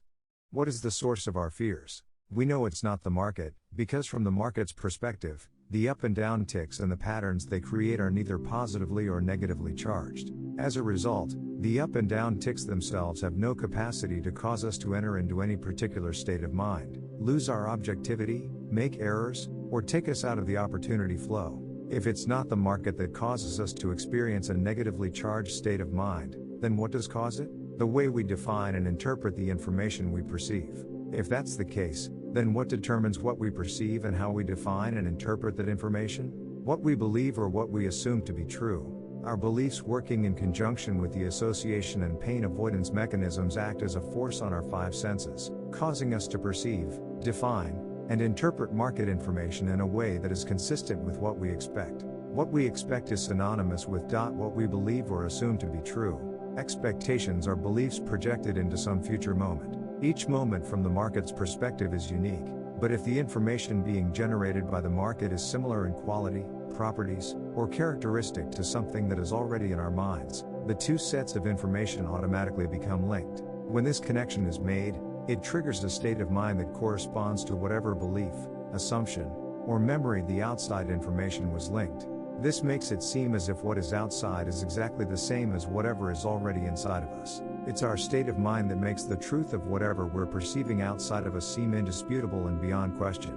Our state of mind is always the absolute truth. If I feel confident, then I am confident. If I feel afraid, then I am afraid. We can't dispute the quality of energy flowing through our mind and body at any given moment. And because I know as an indisputable fact how I feel, you could say that I also know the truth of what I'm perceiving outside of me in the same moment. The problem is that how we feel is always the absolute truth, but the beliefs that triggered our state of mind or feeling may or may not be true relative to the possibilities that exist in the market at any given moment. Recall the example of the boy and the dog. The boy knew for an absolute fact that each dog he encountered after the first was threatening, because of the way he felt when one came into his field of awareness.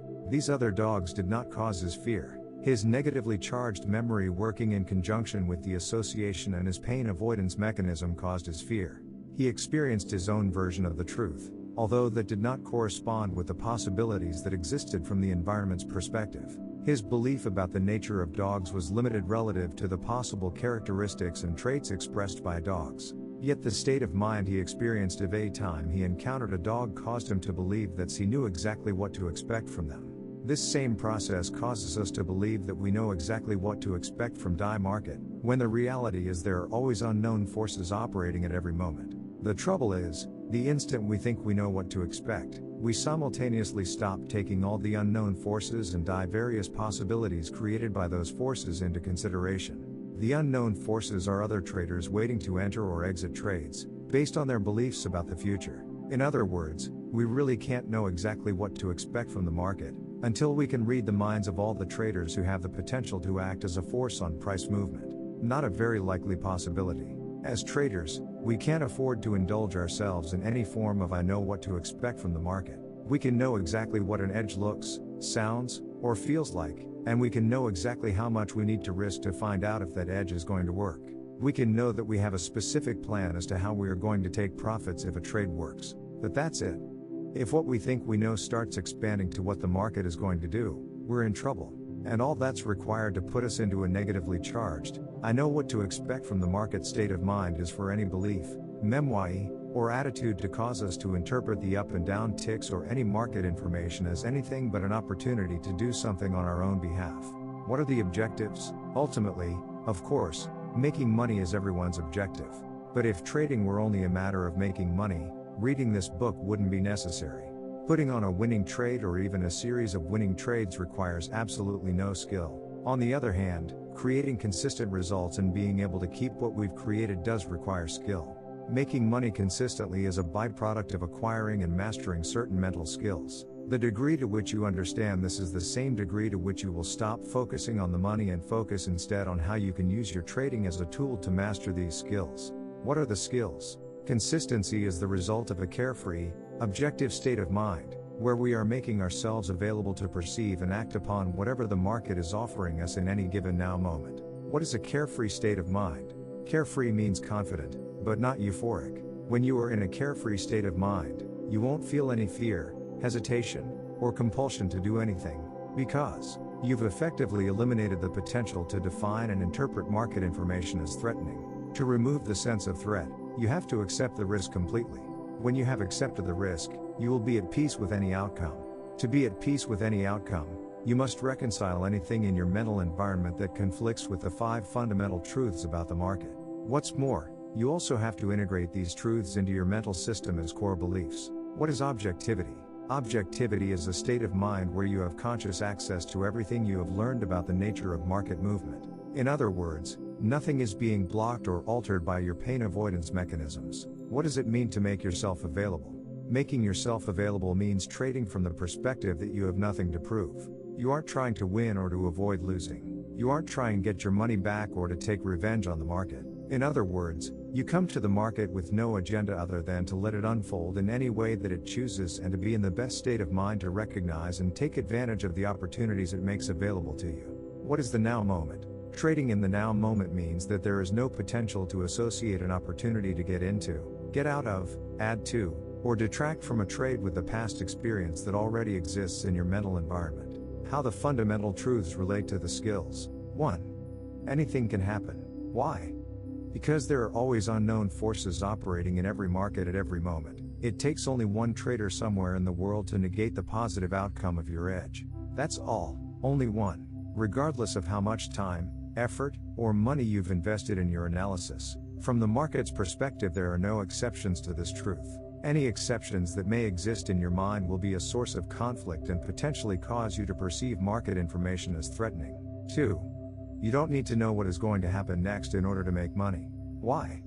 Because there is a random distribution between wins and losses for any given set of variables that define an edge. In other words, based on the past performance of your edge, you may know that out of the next 20 trades, 12 will be winners and 8 will be losers. What you don't know is the sequence of wins and losses or how much money the market is going to make available on the winning trades. This truth makes trading a probability or numbers game. When you really believe that trading is simply a probability game, concepts like right and wrong or win and lose no longer have the same significance. As a result, your expectations will be in harmony with the possibilities. Keep in mind that nothing has more potential to cause emotional discord than our unfulfilled expectations. Emotional pain is the universal response when the outside world expresses itself in a way that doesn't reflect what we expect or believe to be true. As a result, any market information that does not confirm our expectations is automatically defined and interpreted as threatening.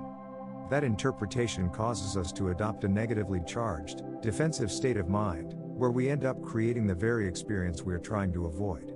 Market information is only threatening if you are expecting the market to do something for you. Otherwise, if you don't expect the market to make you right, you have no reason to be afraid of being wrong. If you don't expect the market to make you a winner, you have no reason to be afraid of losing. If you don't expect the market to keep going in your direction indefinitely, there is no reason to leave money on the table. Finally, if you don't expect to be able to take advantage of every opportunity just because you perceived it and it presented itself, you have no reason to be afraid of missing out. On the other hand, if you believe that all you need to know is 1. The odds are in your favor before you put on a trade. 2. How much it's going to cost to find out if the trade is going to work. 3. You don't need to know what's going to happen next to make money on that trade. And 4. Anything can happen.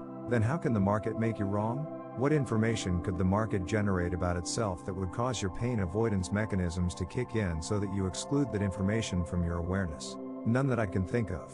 If you believe that anything can happen and that you don't need to know what is going to happen next to make money, then you will always be right.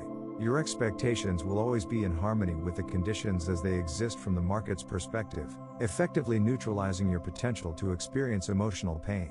By the same token, how can a losing trade or even a series of losers have the typical negative effect, if you really believe that trading is a probability or numbers game? If your edge puts the odds in your favor, then every loss puts you that much closer to a win. When you really believe this, your response to a losing trade will no longer take on a negative emotional quality. 3. There is a random distribution between wins and losses for any given set of variables that define an edge. If every loss puts you that much closer to a win, you will be looking forward to the next occurrence of your edge, ready and waiting to jump in without the slightest reservation or hesitation. On the other hand, if you still believe that trading is about analysis or about being right, then after a loss you will anticipate the occurrence of your next edge with trepidation, wondering if it's going to work. This, in turn, will cause you to start gathering evidence for or against the trade. You will gather evidence for the trade if your fear of missing out is greater than your fear of losing. And you will gather information against the trade if your fear of losing is greater than your fear of missing out. In either case, you will not be in the most conducive state of mind to produce consistent results. 4. An edge is nothing more than an indication of a higher probability of one thing happening over another. Creating consistency requires that you completely accept that trading isn't about hoping, wondering, or gathering evidence one way or the other to determine if the next trade is going to work. The only evidence you need to gather is whether the variables you use to define an edge are present at any given moment. When you use other information, outside the parameters of your edge to decide whether you will take the trade, you are adding random variables to your trading regime. Adding random variables makes it extremely difficult, if not impossible, to determine what works and what doesn't. If you're never certain about the viability of your edge, you won't feel too confident about it. To whatever degree you lack confidence, you will experience fear. The irony is, you will be afraid of random, inconsistent results, without realizing that your random, inconsistent approach is creating exactly what you are afraid of. On the other hand, if you believe that an edge is simply a higher probability of one thing happening over another, and there's a random distribution between wins and losses for any given set of variables that define an edge, why would you gather other evidence for or against a trade? To a trader operating out of these two beliefs, gathering other evidence wouldn't make any sense. Or let me put it this way, gathering other evidence makes about as much sense as trying to determine whether the next flip of a coin will be heads, after the last 10 flips came up tails. Regardless of what evidence you find to support heads coming up, there is still a 50% chance that the next flip will come up tails. By the same token, regardless of how much evidence you gather to support acting or not acting on a trade, it still only takes one trader somewhere in the world to negate the validity of any, if not all, of your evidence. The point is, why bother? If the market is offering you a legitimate edge, determine the risk and take the trade.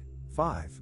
Every moment in the market is unique. Take a moment and think about the concept of uniqueness. Unique means not like anything else that exists or has ever existed.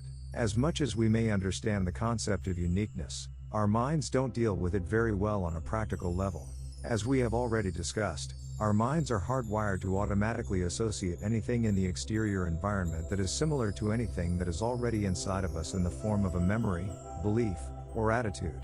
This creates an inherent contradiction between the way we naturally think about the world and the way the world exists. No two moments in the external environment will ever exactly duplicate themselves. To do so, every atom or every molecule would have to be in the exact same position they were in some previous moment. Not a very likely possibility. Yet, based on the way our minds are designed to process information, we will experience the now moment in the environment as being exactly the same as some previous moment as it exists inside our minds. If each moment is like no other, then there's nothing at the level of your rational experience that can tell you for sure that you know what will happen next. So I will say again, why bother trying to know? When you try to know, you are, in essence, trying to be right. I am not implying here that you can't predict what the market will do next and be right, because you most certainly can. It's in the trying that you run into all of the problems. If you believe that you correctly predicted the market once, you will naturally try to do it again.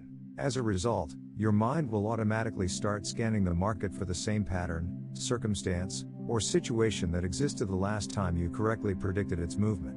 When you find it, your state of mind will make it seem as if everything is exactly as it was the last time. The problem is that, from the market's perspective, it is not the same.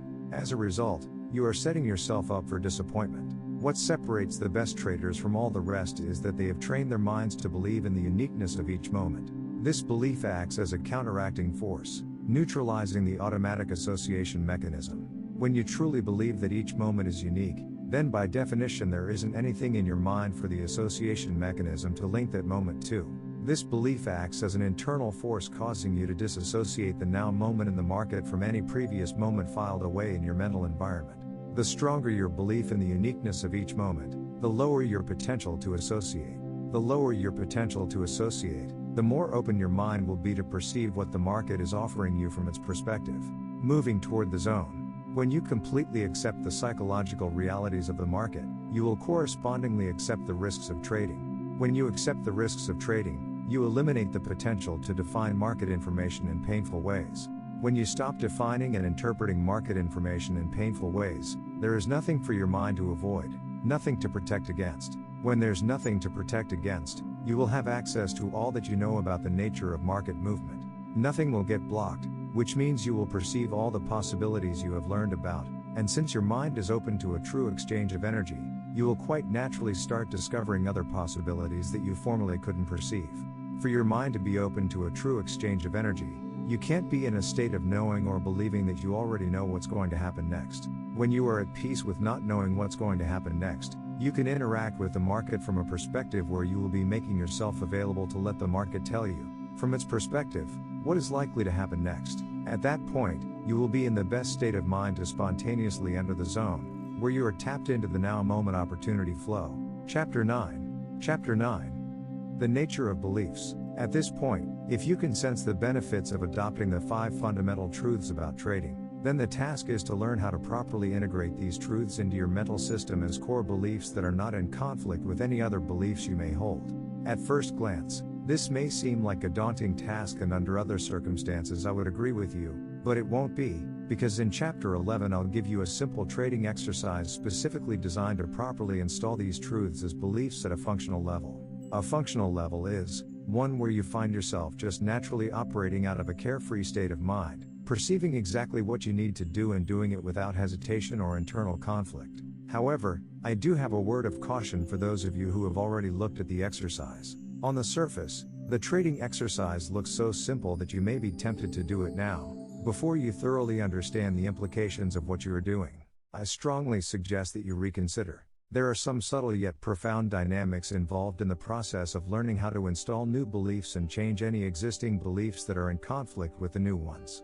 Understanding the trading exercise itself is easy. Understanding how to use the exercise to change your beliefs is another matter entirely. If you do the exercise without understanding the concepts presented in this chapter and the next, you will not achieve the desired results. It is also important that you not take for granted the amount of mental effort you may have to expend to train your mind to fully accept these principles of success, regardless of how well you understand them. Remember Bob, the CTA who believed he thoroughly understood the concept of probabilities, but didn't have the ability to function from a probabilistic perspective. Many people make the mistake of assuming that once they understand something, the insight inherent in their new understanding automatically becomes a functional part of their identity. Most of the time, understanding a concept is only a first step in the process of integrating that concept at a functional level. This is especially true of concepts that deal with Dynking and probabilities. Our minds are not naturally wired to be objective or to stay in the now moment. This means we have to actively train our minds to think from these perspectives. In addition to the training involved, there may be any number of conflicting beliefs to work through. Conflicting beliefs will have the effect of sabotaging your best intentions to operate from an objective state of mind or to experience the now moment opportunity flow.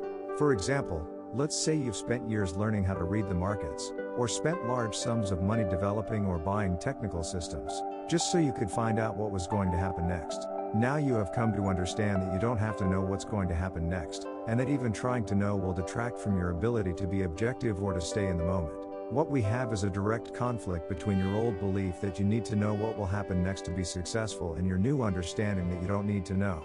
Now, will your new understanding suddenly neutralize all the time, money, and energy expended on reinforcing the belief that you need to know? I wish it were that easy, and for some lucky few, it may be. If you will recall in Chapter 4 when I talked about psychological distance in relationship to software code, I said that some traders may already be so close to these new perspectives that all they need is to put together a few of the missing pieces to create a mind-altering, aha experience. However, based on my experience of working with well over 1,000 traders, I can say that most are not close to these perspectives at all. For those of you who are not, it may take a considerable amount of mental work to properly integrate your new understandings about trading into your mental environment. The good news is that, ultimately, the exercise I present in Chapter 11 will install the 5 fundamental truths and resolve many of the potential conflicts, but only if you know exactly what you are doing and why you are doing it. That is the subject of this and the next chapter. The origins of a belief. What can we learn about the nature of beliefs, and how can we use that knowledge to create a mindset that fosters our desire to be a consistently successful trader? These are the 2 questions I'm going to focus on answering in this chapter. First, let's look at the origin of our beliefs. As you may recall, memories, distinctions, and beliefs exist in the form of energy, specifically, structured energy. Earlier, I lumped these 3 mental components together to illustrate. 1. That memories, distinctions, and beliefs do not exist as physical matter. 2. That the cause and effect relationship that exists between ourselves and the external environment brings these components into existence. And 3. how the cause and effect relationship reverses so that we can perceive in the external environment what we have learned about. To get at the origins of our beliefs, we're going to have to unbundle these components to illustrate the difference between a memory and a belief. The best way to do this is to imagine ourselves in the mind of an infant. I would think that at the very beginning of a child's life, the memories of his experiences would exist in their purest form.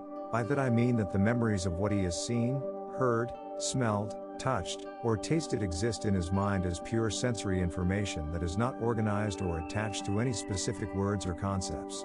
Therefore, I'm going to define a pure memory as sensory information, stored in its original form. A belief, on the other hand, is a concept about the nature of the way the external environment expresses itself. A concept combines pure sensory information with the symbol system we call language. For example, most infants have a pure memory of how it feels to be lovingly nurtured by a parent, but it isn't until the infant is taught to link or associate certain words with the pure sensory information stored in his memory that he will form a concept about how it feels to be lovingly nurtured. The phrase "life is wonderful" is a concept. By themselves, the words make up a meaningless collection of abstract symbols. But if a child is either taught or decides to connect these words to his positively charged feelings of being nurtured, then the letters are no longer a collection of abstract symbols and the words are no longer an abstract phrase. Life is wonderful becomes a definitive distinction about the nature of existence or the way the world works. By the same token, if the child didn't get enough nurturing, relative to his needs, he could just as easily link his feelings of emotional pain to a concept like life isn't fair or the world is an awful place. In any case, when the positive or negative energy from our memories or experiences become linked to a set of words we call a concept, the concept becomes energized and, as a result, is transformed into a belief about the nature of reality. If you consider that concepts are structured by the framework of a language and energized by our experiences, it becomes clear why I refer to beliefs as structured energy. When a belief comes into existence, what does it do? What is its function? In some ways it seems ludicrous to ask those questions. After all, we all have beliefs. We are constantly expressing our beliefs both verbally and through our actions. Furthermore, we are constantly interacting with other people's beliefs as they express them. Yet, if I ask, what exactly does a belief do? Chances are your mind will go blank. On the other hand, if I were to ask about the functions of your eyes, ears, nose, or teeth, you would have no problem answering. Since beliefs are such important component parts of our makeup, it certainly has to be one of life's great ironies that they are also the least thought about and understood. What I mean by least thought about is, if we have a problem with one of our body parts, we naturally focus our attention on that part and think about what we need to do to fix the problem. However, it doesn't necessarily occur to us that the problems we may be having with the quality of our lives are rooted in our beliefs. This lack of consideration is a universal phenomenon. One of the prominent characteristics of beliefs is that they make what we experience seem self-evident and beyond question. In fact, if it weren't for your intense desire to experience consistent success as a trader, it's unlikely you would be delving into this topic at all. Usually, it takes years of extreme frustration before people begin examining their beliefs as the source of their difficulties. However, even though beliefs are an intricate part of our identity, you don't have to take this process of self-analysis so personally. Consider the fact that none of us was born with any of our beliefs. They were all acquired in a combination of ways. Many of the beliefs that have the most profound impact on our lives were not even acquired by us as an act of free will. They were instilled by other people. And it probably won't come as a surprise to anyone that usually the beliefs that cause us the most difficulty are those that were acquired from others without our conscious consent. By that I mean beliefs that we acquired when we were too young and uninformed to realize the negative implications of what we were being taught. Regardless of the source of our beliefs, once they are born into existence they all basically function in the same way. Beliefs have certain characteristic ways in which they do their jobs, not unlike the various parts of our bodies. For example, if you compare my eyes and your eyes, or my hands and your hands, or my red blood cells and your red blood cells, we can see that they are not exactly the same, but they have characteristics in common that cause them to function in similar ways. By the same token, a belief that life is wonderful will perform its function in the same way as a belief that life is awful. The beliefs themselves are different and the effect that each has on the quality of the holder's life will be vastly different, but both beliefs will function in exactly the same manner. Beliefs and their impact on our lives. In the broadest sense, our beliefs shape the way we experience our lives. As I have already said, we're not born with any of our beliefs. They're acquired, and as they accumulate, we live our lives in a way that reflects what we have learned to believe. Consider how different your life would be if you had been born into a culture, religion, or political system that has very little, if anything, in common with the one you were born into. It might be hard to imagine, but what you would have learned to believe about the nature of life and how the world works may not be remotely similar to what you currently believe. Yet you would hold these other beliefs with the same degree of certainty as your current beliefs. How beliefs shape our lives. 1. They manage our perception and interpretation of environmental information in a way that is consistent with what we believe. 2. They create our expectations. Keep in mind that an expectation is a belief projected into some future moment. Since we can't expect something we don't know about, we could also say that an expectation is what we know projected into some future moment. 3.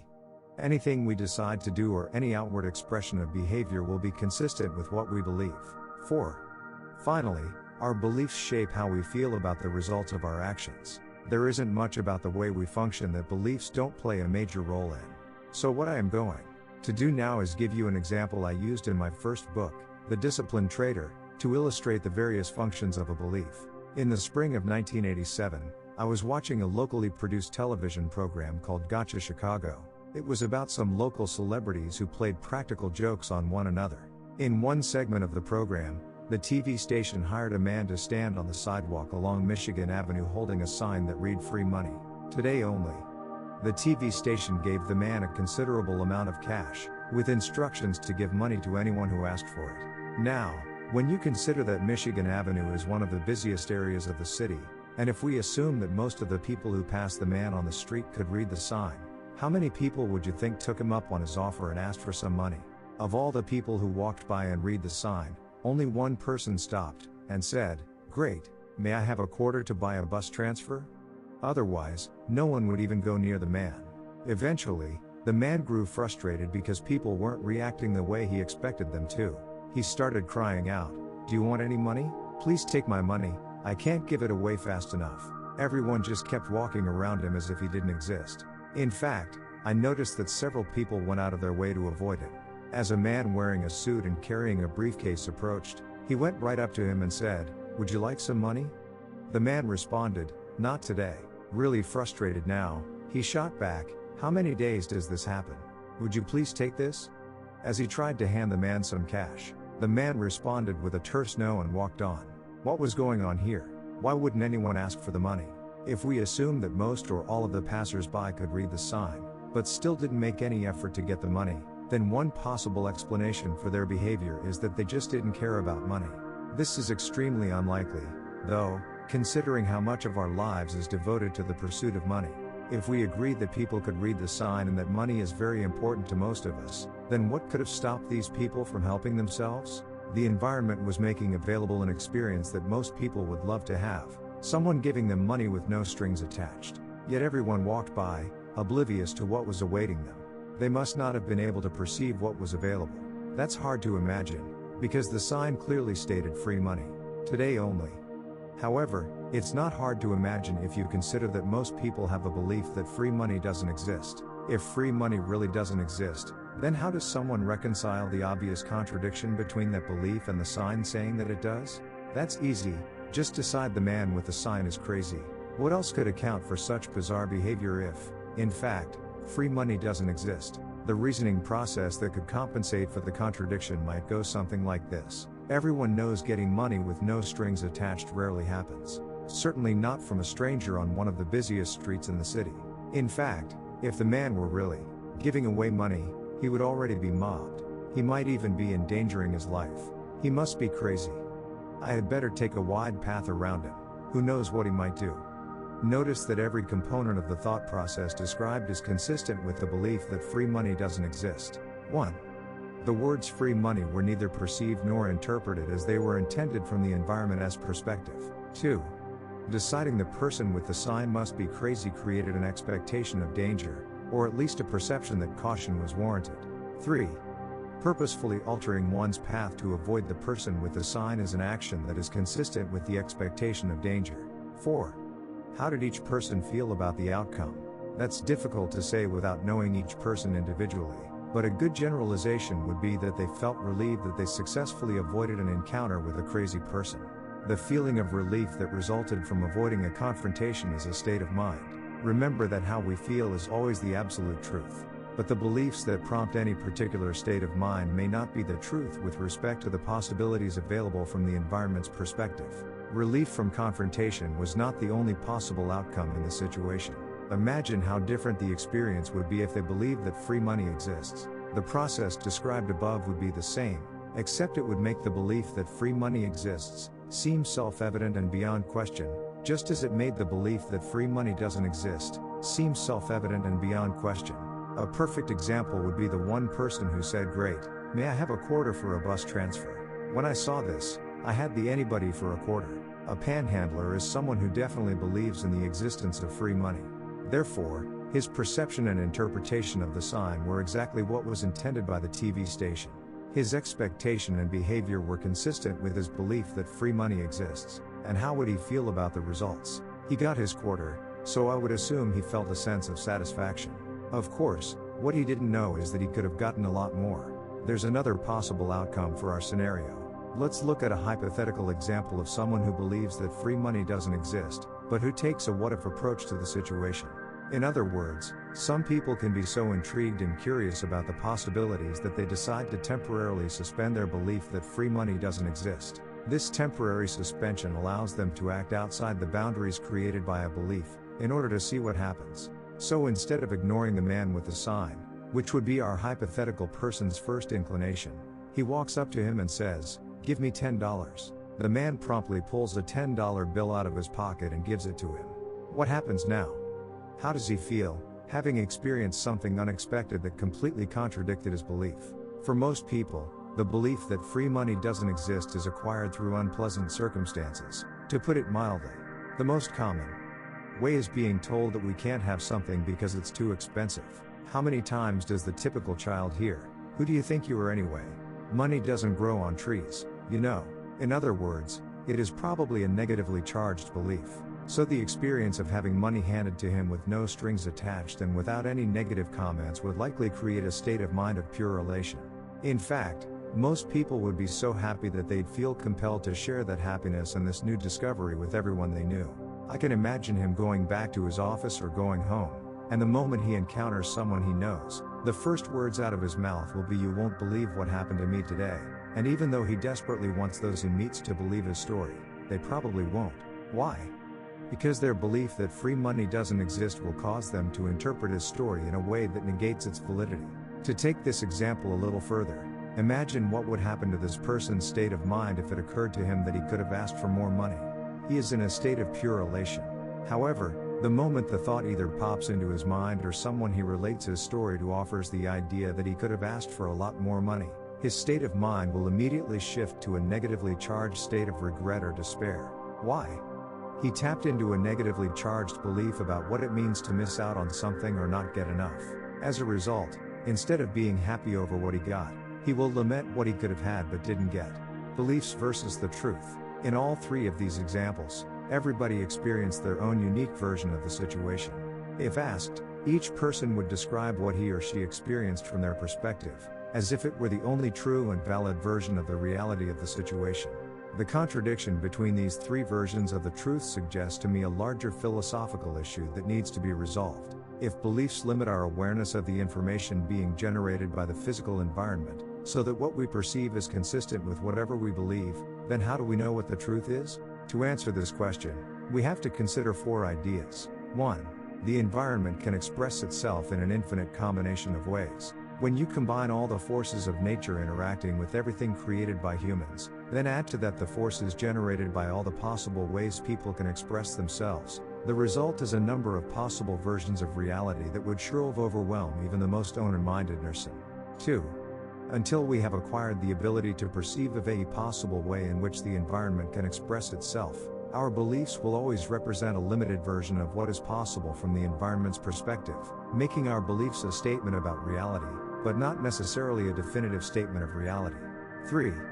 If you find yourself taking exception to the second statement, then consider that if our beliefs were a true, 100% accurate reflection of physical reality, then our expectations would always be fulfilled. If our expectations were always fulfilled, we would be in a perpetual state of satisfaction. How could we feel other than happy, joyful, elated, and with a complete sense of well-being if physical reality was consistently showing up exactly as we expected it to? 4. If you can accept the third statement as being valid, then the corollary is also true.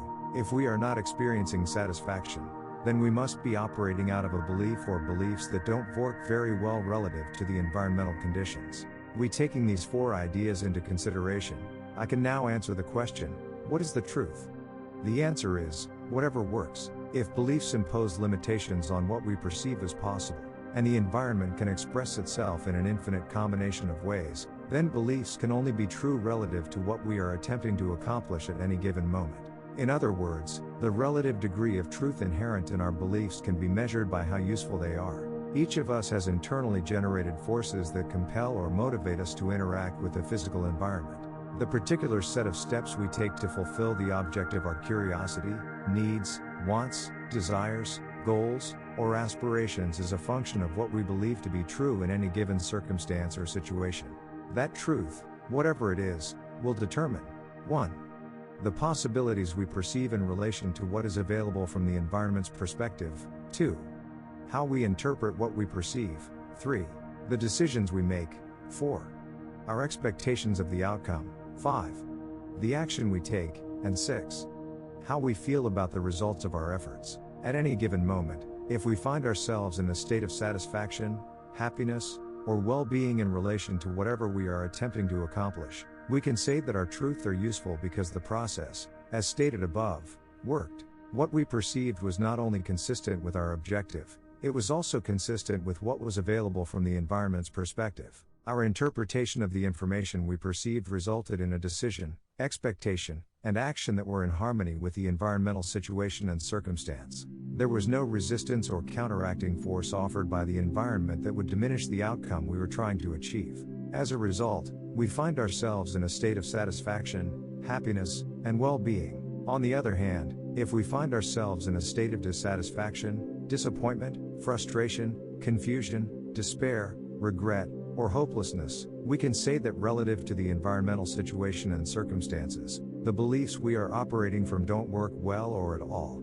and therefore are not useful. Simply put, the truth is a function of whatever works in relation to what we are trying to accomplish at any given moment. Chapter 10. The impact of beliefs on trading. If the external environment can express itself in an infinite combination of ways, then there's really no limit to the number and types of beliefs available to be acquired about the nature of our existence. That is an elaborate way of saying that there's a lot out there to be learned about. Yet, to make a general observation about the nature of humanity, I would say that we certainly don't live our lives in a manner that is consistent with that statement. If it's true that it's possible to believe almost anything, then why are we always arguing and fighting with each other? Why isn't it all right for all of us to express our lives in a way that reflects what we have learned to believe? There has to be something behind our relentless attempt to convince others of the validity of our beliefs and to deny the validity of theirs. Consider that every conflict, from the smallest to the largest, from the least to the most significant, whether between individuals, cultures, societies, or nations, is always the result of conflicting beliefs. What characteristics of our beliefs make us intolerant of divergent beliefs? In some cases, we are so intolerant that we are willing to kill each other to get our point across. My personal theory is that beliefs are not only structured energy, but also energy that seems to be conscious, at least to the extent of having some degree of awareness. Otherwise, how can we account for our ability to recognize on the outside what is on the inside? How would we know our expectations are being fulfilled? How would we know when they are not? How would we know we are being confronted with information or circumstances that contradict what we believe? The only explanation I have is that each individual belief has to have some quality of either awareness or self-awareness that causes it to function as it does. The idea of energy that has some degree of awareness may be difficult for many of you to accept, but there are several observations we can make about our individual and collective natures that support die possibility. First, everyone wants to be believed. It doesn't matter what the belief is, the experience of being believed feels good. I think these positive feelings are universal, meaning that they apply to everyone. Conversely, no one likes to be disbelieved. It doesn't feel good. If I said, "I don't believe you," the negative feeling that would resonate throughout your body and mind is also universal. By the same token, none of us likes to have our beliefs challenged. The challenge feels like an attack. Everyone, regardless of the belief, seems to respond in the same way. The typical response is to argue, defend ourselves, and, depending on the situation, attack back. When expressing ourselves, we seem to like being listened to. If we sense our audience isn't paying attention, how does it feel? Not good. Again, I think this response is universal. Conversely, why is it so difficult to be a good listener? Because to be a good listener, we actually have to listen, without thinking about how we are going to express ourselves the moment we can either politely or rudely interrupt the person who's speaking. What's the compelling force behind our inability to listen without waiting to interrupt? Don't we like being with people with similar beliefs, because it feels comfortable and secure? Don't we avoid people with dissimilar or conflicting beliefs, because it feels uncomfortable or even threatening? The bottom line implication is, the moment we acquire a belief, it seems to take on a life of its own, causing us to recognize and be attracted to its likeness and repelled by anything that is opposite or contradictory. Considering the vast number of divergent beliefs that exist, if these feelings of attraction or comfort and being repelled or threatened are universal, then each belief must somehow be conscious of its existence, and this conscious, structured energy must behave in characteristic ways that are common to all of us. The primary characteristics of a belief. There are 3 basic characteristics you need to understand in order to effectively install the 5 fundamental truths about trading at a functional level in your mental environment. 1. Beliefs seem to take on a life of their own and, therefore, resist any force that would alter their present form. 2. All active beliefs demand expression. 3. Beliefs keep on working regardless of whether or not we are consciously aware of their existence in our mental environment. 1. Beliefs resist any force that would alter their present form. We may not understand the underlying dynamics of how beliefs maintain their structural integrity, but we can observe that they do so, even in the face of extreme pressure or force. Throughout human history, there are many examples of people whose belief in some issue or cause was so powerful that they chose to endure indignities, torture, and death rather than express themselves in a way that violated their beliefs.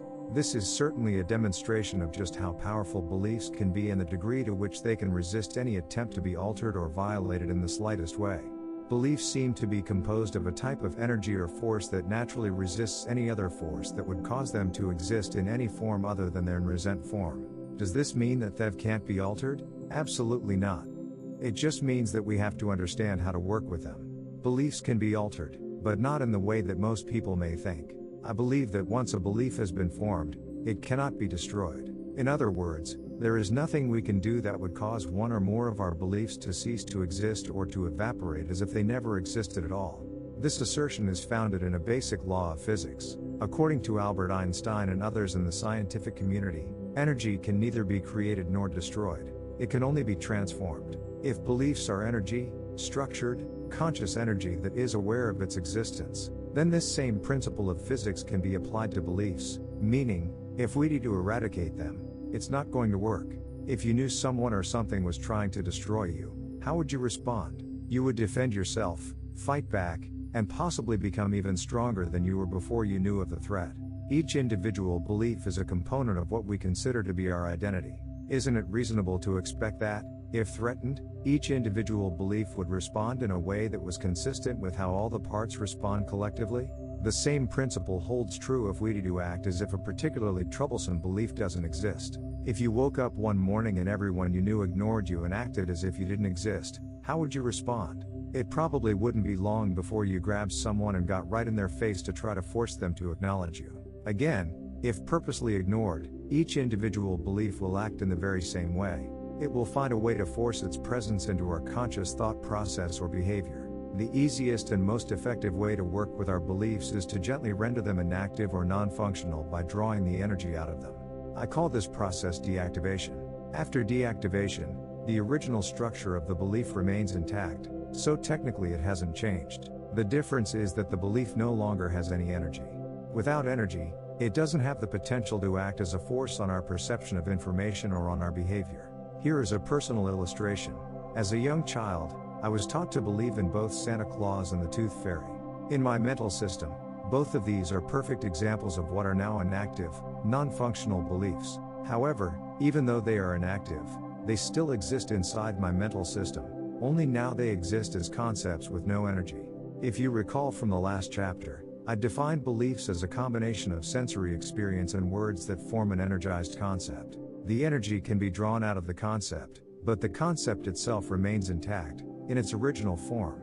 However, without energy, it no. T.GCIH15th? And not? Shall, to act on my perception of infoliation or on my behavior. So, as I'm sitting here typing into my computer, if someone came up to me and said that Santa Claus was at the door, how do you think I would define and interpret this information? I would treat it as being irrelevant or a joke, of course. However, if I were 5 years old and my mother told me that Santa Claus was at the front door, her words would have instantly tapped me into a huge reservoir of positively charged energy that would have compelled me to jump up and run to the front door as fast as I could. Nothing would have been able to stop me. I would have overcome any obstacle in my path. At some point, my parents told me Santa Claus didn't exist. Of course, my first reaction was disbelief. I didn't believe them, nor did I want to believe them. Eventually, they convinced me. However, the process of convincing me did not destroy my belief in Santa Claus or cause it not to exist any longer. It just took all the energy out of the belief. The belief was transformed into a non-functional, inactive concept about how the world works. I'm not sure where all that energy went, but I know that some of it was transferred to a belief that Santa Claus doesn't exist. Now I have two contradictory distinctions about the nature of the world that exist in my mental system. 1. Santa exists. 2. Santa doesn't exist. The difference between them is in the amount of energy they contain. The first has virtually no energy, the second has energy. So from a functional perspective, there is no contradiction or conflict. I propose that, if it's possible to render one belief inactive, then it's possible to deactivate any belief, despite the fact that all beliefs seem to resist any force that would alter their present form. The secret to effectively changing our beliefs is in understanding and, consequently, believing that we really aren't changing our beliefs, we are simply transferring energy from one concept to another concept, one that we find more useful in helping us to fulfill our desires or achieve our goals. 2. All active beliefs demand expression. Beliefs fall into two basic categories, active and inactive. The distinction between the two is simple. Active beliefs are energized, they have enough energy to act as a force on our perception of information and on our behavior. An inactive belief is just the opposite. It is a belief that, for any number of reasons, no longer has energy, or has so little energy that it's no longer able to act as a force on how we perceive information or how we express ourselves. When I say that all active beliefs demand expression, I don't mean to imply that every belief in our mental environment is demanding to express itself simultaneously. For example, if I ask you to think about what's wrong with the world today, the word wrong would bring to your mind ideas about the nature of the world that reflect what you believe to be troubling or disturbing. Unless, of course, there is nothing about the state of the world you find troubling.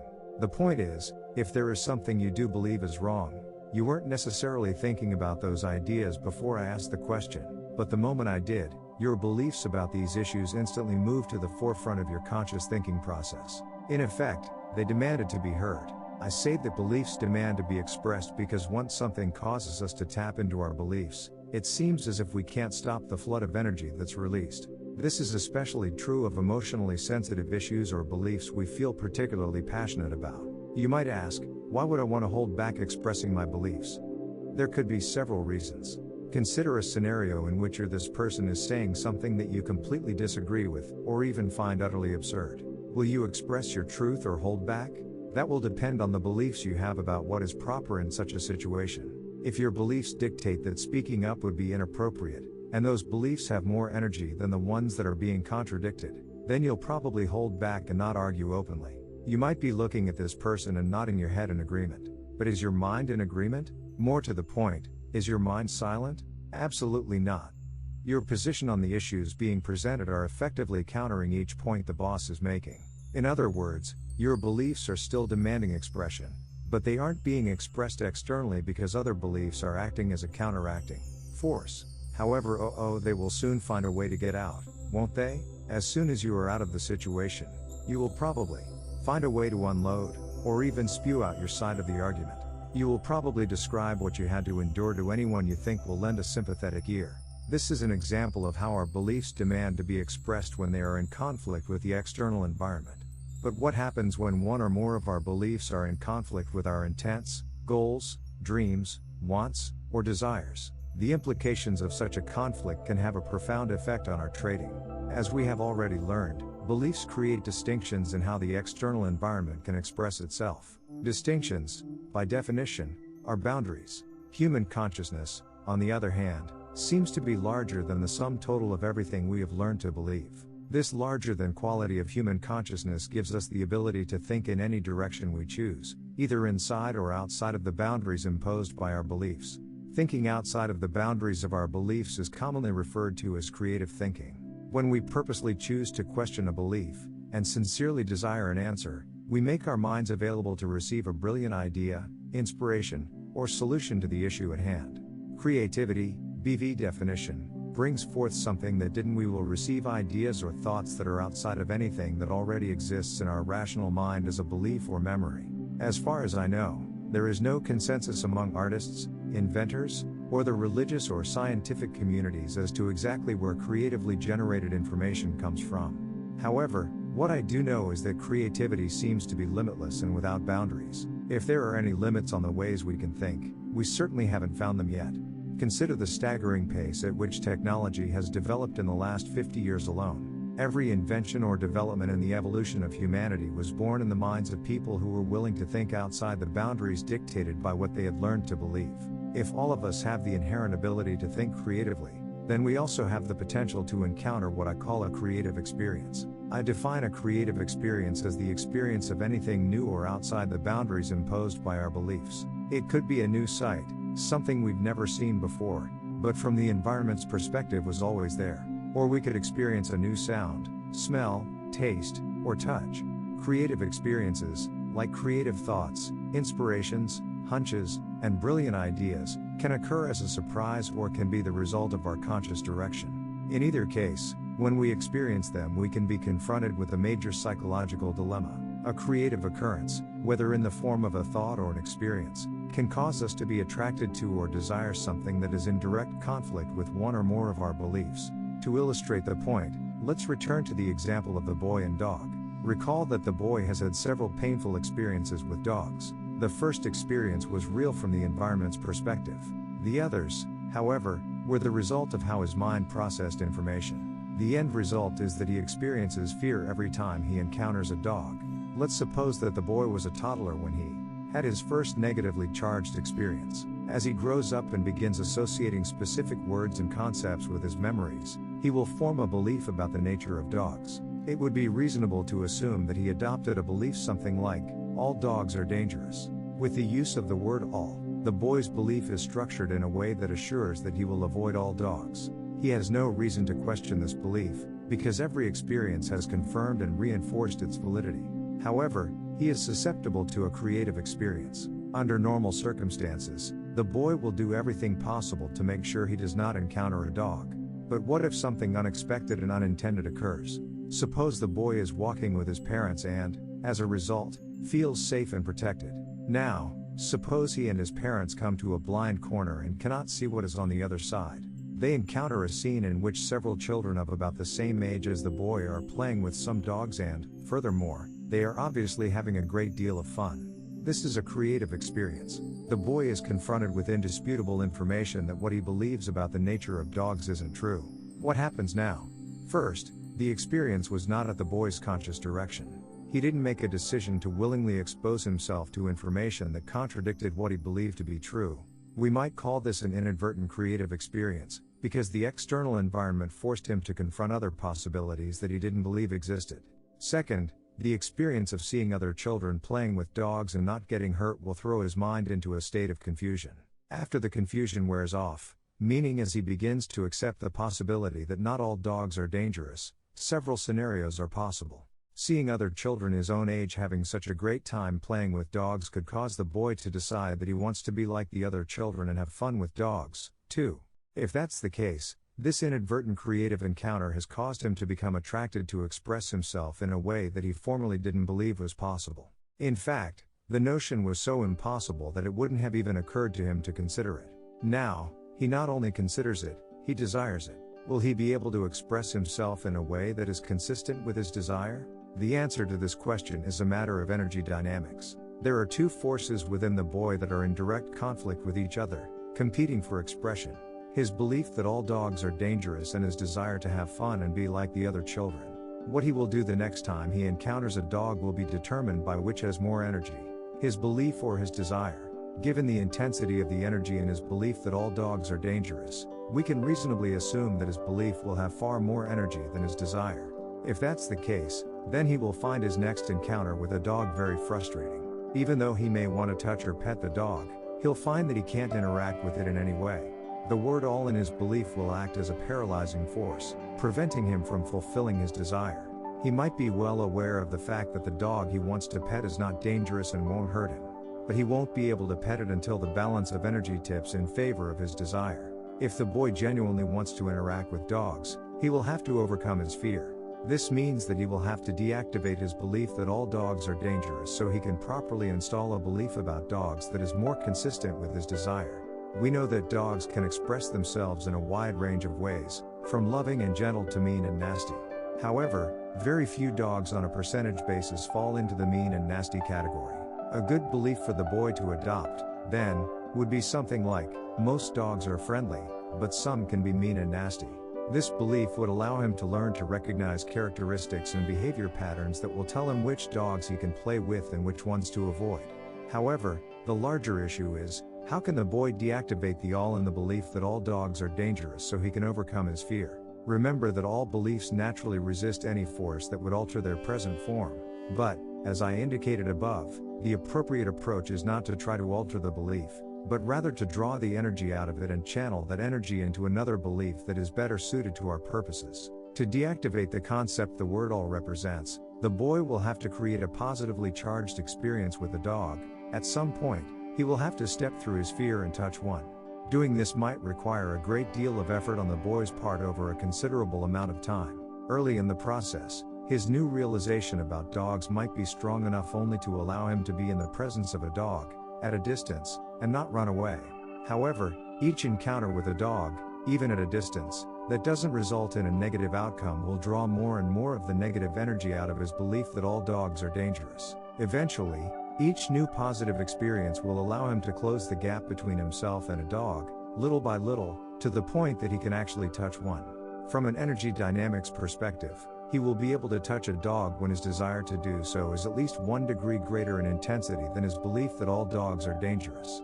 The moment he actually does touch a dog, it will have the effect of drawing most of the remaining negative energy out of the all concept and transfer it to a belief that reflects his new experience. Although it's probably not that common, there are people who, for various reasons, are motivated enough to purposely put themselves through the above described process. However, they may not be consciously aware of the dynamics involved. People who work through a childhood fear of this magnitude usually do so somewhat haphazardly over a period of years, without knowing for sure exactly how they did it.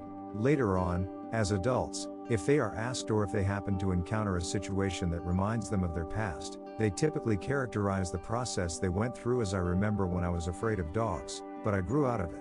The end result of the first scenario was that the boy worked through his fear by deactivating his limiting belief about the nature of dogs. This allowed him to express himself in a way that he finds pleasing and that otherwise would have been impossible. The second scenario that could result from the child's inadvertent creative experience with dogs is that he isn't attracted to the possibility of playing with a dog. In other words, he could not care less about being like the other children or interacting with dogs. In this case, his belief that all dogs are dangerous and his new realization that all dogs are not dangerous will exist in his mental environment as contradictory concepts. This is an example of what I call an active contradiction, when two active beliefs are in direct conflict with each other, both demanding expression. In this example, the first belief exists at a core level in the boy's mental environment, with a great deal of negatively charged energy. The second belief is at a more superficial level, and has very little positively charged energy. The dynamics of this situation are interesting, and extremely important. We have stated that beliefs control our perception of information.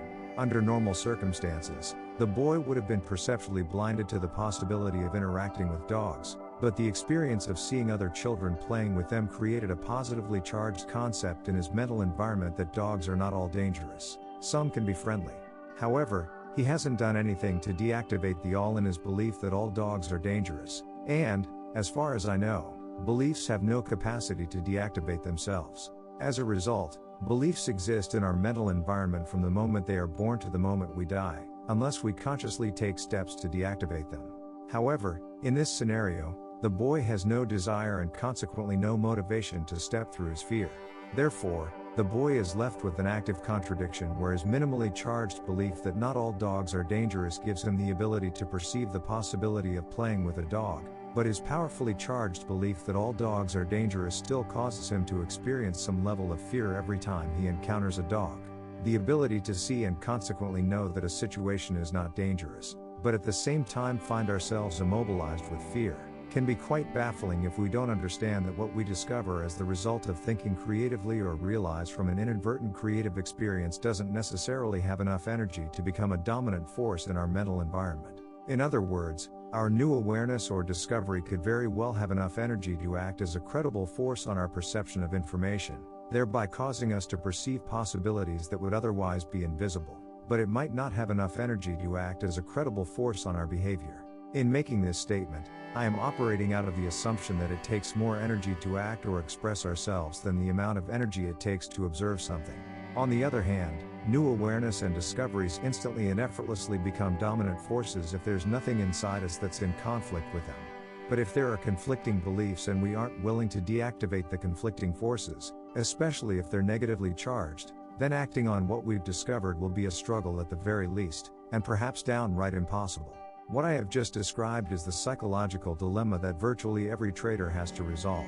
Let's say you have a firm grasp of the nature of probabilities, and, as a result, you know that the next trade is simply another trade in a series of trades that has a probable outcome. Yet you find you're still afraid to put that next trade on, or you're still susceptible to several of the fear-based trading errors we've discussed in previous chapters. Remember that the underlying cause of fear is the potential to define and interpret market information as threatening.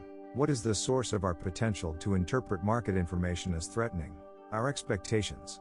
When the market generates information that doesn't conform to what we expect, the up and down ticks seem to take on a threatening quality. Consequently, we experience fear, stress, and anxiety. What is the underlying source of our expectations? Our beliefs. In light of what you now understand about the nature of beliefs, if you are still experiencing negative states of mind when you trade, you can assume there's a conflict between what you know about probable outcomes and any number of other beliefs in your mental environment that are arguing for something else. Keep in mind that all active beliefs demand expression, even if we don't want them to. To think in probabilities, you have to believe that every moment in the market is unique, or more specifically, that every edge has a unique outcome.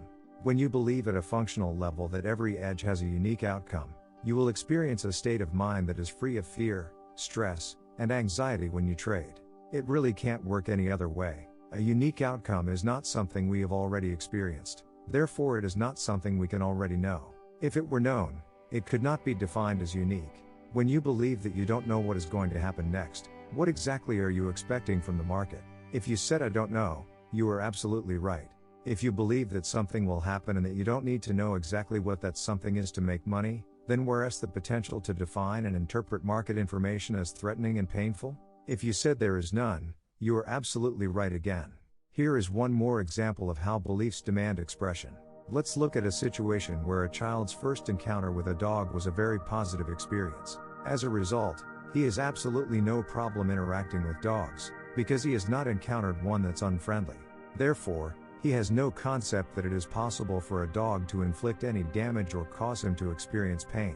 As he learns to associate words with his memories, he will probably acquire a belief along the lines of all dogs are friendly and fun. Therefore, every time a dog comes into his field of awareness, this belief will demand expression. From the perspective of someone who fights with a do, it will seem as if this child has an attitude of reckless abandon. If you tried to convince the child that he'll get bitten someday if he doesn't exercise caution, his belief will cause him to either discount or completely disregard your advice. His response would be something like "no way," or "it can't happen to me." Let's say at some point in his life he approaches an unfamiliar dog that wants to be left alone. The dog growls. The warning will go unheeded and the dog attacks the boy. From the perspective of the boy's belief system, he's just had a creative experience. What effect will this experience have on his belief that all dogs are friendly? Will he now be afraid of all dogs as the child in the first example was? Unfortunately, the answers to these questions are not cut and dried, Because there may be other beliefs, also demanding expression, that don't have anything specifically to do with dogs that come into play in a situation like this. For example, what if this child has a highly developed belief in betrayal? If he associates the attack by this one dog as a betrayal by dogs in general, then he could easily find himself afraid of all dogs. All of the positive energy contained in his original belief could instantly be transformed into negatively charged energy. The boy could justify this shift with a rationalization like, if one dog can betray me, then any dog can. However, I do think this is an extreme and very unlikely occurrence. What is more likely is the word all in his original belief will instantly be deactivated and that energy will get transferred to a new belief that better reflects the true nature of dogs. This new experience caused an energy shift that forced him to learn something about the nature of dogs that he otherwise refused to consider possible. His belief in the friendliness of dogs remains intact. He will still play with dogs, but he will now exercise some discretion by consciously looking for signs of friendliness or unfriendliness. I think that a fundamental truth about the nature of our existence is every moment in the market, as well as in everyday life, has elements of what we know and elements that we don't or can't know because we haven't experienced it yet. Until we actively train our minds to expect a unique outcome, we will continue experiencing only what we know. Everything else will pass us by, unperceived, discounted, distorted, outright denied, or attacked. When you truly believe that you don't need to know, you will be thinking in probabilities and will have no reason to block, discount, distort, deny, or attack anything the market is offering about its potential to move in any particular direction. If you are not experiencing the quality of mental freedom implied in that statement, and it is your desire to do so, then you must take an active role in training your mind to believe in the uniqueness of each moment, and you must deactivate any other belief that argues for something different. This process isn't any different from the one the boy in the first scenario went through, nor is it going to happen by itself. He wanted to interact with dogs without fear, but to do so he had to create a new belief and deactivate the conflicting ones. This is the secret to achieving consistent success as a trader. 3.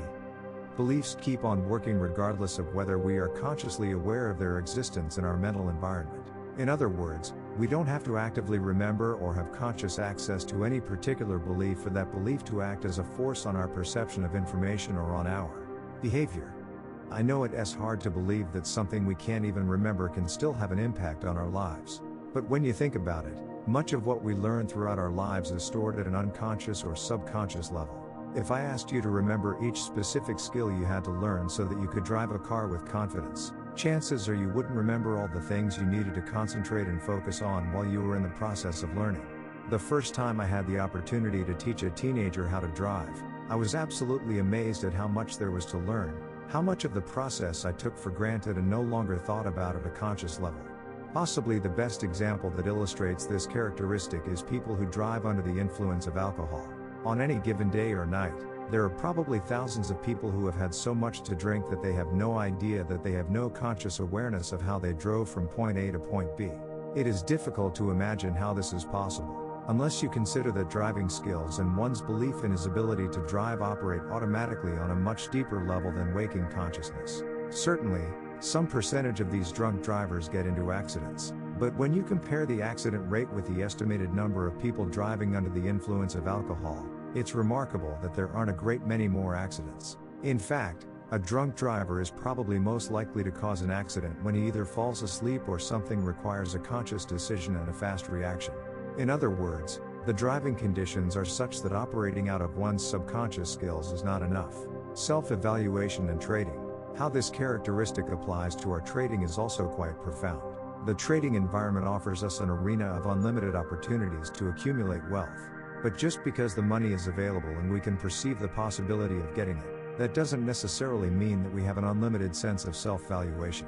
In other words, there could be a huge gap between how much money we desire for ourselves, how much we perceive as available, and how much we actually believe we are worth or deserve. Everyone has a sense of self-valuation.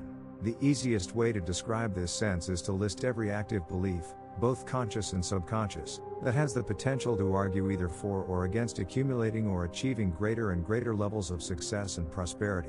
Then match the energy from the positively charged beliefs against the energy from the negatively charged beliefs. If you have more positively charged energy arguing for success and prosperity than negatively charged energy arguing against them, then you have a positive sense of self-valuation. Otherwise, you have a negative sense of self-valuation. The dynamics of how these beliefs interact with one another is not nearly so simple as I'm making it sound. In fact, it can be so complex that it could take years of sophisticated mental work to organize and sort out. What you need to know is that it's almost impossible to grow up in any social environment and not acquire some negatively charged beliefs that would argue against success or accumulating vast sums of money. Most of these self-sabotaging beliefs have long been forgotten and operate at a subconscious level, but the fact that we may have forgotten them doesn't mean they've been deactivated. How do we acquire self-sabotaging beliefs? Unfortunately, it's extremely easy. Probably the most common way is when a child engages in some activity that a parent or teacher doesn't want him to do and the child accidentally injures himself. Many parents, to get their point across to the child, will respond to a situation like this by saying, "This wouldn't have happened to you if you didn't deserve it, or you disobeyed me and look what happened, God punished you." The problem with making or hearing statements like this is that there's a potential for the child to associate every future injury with these same statements and, subsequently, form a belief that he must be an unworthy person, undeserving of success, happiness, or love. Anything we feel guilty about can have an adverse effect on our sense of self-worth. Usually guilt is associated with being a bad person, and most people believe that bad people should be punished, certainly not rewarded. Some religions teach children that having a lot of money isn't godly or spiritual. Some people believe that making money in certain ways is wrong, even though it may be perfectly legal and moral from society's perspective. Again, you may not have a SPO of fear recollection of learning something that would argue against the success you perceive as possible, but that doesn't mean that what you learned is no longer having an effect. The way these subconscious self-sabotaging beliefs manifest themselves in our trading is usually in the form of lapses in focus or concentration, resulting in any number of trading errors, like putting in a buy for a sell or vice versa, or allowing yourself to give in to distracting thoughts that compel you to leave the screen, only to find out when you return that you missed the big trade of the day. I've worked with many traders who achieved various levels of consistent success, but found they just couldn't break through certain thresholds in acquiring equity. They discovered an invisible but very real barrier similar to the proverbial glass ceiling that many women executives experience in the corporate world. Every time these traders hit the barrier, they experienced a significant drawdown, regardless of the market conditions. However, when asked about what happened, they typically blamed their sudden run of bad luck on just that, luck or the vagaries of the market. Interestingly, they typically created a steadily rising equity curve, sometimes over a period of several months, and the significant drawdown always occurred at the same spot in their equity curve. I describe this psychological phenomenon as being in a negative zone. As magically as money can flow into a trader's accounts when he is in the zone, it can just as easily flow out if he is in a negative zone where unresolved self-valuation issues mysteriously act on his perception of information and behavior. I am not implying here that you have to deactivate every belief that would argue against your ever-expanding positive sense of self-valuation, because you don't. But you must be aware of the presence of such beliefs, and take specific steps in your trading regimen to compensate when they start expressing themselves. Chapter 11. Thinking like a trader. If you asked me to distill trading down to its simplest form, I would say that it is a pattern recognition numbers game. We use market analysis to identify the patterns, define the risk, and determine when to take profits. The trade either works or it doesn't. In any case, we go on to die next trade. It's that simple, but it's certainly not easy. In fact, trading is probably the hardest thing you'll ever attempt to be successful at. That's not because it requires intellect, quite the contrary, but because the more you think you know, the less successful you'll be. Trading is hard because you have to operate in a state of not having to know, even though your analysis may turn out at times to be perfectly correct. To operate in a state of not having to know, you have to properly manage your expectations. To properly manage your expectations, you must realign your mental environment so that you believe without a shadow of a doubt in the 5 fundamental truths. In this chapter, I am going to give you a trading exercise that will integrate these truths about the market at a functional level in your mental environment. In the process, I'll take you through the 3 stages of development of a trader. The first stage is the mechanical stage. In this stage, you 1. Build the self-trust necessary to operate in an unlimited environment. 2. Learn to flawlessly execute a trading system. 3. Train your mind to think in probabilities. 4. Create a strong, unshakable belief in your consistency as a trader. Once you have completed this first stage, you can then advance to the subjective stage of trading. In this stage, you use anything you have ever learned about the nature of market movement to do whatever it is you want to do. There's a lot of freedom in this stage, so you will have to learn how to monitor your susceptibility to make the kind of trading errors that are the result of any unresolved self-valuation issues I referred to in the last chapter. The third stage is the intuitive stage. Trading intuitively is the most advanced stage of development. It is the trading equivalent of earning a black belt in the martial arts. The difference is that you can't try to be intuitive, because intuition is spontaneous. It doesn't come from what we know at a rational level. The rational part of our mind seems to be inherently mistrustful of information received from a source that it doesn't understand. Sensing that something is about to happen is a form of knowing that is very different from anything we know rationally. I've worked with many traders who frequently had a very strong intuitive sense of what was going to happen next, only to be confronted with the rational part of themselves that consistently argued for another course of action. Of course, if they had followed their intuition, they would have experienced a very satisfying outcome. Instead, what they ended up with was usually very unsatisfactory, especially when compared with what they otherwise perceived as possible. The only way I know of that you can try to be intuitive is to work at setting up a state of mind most conducive to receiving and acting on your intuitive impulses. The mechanical stage. The mechanical stage of trading is specifically designed to build the kind of trading skills that will virtually compel you to create consistent results. I define consistent results as a steadily rising equity curve with only minor drawdowns that are the natural consequence of edges that didn't work. Other than finding a pattern that puts the odds of a winning trade in your favor, achieving a steadily rising equity curve is a function of systematically eliminating any susceptibility you may have to making the kind of fear, euphoric or self-valuation based trading errors I have described throughout this book. Eliminating the errors and expanding your sense of self-valuation will require the acquisition of skills that are all psychological in nature. The skills are psychological because each one, in its purest form, is simply a belief. Remember that the beliefs we operate out of will determine our state of mind and shape our experiences in ways that constantly reinforce what we already believe to be true. How truthful a belief is can be determined by how well it serves us, that is, the degree to which it helps us satisfy our objectives. If producing consistent results is your primary objective as a trader, then creating a belief that I am a consistently successful trader will act as a primary source of energy that will manage your perceptions, interpretations, expectations, and actions in ways that satisfy the belief and, consequently, the objective. Creating a dominant belief that I am a consistently successful trader requires adherence to several principles of consistent success. Some of these principles will undoubtedly be in direct conflict with some of the beliefs you've already acquired about trading. If this is the case, then what you have is a classic example of beliefs that are in direct conflict with desire. The energy dynamic here is no different from what it was for the boy who wanted to be like the other children who were not afraid to play with dogs. He desired to express himself in a way that he found, at least initially, virtually impossible. To satisfy his desire, he had to step into an active process of transformation. His technique was simple. He tried as hard as he could to stay focused on what he was trying to accomplish and, little by little, he deactivated the conflicting belief and strengthened the belief that was consistent with his desire. At some point, if that is your desire, then you will have to step into the process of transforming yourself into a consistent winner. When it comes to personal transformation, the most important ingredients are your willingness to change, the clarity of your intent, and the strength of your desire. Ultimately, for this process to work, you must choose consistency over any other reason or justification you have for trading.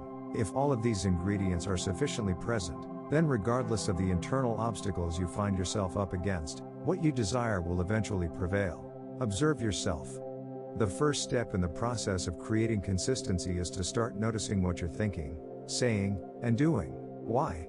Because everything we think, say, or do as a trader contributes to and, therefore, reinforces some belief in our mental system. Because the process of becoming consistent is psychological in nature, it shouldn't come as a surprise that you'll have to start paying attention to your various psychological processes. The idea is eventually to learn to become an objective observer of your own thoughts, words, and deeds. Your first line of defense against committing a trading error is to catch yourself thinking about it. Of course, the last line of defense is to catch yourself in the act. If you don't commit yourself to becoming an observer to these processes, your realizations will always come after the experience, usually when you are in a state of deep regret and frustration. Observing yourself objectively implies doing it without judging about yourself. This might not be so easy for some of you to do considering the harsh, judgmental treatment you may have received from other people throughout your life. As a result, one quickly learns to associate any mistake with emotional pain. No one likes to be in a state of emotional pain, so we typically avoid acknowledging what we have learned to define as a mistake for as long as possible. Not confronting mistakes in our everyday lives usually doesn't have the same disastrous consequences it can have if we avoid confronting our mistakes as traders. For example, when I am working with floor traders, the analogy I use to illustrate how precarious a situation they are in is to ask them to imagine themselves walking across a bridge over the Grand Canyon. The width of the bridge is directly related to the number of contracts they trade. So, for example, for a one-contract trader the bridge is very wide, say 20 feet. A bridge 20 feet wide allows you a great deal of tolerance for error, so you don't have to be inordinately careful or focused on each step you take. Still, if you do happen to stumble and trip over the edge, the drop to the canyon floor is 1 mile. I don't know how many people would walk across a narrow bridge with no guardrails, where the ground is a mile down, but my guess is relatively few. Similarly, few people will take the kinds of risks associated with trading on the floor of the futures exchanges. Certainly a one-contract floor trader can do a great deal of damage to himself, not unlike falling off a mile-high bridge. But a one-contract trader also can give himself a wide tolerance for errors, miscalculations, or unusually violent market moves where he could find himself on the wrong side. On the other hand, one of the biggest floor traders I ever worked with trades for his own account with an average position of 500 Treasury bond futures a day. He often puts on a position of well over 1,000 contracts. A position of 1,000 T-bond contracts amounts to $31,500 per tick. Of course, T-bond futures can be very volatile and can trade several ticks in either direction in a matter of seconds. As the size of a trader's position increases, the width of our bridge over the Grand Canyon narrows. In the case of the large bond trader, the bridge has narrowed to the size of a thin wire. Obviously, he has to be extremely well balanced and very focused on each step that he takes.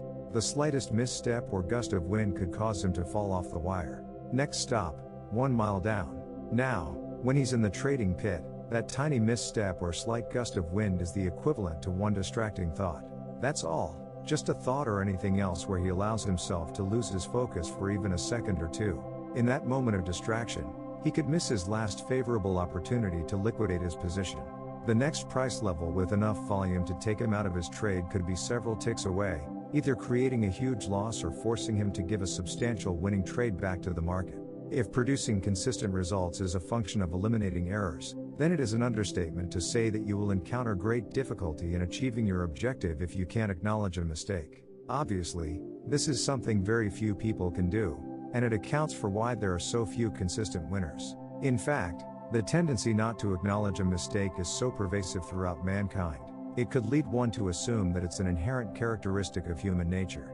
I do not believe this is the case, nor do I believe we are born with the capacity to ridicule or think less of ourselves for making a mistake, miscalculation, or error. Making mistakes is a natural function of living and will continue to be until we reach a point at which 1. All our beliefs are in absolute harmony with our desires, and 2. All our beliefs are structured in such a way that they are completely consistent with what works from the environment's perspective. Obviously, if our beliefs are not consistent with what works from the environment's perspective, the potential for making a mistake is high, if not inevitable. We won't be able to perceive the appropriate set of steps to our objective. Worse, we won't be able to perceive that what we want may not be available, or available in the quantity we desire or at the time when we want it.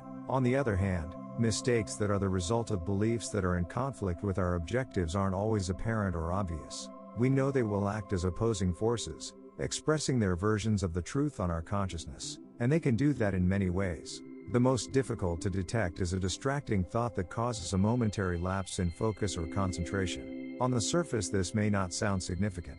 But, as in the analogy of the bridge over the canyon, when there's a lot at stake, even a slightly diminished capacity to stay focused can result in an error of disastrous proportions. This principle applies whether it's trading, sporting events, or computer programming. When our intent is clear and undiminished by any opposing energy, then our capacity to stay focused is greater, and the more likely it is that we will accomplish our objective.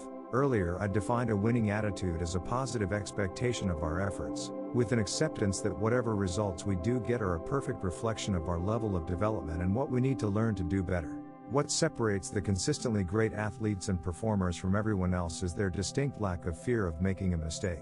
The reason they aren't afraid is that they don't have a reason to think less of themselves when they do make a mistake, meaning they don't have a reservoir of negatively charged energy waiting to well up and pounce on their conscious thought process like a lion waiting for the right moment to pounce on its intended prey. What accounts for this uncommon capacity to quickly move beyond their errors without criticizing themselves? One explanation may be that they grew up with extremely unusual parents, teachers, and coaches, who by their words and examples taught them to correct their miscalculations and errors with genuine love, affection, and acceptance. I say extremely unusual because many of us grew up with just the opposite experience. We were taught to correct our mistakes or miscalculations with anger, impatience, and a distinct lack of acceptance. Is it possible that, for the great athletes, their past positive experiences with respect to mistakes caused them to acquire a belief that mistakes simply point the way to where they need to focus their efforts to grow and improve themselves? With a belief like that, there's no source of negatively charged energy and consequently no source for self-denigrating thoughts.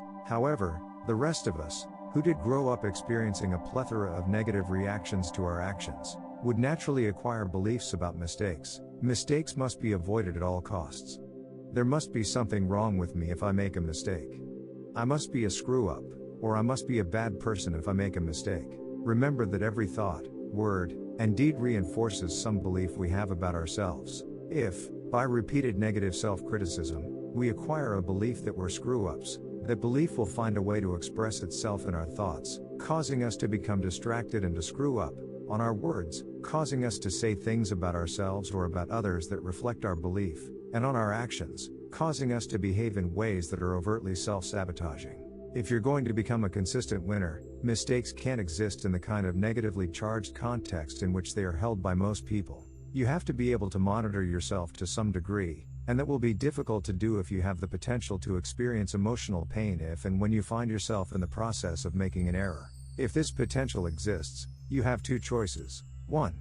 You can work on acquiring a new set of positively charged beliefs about what it means to make a mistake, along with deactivating any negatively charged beliefs that would argue otherwise or cause you to think less of yourself for making a mistake.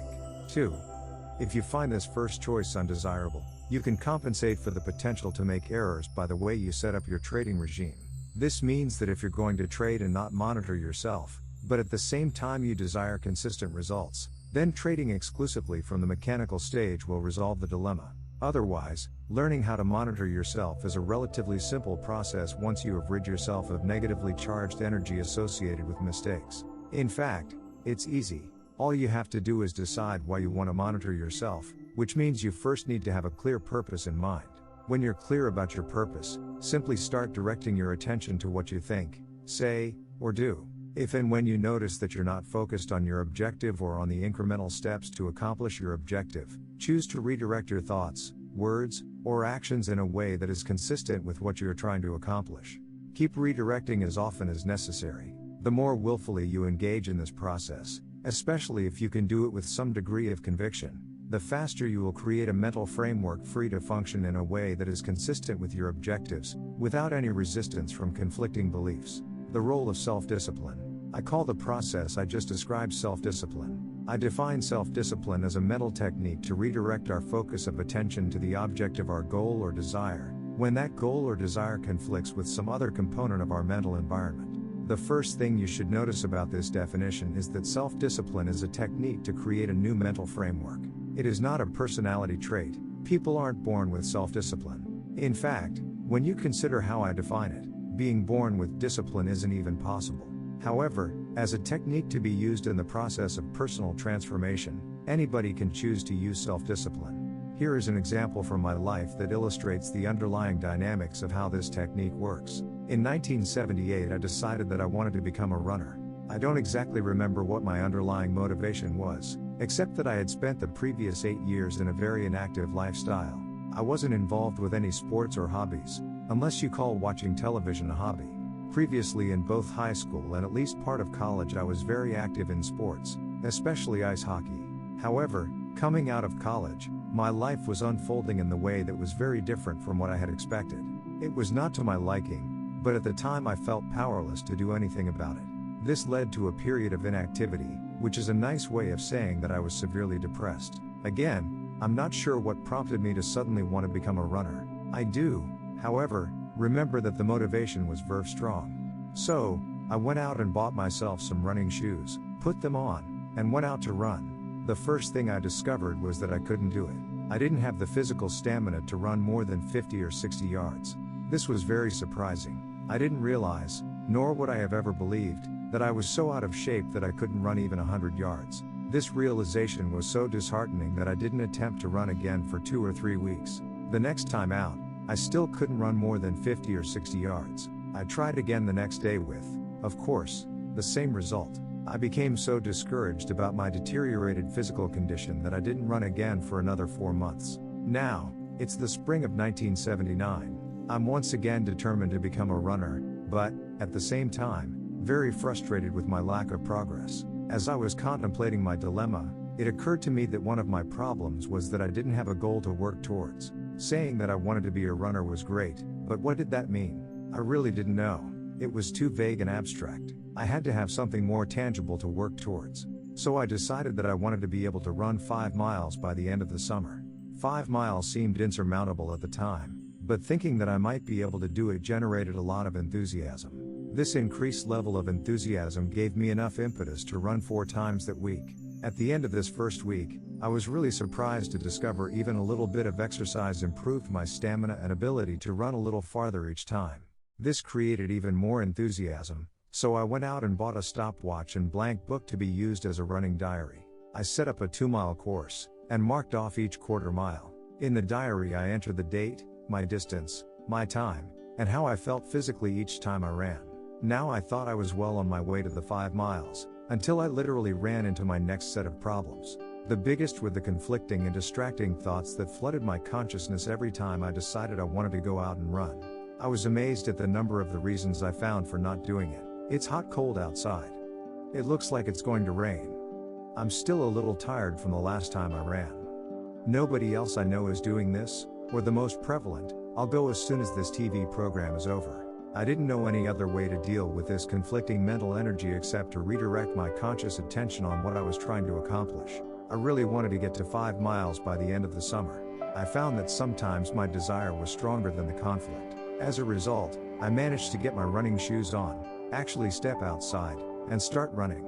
However, more times than not, my conflicting and distracting thoughts caused me to stay put.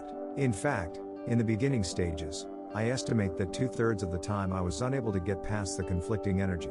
The next problem I encountered was that when I started approaching the point where I was able to run 1 mile, I was so thrilled with myself that it occurred to me I was going to need an additional mechanism to get me to the 5 miles. I reasoned that once I got to the point where I could run 2 or maybe 3 miles, I would be so overwhelmingly pleased with myself that I wouldn't feel any need to fulfill my 5-mile objective.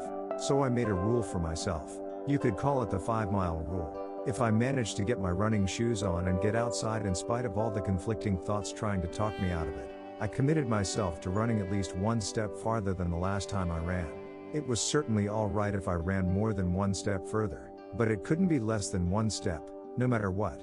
As it turns out, I never broke this rule, and by the end of the summer, I made it to 5 miles. But then, something really interesting and completely unanticipated happened before I got there. As I got closer to fulfilling my 5-mile objective, little by little, the conflicting thoughts began to dissipate. Eventually they didn't exist at all. At that point, I found that if I wanted to run, I was completely free to do so without any mental resistance, conflict, or competing thoughts. Given what a struggle it had been, I was amazed. The result, I went on to run on a very regular basis for the next 16 years. For those of you who may be interested, I don't run so much now because 5 years ago I decided to start playing ice hockey again. Hockey is an extremely strenuous sport. Sometimes I play as many as 4 times a week. Considering my age and the level of exertion the sport requires, it usually takes me a day or 2 to recover, which doesn't leave much room for running anymore. Now, if you take these experiences and put them into the context of what we now understand about the nature of beliefs, there are a number of observations we can make. 1. Initially, My desire to be a runner had no foundation of support in my mental system. In other words, there was no other source of energy consistent with my desire. 2. I actually had to do something to create that support. To create a belief that I am a runner required that I create a series of experiences consistent with the new belief. Remember that everything we think, say, or do contributes energy to some belief in our mental system. Each time I experienced a conflicting thought and was able to successfully refocus on my objective, with enough conviction to get me into my running shoes and out the door, I added energy to the belief that I am a runner. And, just as important, I inadvertently drew energy away from all of the beliefs that would argue otherwise. I say inadvertently because there are various techniques specifically designed to identify and deactivate conflicting beliefs, but at that time in my life, I didn't understand the underlying dynamics of the process of transformation I was going through. So, it wouldn't have occurred to me to avail myself of such techniques. 3. Now I can effortlessly express myself as a runner, because I am a runner. That energized concept is now a functioning part of my identity.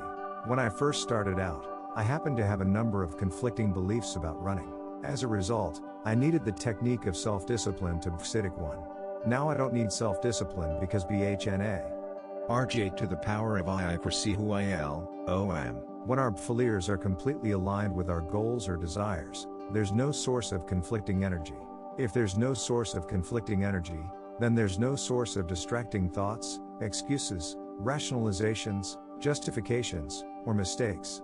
4. Beliefs can be changed, and if it's possible to change one belief, then it's possible to change any belief, if you understand that you really aren't changing them, but are only transferring energy from one concept to another.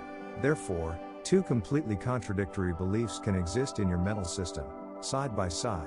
But if you've drawn the energy out of one belief and completely energized the other, no contradiction exists from a functional perspective, only the belief that the energy will have the capacity to act as a force on your state of mind, on your perception and interpretation of information, and your behavior. Now, the sole purpose of trading mechanically is to transform yourself into a consistently successful trader. If there's anything in your mental environment that's in conflict with the principles of creating the belief that I am a consistently successful trader, then you will need to employ the technique of self-discipline to integrate these principles as a dominant, functioning part of your identity. Once the principles become who you are, you will no longer need self-discipline, because the process of being consistent will become effortless. Remember that consistency is not the same as the ability to put on a winning trade, or even a string of winning trades for that matter, because putting on a winning trade requires absolutely no skill. All you have to do is guess correctly, which is no different than guessing the outcome of a coin toss, whereas consistency is a state of mind that, once achieved, won't allow you to be any other way.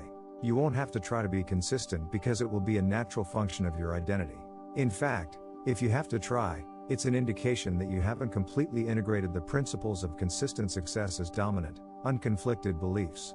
For example, predefining your risk is a step in the process of being consistent. If it takes any special effort to predefine your risk, if you have to consciously remind yourself to do it, if you experience any conflicting thoughts, or if you find yourself in a trade where you haven't predefined your risk, then this principle is not a dominant, functioning part of your identity. It isn't who you are. If it were, it wouldn't even occur to you not to predefine your risk. If and when all of the sources of conflict have been deactivated, there's no longer a potential for you to be any other way. What was once a struggle will become virtually effortless. At that point, it may seem to other people that you are so disciplined, but the reality is that you aren't being disciplined at all. You are simply functioning from a different set of beliefs that compel you to behave in a way that is consistent with your desires, goals, or objectives. Creating a belief in consistency. Creating a belief that I am a consistent winner is the primary objective, but like my intention to become a runner, it's too broad and abstract to implement without breaking it down into a step-by-step process. So what I'm going to do is break this belief down into its smallest definable parts and then give you a plan to integrate each part as a dominant belief. The following sub-beliefs are the building thinking like a trader 185 blocks that provide the underlying structure for what it means to be a consistent winner. I am a consistent winner because 1. I objectively identify my edges. 2. I predefine the risk of every trade. 3. I completely accept risk or I am willing to let go of the trade. 4. I act on my edges without reservation or hesitation. 5. I pay myself as the market makes money available to me. 6. I continually monitor my susceptibility for making errors. 7. I understand the absolute necessity of these principles of consistent success and, therefore, I never violate them. These beliefs are the 7 principles of consistency. To integrate these principles into your mental system at a functional level requires that you purposely create a series of experiences that are consistent with them. This is no different from the boy who wanted to play with dogs or my desire to be a runner. Before he could play with the dog, the boy first had to make several attempts just to get close to one. Eventually, as the balance of energy in his mental system shifted, he could play with dogs without any internal resistance. To become a runner, I had to create the experience of running in spite of everything inside me that argued otherwise. Eventually, as the energy shifted more and more in favor of this new definition of myself, running became a natural expression of my identity. Obviously, what we're trying to accomplish here is far more complex than becoming a runner or petting a dog, but the underlying dynamics of the process are identical. We'll start with a specific objective. The first principle of consistency is the belief: I objectively identify my edges. The key word here is objectively. Being objective means there's no potential to define, interpret, and therefore perceive any market information from either a painful or euphoric perspective. The way to be objective is to operate out of beliefs that keep your expectations neutral and to always take the unknown forces into consideration. Remember, you have to specifically train your mind to be objective and to stay focused in the now moment opportunity flow. Our minds are not naturally wired to think this way, so to be an objective observer you have to learn to think from the market's perspective. From the market's perspective, there are always unknown forces waiting to act on price movement. Therefore, from the market's perspective, every moment is truly unique, even though the moment may look, sound, or feel exactly the same as some moment logged away in your memory bank. The instant you either decide or assume you know what's going to happen next, you will automatically expect to be right. However, what you know, at least at the rational level of thinking, can only take into consideration your unique past, which may not have any relationship to what is actually happening from the market's perspective. At that point, any market information that is not consistent with your expectation has the potential to be defined and interpreted as painful. To avoid experiencing the pain, your mind will automatically compensate, with both conscious and subconscious pain avoidance mechanisms, for any differences between what you expect and what the market is offering. What you will experience is commonly referred to as an illusion. In a state of illusion, you are neither objective nor connected to the now moment opportunity flow. Instead, you become susceptible to committing all the typical trading errors. The 5 fundamental truths about the market will keep your expectations neutral, focus your mind in the now moment opportunity flow, and, therefore, eliminate your potential to commit these errors. When you stop making trading errors, you'll begin trusting yourself. As your sense of self-trust increases, so will your sense of self-confidence. The greater your confidence, the easier it will be to execute your trades. The 5 truths will also create a state of mind in which you will genuinely accept the risks of trading. When you genuinely accept the risks, you will be at peace with any outcome. When you're at peace with any outcome, you will experience a carefree, objective state of mind, where you make yourself available to perceive and act upon whatever the market is offering you at any given now moment. The first objective is to integrate as a dominant belief: I objectively identify my edges. The challenge now is, how do you get there? How do you transform yourself into a person who can consistently think in the market's perspective? The process of transformation starts with your desire and your willingness to refocus on the object of your desire. Desire is a force. It does not have to coincide or agree with anything that you currently believe to be true about the nature of trading. A clear desire aimed squarely at a specific objective is a very powerful tool. You can use the force of your desire to create an entirely new version or dimension to your identity, shift energy between 2 or more conflicting concepts, or change the context or polarity of your memories from negative to positive. I'm sure you are familiar with the saying, make up your mind. The implication of making up our minds is that we decide exactly what we desire with so much clarity and with so much conviction that literally nothing stands in our way, either internally or externally.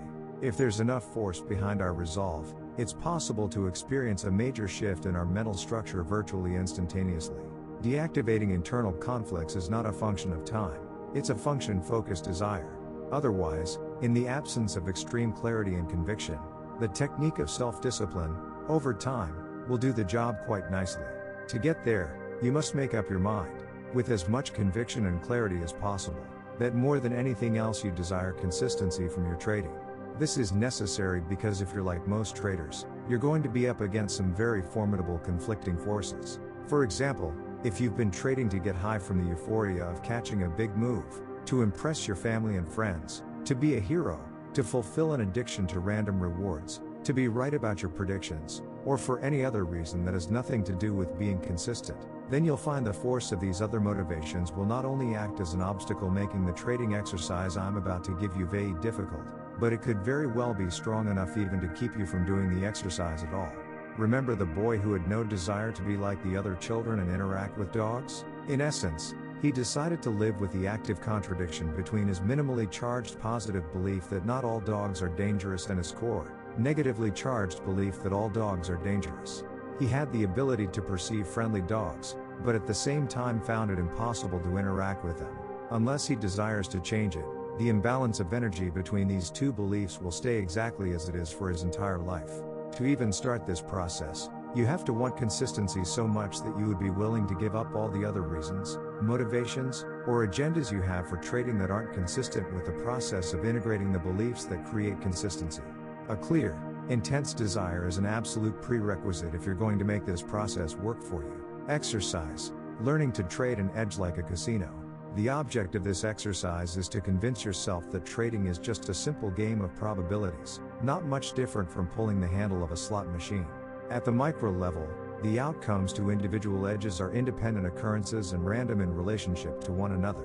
At the macro level, the outcomes over a series of trades will produce consistent results. From a probabilities perspective, this means that instead of being the person playing the slot machine, as a trader, you can be the casino, if 1. You have an edge that genuinely puts the odds of success in your favor. 2. You can think about trading in the appropriate manner. And 3. You can do everything you need to do over a series of trades. Then, like the casinos, you will own the game and be a consistent winner. Setting up the exercise: pick a market. Choose one actively traded stock or futures contract to trade. It doesn't matter what it is, as long as it's liquid and you can afford the margin requirements for trading at least 300 shares or 3 futures contracts per trade. Choose a set of market variables that define an edge. This can be any trading system you want. The trading system or methodology you choose can be mathematical, mechanical, or visual. It doesn't matter whether you personally design the system or purchase it from someone else, nor do you need to take a long time or be too picky trying to find or develop the best or right system. This exercise is not about system development, and it is not a test of your analytical abilities. In fact, the variables you choose can even be considered mediocre by most traders' standards, because what you are going to learn from doing this exercise is not dependent upon whether you actually make money. If you consider this exercise an educational expense, it will cut down on the amount of time and effort you might otherwise expend trying to find the most profitable edges. For those of you who might be wondering, I'm not going to make any specific recommendations about what system or variables you should use, because I assume that most of the people reading this book are already well schooled in technical analysis. If you need additional assistance, there are hundreds of books available on the topic, as well as system vendors who are more than willing to sell you their ideas. However, if you've made a genuine attempt to do this on your own but are still having problems picking a system, you can contact me at markdouglas.com or tradinginthzone.com and I will make some recommendations. Whatever system you choose to use has to fit within the following specifications. Trade entry. The variables you use to define your edge have to be absolutely precise. The system has to be designed so that it does not require you to make any subjective decisions or judgments about whether your edge is present. If the market is aligned in a way that conforms with the rigid variables of your system, then you have a trade. If not, then you don't have a trade. Period. No other extraneous or random factors can enter into the equation. Stop loss exit. The same conditions apply to getting out of a trade that's not working. Your methodology has to tell you exactly how much you need to risk to find out if the trade is going to work. There is always an optimum point at which the possibility of a trade not working is so diminished, especially in relationship to the profit potential, that you're better off taking your loss and getting your mind clear to act on the next edge. Let the market structure determine where this optimum point is, rather than using an arbitrary dollar amount that you're willing to risk on a trade. In any case, whatever system you choose, it has to be absolutely exact, requiring no subjective decision making. Again, no extraneous or random variables can enter into the equation. Time frame. Your trading methodology can be in any time frame that suits you, but all your entry and exit signals have to be dusk sai high ye same time frame. For example, if you use variables that identify a particular support and resistance pattern on a 30-minute bar chart, then your risk and profit objective calculations also have to be determined in a 30-minute time frame.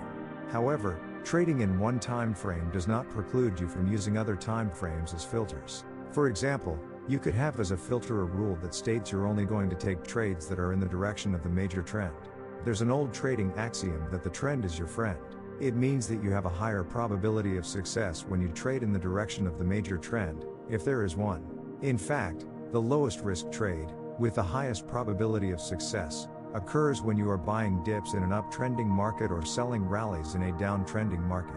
To illustrate how this rule works, let's say that you've chosen a precise way of identifying support and resistance patterns in a 30-minute time frame as your edge. The rule is that you are only going to take trades in the direction of the major trend. A trending market is defined as a series of higher highs and higher lows for an uptrending market and a series of lower highs and lower lows for a downtrending market.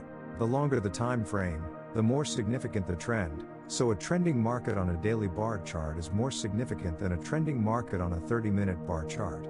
Therefore, the trend on the daily bar chart would take precedence over the trend on the 30-minute bar chart and would be considered the major trend.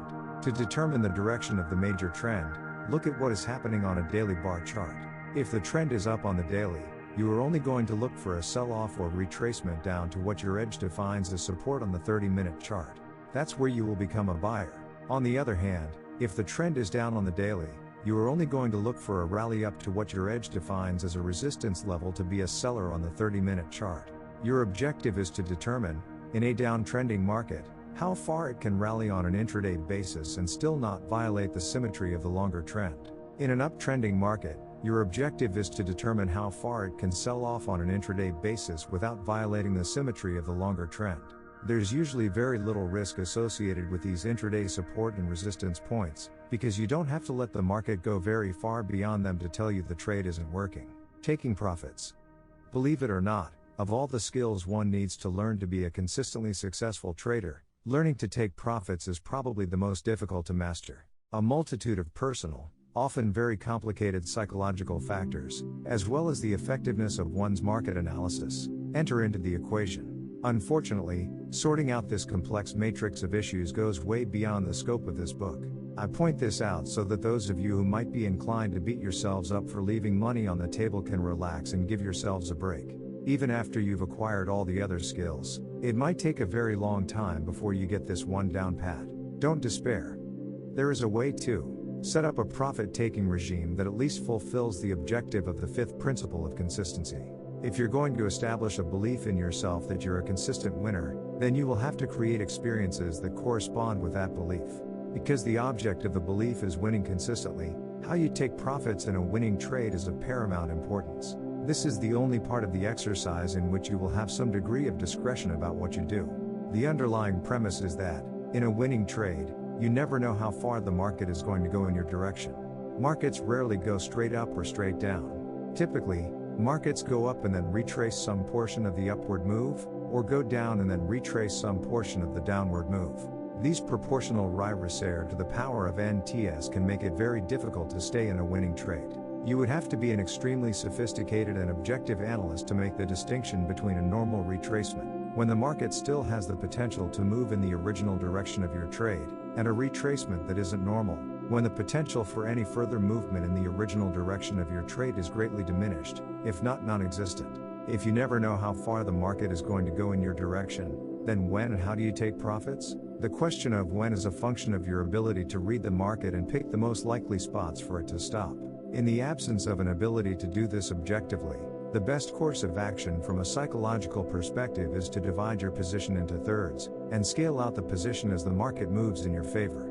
If you are trading futures contracts, this means your minimum position for a trade is at least 3 contracts. For stocks, the minimum position is any number of shares that is divisible by 3, so you don't end up with an odd lot order. Here's the way I scale out of a winning position.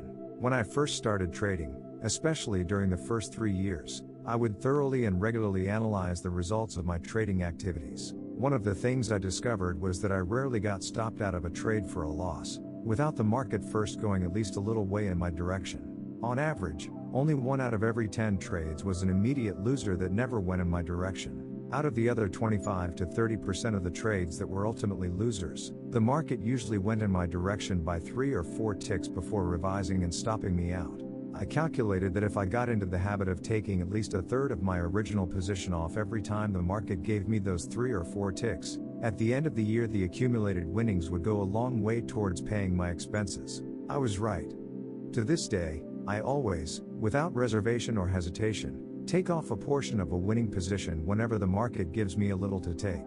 How much that might be depends on the market. It will be a different amount in each case. For example, in Treasury bond futures, I take a third of my position off when I get 4 ticks. In the S&P futures, I take a third off for a profit of 1.5 to 2 full points. In a bond trade, I usually don't risk more than 6 ticks to find out if the trade is going to work. Using a 3-contract trade as an example, here's how it works. If I get into a position and the market immediately goes against me without giving me at least 4 ticks first, I get stopped out of the trade for an 18-tick loss. But as I've indicated, this doesn't happen often. More likely, the trade goes in my favor by some small amount before becoming a loser. If it goes in my favor by at least 4 ticks, I take those 4 ticks on one contract. What I have done is reduce my total risk on the other 2 contracts by 10 ticks. If the market then stops me out of the last 2 contracts, the net loss on the trade is only 8 ticks. If I don't get stopped out on the last 2 contracts and the market moves in my direction, I take the next third of the position off at some predetermined profit objective. This is based on some longer time frame support or resistance, or on the test of a previous significant high or low. When I take profits on the second third, I also move the stop loss to my original entry point. Now I have a net profit on the trade regardless of what happens to the last third of the position. In other words, I now have a risk-free opportunity. I can't emphasize enough, nor can the publisher make the words on this page big enough to stress how important it is for you to experience the state of risk-free opportunity. When you set up a situation in which there is risk-free opportunity, there's no way to lose unless something extremely unusual happens, like a limit up or limit down move through your stop. If, under normal circumstances, there's no way to lose, you get to experience what it really feels like to be in a trade with a relaxed, carefree state of mind. To illustrate this point, imagine that you were in a winning trade. The market made a fairly significant move in your direction, but you didn't take any profits because you thought it was going even further. However, instead of going further, the market trades all the way back to or very close to your original entry point. You panic and, as a result, liquidate the trade, because you don't want to let what was once a winning trade turn into a loser. But as soon as you're out, the market bounces right back into what would have been a winning trade. If you had locked in some profits by scaling out, putting yourself in a risk-free opportunity situation, it is very unlikely that you would have panicked or felt any stress or anxiety for that matter. I still have a third of my position left. What now? I look for the most likely place for the market to stop. This is usually a significant high or low in a longer time frame. I place my order to liquidate just below that spot in a long position or just above that spot in a short position. I place my orders just above or just below because I don't care about squeezing the last tick out of the trade. I have found over the years that trying to do that just isn't worth it. One other factor you need to take into consideration is your risk to reward ratio. The risk to reward ratio is the dollar value of how much risk you have to take relative to the profit potential. Ideally, your risk to reward ratio should be at least 3 to 1, which means you are only risking $1 for every $3 of profit potential. If your edge and the way you scale out of your trades give you a 3 to 1 risk to reward ratio, your winning trade percentage can be less than 50% and you will still make money consistently. A 3 to 1 risk to reward ratio is ideal. However, for the purposes of this exercise, it doesn't matter what it is, nor does it matter how effectively you scale out, as long as you do it. Do the best you can to pay yourself at reasonable profit levels when the market makes the money available. Every portion of a trade that you take off as a winner will contribute to your belief that you are a consistent winner. All the numbers will eventually come into better alignment as your belief in your ability to be consistent becomes stronger. Trading in sample sizes. The typical trader practically lives or dies on the results of the most recent trade. If it was a winner, he'll gladly go to the next trade. If it wasn't, he'll start questioning the viability of his edge. To find out what variables work, how well they work, And what doesn't work? We need a systematic approach, one that doesn't take any random variables into consideration.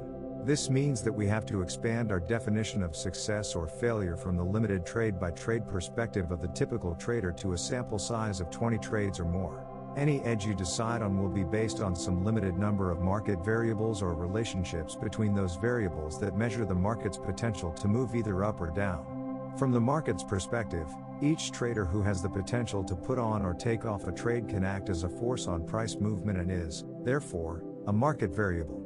No edge or technical system can take into consideration every trader and his reasons for putting on or taking off a trade. As a result, any set of market variables that defines an edge is like a snapshot of something very fluid, capturing only a limited portion of all the possibilities. When you apply any set of variables to the market, they may work very well over an extended period of time, but after a while you may find that their effectiveness diminishes. That's because the underlying dynamics of the interaction between all the participants is changing.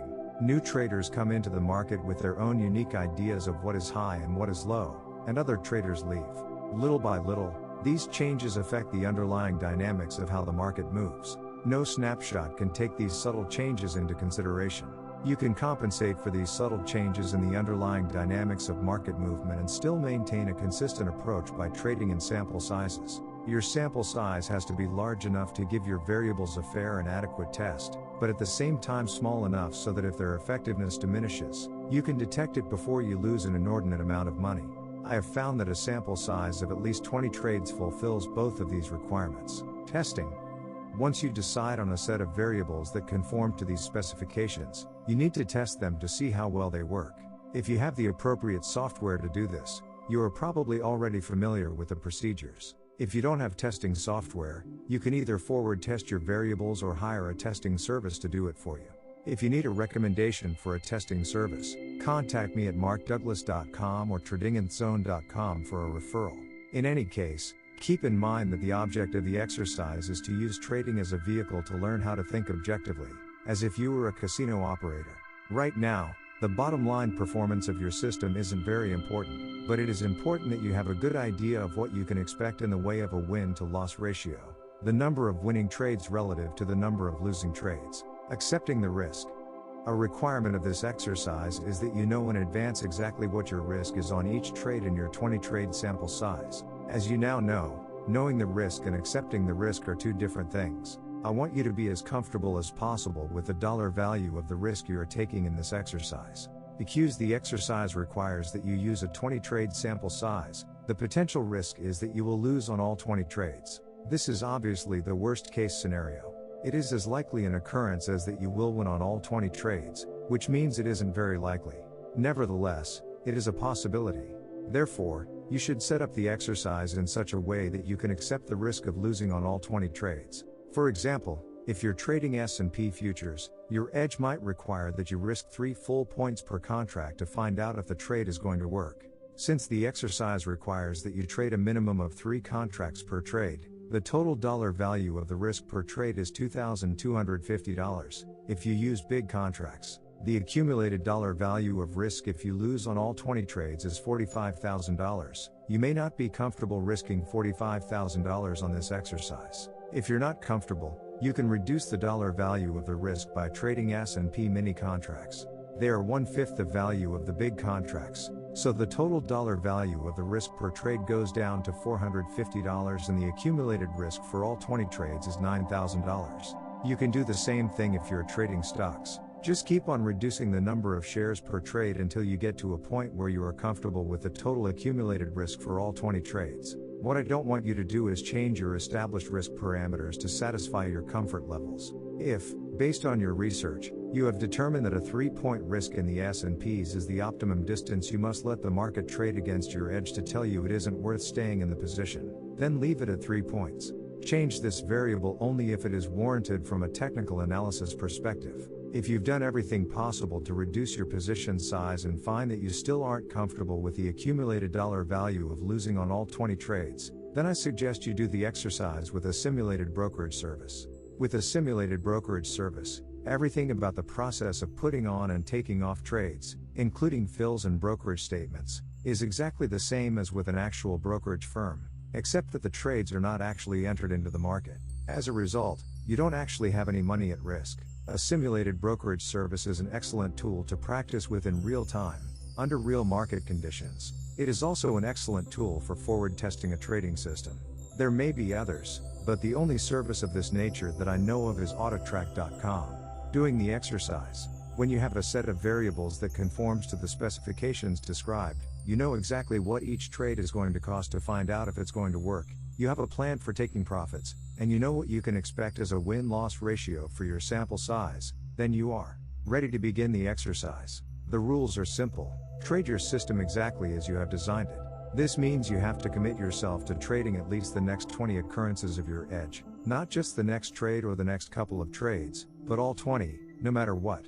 You cannot deviate, use or be influenced by any other extraneous factors, or change the variables that define your edge until you have completed a full sample size. By setting up the exercise with rigid variables that define your edge, relatively fixed odds, and a commitment to take every trade in your sample size, you have created a trading regime that duplicates how a casino operates. Why do casinos make consistent money on an event that has a random outcome? Because they know that over a series of events, the odds are in their favor. They also know that to realize the benefits of the favorable odds, they have to participate in every event. They can't engage in a process of picking and choosing which hand of blackjack, spin of the roulette wheel, or roll of the dice they are going to participate in, by trying to predict in advance the outcome of each of these individual events. If you believe in the 5 fundamental truths and you believe that trading is just a probability game, not much different from pulling the handle of a slot machine, then you'll find that this exercise will be effortless. Effortless because your desire to follow through with your commitment to take every trade in your sample size and your belief in the probabilistic nature of trading will be in complete harmony.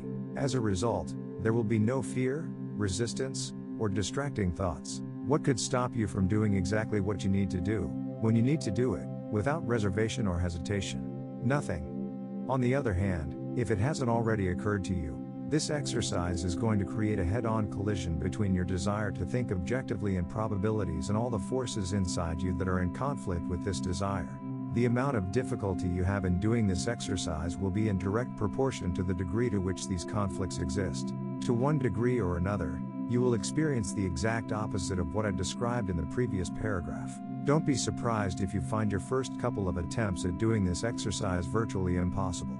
How should you handle these conflicts? Monitor yourself and use the technique of self-discipline to refocus on your objective. Write down the 5 fundamental truths and the 7 principles of consistency, and keep them in front of you at all times when you are trading. Repeat them to yourself frequently, with conviction. Every time you notice that you are thinking, saying, or doing something that is inconsistent with these truths or principles, acknowledge the conflict. Don't try to deny the existence of conflicting forces. They are simply parts of your psyche that are arguing for their versions of the truth. When this happens, refocus on exactly what you're trying to accomplish. If your purpose is to think objectively, disrupt the association process, step through your fears of being wrong, losing money, missing out, and leaving money on the table, then you'll know exactly what you need to do. Follow the rules of your trading regime as best you can. Doing exactly what your rules call for while focused on the 5 fundamental truths will eventually resolve all your conflicts about the true nature of trading. Every time you actually do something that confirms one of the 5 fundamental truths, you will be drawing energy out of the conflicting beliefs and adding energy to a belief in probabilities and in your ability to produce consistent results. Eventually, your new beliefs will become so powerful that it will take no conscious effort on your part to think and act in a way that is consistent with your objectives. You will know for sure that thinking in probabilities is a functioning part of your identity when you will be able to go through one sample size of at least 20 or more trades without any difficulty, resistance, or conflicting thoughts distracting you from doing exactly what your mechanical system calls for. Then, and only then, will you be ready to move into the more advanced subjective or intuitive stages of trading. A final note. Try not to prejudge how long it will take before you can get through at least one sample size of trades, following your plan without deviation, distracting thoughts, or hesitation to act. It will take as long as it takes. If you wanted to be a professional golfer, it wouldn't be unusual to dedicate yourself to hitting 10,000 or more golf balls until the precise combination of movements in your swing were so ingrained in your muscle memory that you no longer had to think about it consciously. When you're out there hitting those golf balls, you aren't playing an actual game against someone or winning the big tournament. You do it because you believe that skill acquisition and practice will help you win. Learning to be a consistent winner as a trader isn't any different. I wish you great prosperity, and would say good luck, but you really won't need luck if you work at acquiring the appropriate skills. Attitude Survey. 1. To make money as a trader, you have to know what the market is going to do next. Agree, disagree. 2. Sometimes I find myself thinking that there must be a way to trade without having to take a loss. Agree, disagree. 3. Making money as a trader is primarily a function of analysis. Agree, disagree. 4. Losses are an unavoidable component of trading. Agree, disagree. 5. My risk is always defined before I enter a trade. Agree, disagree. 6. In my mind there is always a cost associated with finding out what the market may do next. Agree, disagree. 7. I wouldn't even bother putting on the next trade if I wasn't sure that it was going to be a winner. Agree, disagree. 8. The more a trader learns about the markets and how they behave, the easier it will be for him to execute his trades. Agree, disagree. 9. My methodology tells me exactly under what market conditions to either enter or exit a trade. Agree, disagree. 10. Even when I have a clear signal to reverse my position, I find it extremely difficult to do. Agree, disagree. 11. I have sustained periods of consistent success, usually followed by some fairly drastic drawdowns in my equity. Agree, disagree. 12. When I first started trading, I would describe my trading methodology as haphazard, meaning some success in between a lot of pain. Agree, disagree. 13. I often find myself feeling that the markets are against me personally. Agree, disagree. 14. As much as I might try to let go, I find it very difficult to put past emotional wounds behind me. Agree, disagree. 15. I have a money management philosophy that is founded in the principle of always taking some money out of the market when the market makes it available. Agree, disagree. 16. A trader's job is to identify patterns in the market's behavior that represent an opportunity and then to determine the risk of finding out if these patterns will play themselves out as they have in the past. Agree, disagree. 17. Sometimes I just can't help feeling that I am a victim of the market. Agree, disagree. 18. When I trade, I usually try to stay focused in one time frame. Agree, disagree. 19. Trading successfully requires a degree of mental flexibility far beyond the scope of most people. Agree, disagree. 20. There are times when I can definitely feel the flow of the market. However, I often have difficulty acting on these feelings. Agree, disagree. 21. There are many times when I am in a profitable trade and I know the move is basically over, but I still won't take my profits. Agree, disagree. 22. No matter how much money I make in a trade, I am rarely ever satisfied and feel that I could have made more. Agree, disagree. 23. When I put on a trade, I feel I have a positive attitude. I anticipate all of the money I could make from the trade in a positive way. Agree, disagree. 24. The most important component in a trader's ability to accumulate money over time is having a belief in his own consistency. Agree, disagree. 25. If you were granted a wish to be able to instantaneously acquire one trading skill, what skill would you choose? 26. I often spend sleepless nights worrying about the market. Agree, disagree. 27. Do you ever feel compelled to make a trade because you are afraid that you might miss out? Yes, no. 28. Although it doesn't happen very often, I really like my trades to be perfect. When I make a perfect call, it feels so good that it makes up for all of the times that I don't. Agree, disagree. 29. Do you ever find yourself planning trades you never execute, and executing trades you never planned? Yes, no. 30. In a few sentences, explain why most traders either don't make money or aren't able to keep what they make.